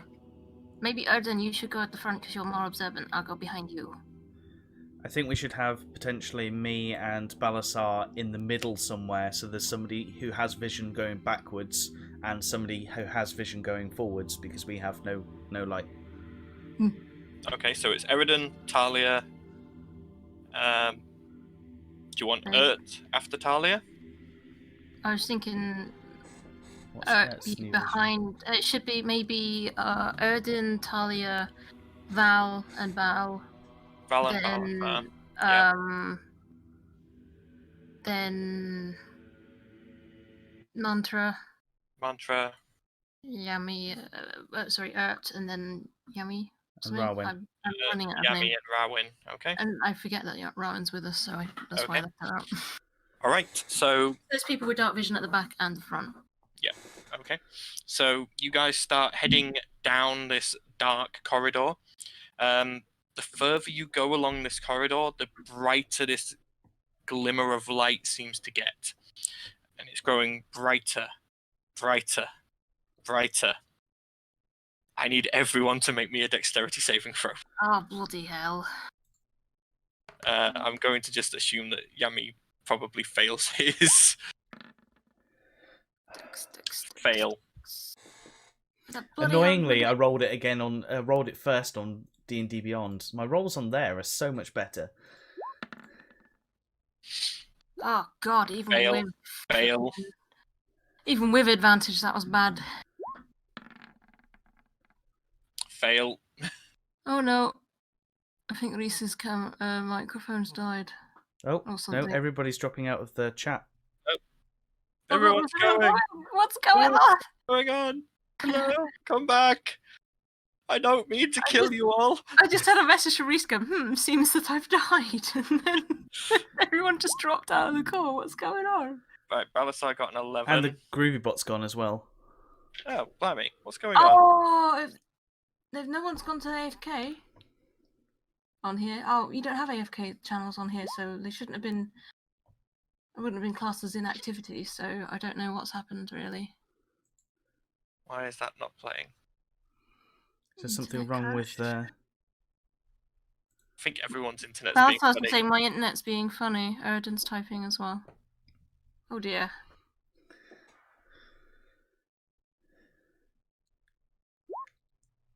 And with that, the DM killed the entire team and the internet's failed. This is weird. Yeah. Well, I didn't mean to. We failed on... Oh, has Talia gone now as well? Talia? Babe? People are still rolling.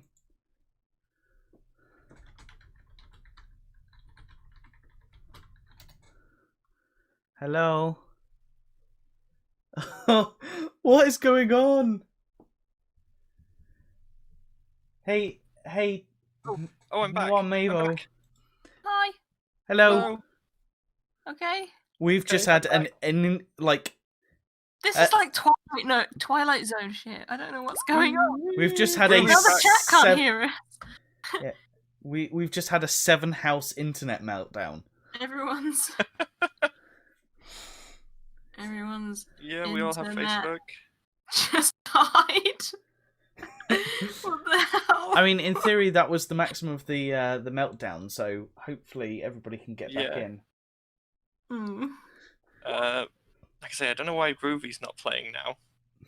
Oh god, what's going on here? Reese wants to join the call. Oh, on... What? Wait, is this Facebook? Yeah, I can't do it on Facebook because we need the Yeah. music and stuff. Maria joined the call though. Oh dear. Oh god, there's so much stuff going on right now. Some weirdos adding me on Facebook and I can't join the call on Facebook. Oh god, like can we technically Can they hear us now on the live stream? No wait, let's continue like this since we can hear the live stream, they're saying. Yeah, but there's a delay. And we can't hear their responses. We could read them, Yeah. but I suppose if we just go through what the damage is and then call it there for a night. Yeah, considering yeah. we're coming up to the end it on a 5. Yeah. cliffhanger. Yeah, it's so. So you all take 18 points of radiant damage as this Oh, small fuck. glimmer at the end of the corridor blasts out, and just this beam of radiant energy just hits all of you.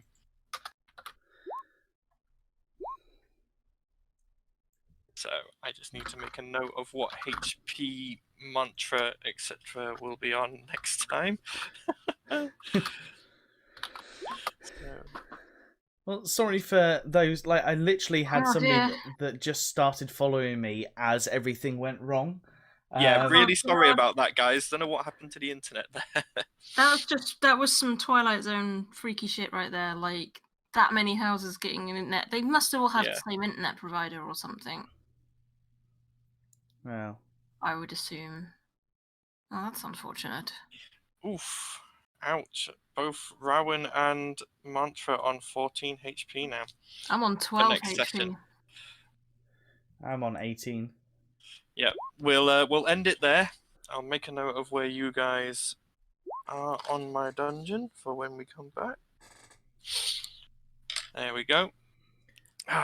We're in death room 1 of 7. No, there's 18 rooms. Oh, that's regrettable. Well, I hope everyone enjoyed, despite the technical problems. And The next session will be the 31st of July, I believe. Or it may or may not be, because I might have family coming up. right. Sorry. Well, we will discuss that, and we will confirm when the next Yeah. session is when we can. Yeah. Until then, everyone, stay safe. He said that no, it's alright. I was already watching for about like 1 5-hour. Oh, good. So yeah, Not everyone. going for 5 hours, but have we been going for 5 hours? Yeah, 5 hours were coming up on them. Yeah. Yeah. So yeah, everyone, stay safe. Have fun playing D&D online, and see you in a couple of weeks for the next session. Hopefully. And we'll see whether these guys can get through my labyrinth for live. I hope so. See you No next evil will. time. I think it's just Discord. The rest of the stuff works, but bye bye. Okay. Alright, bye.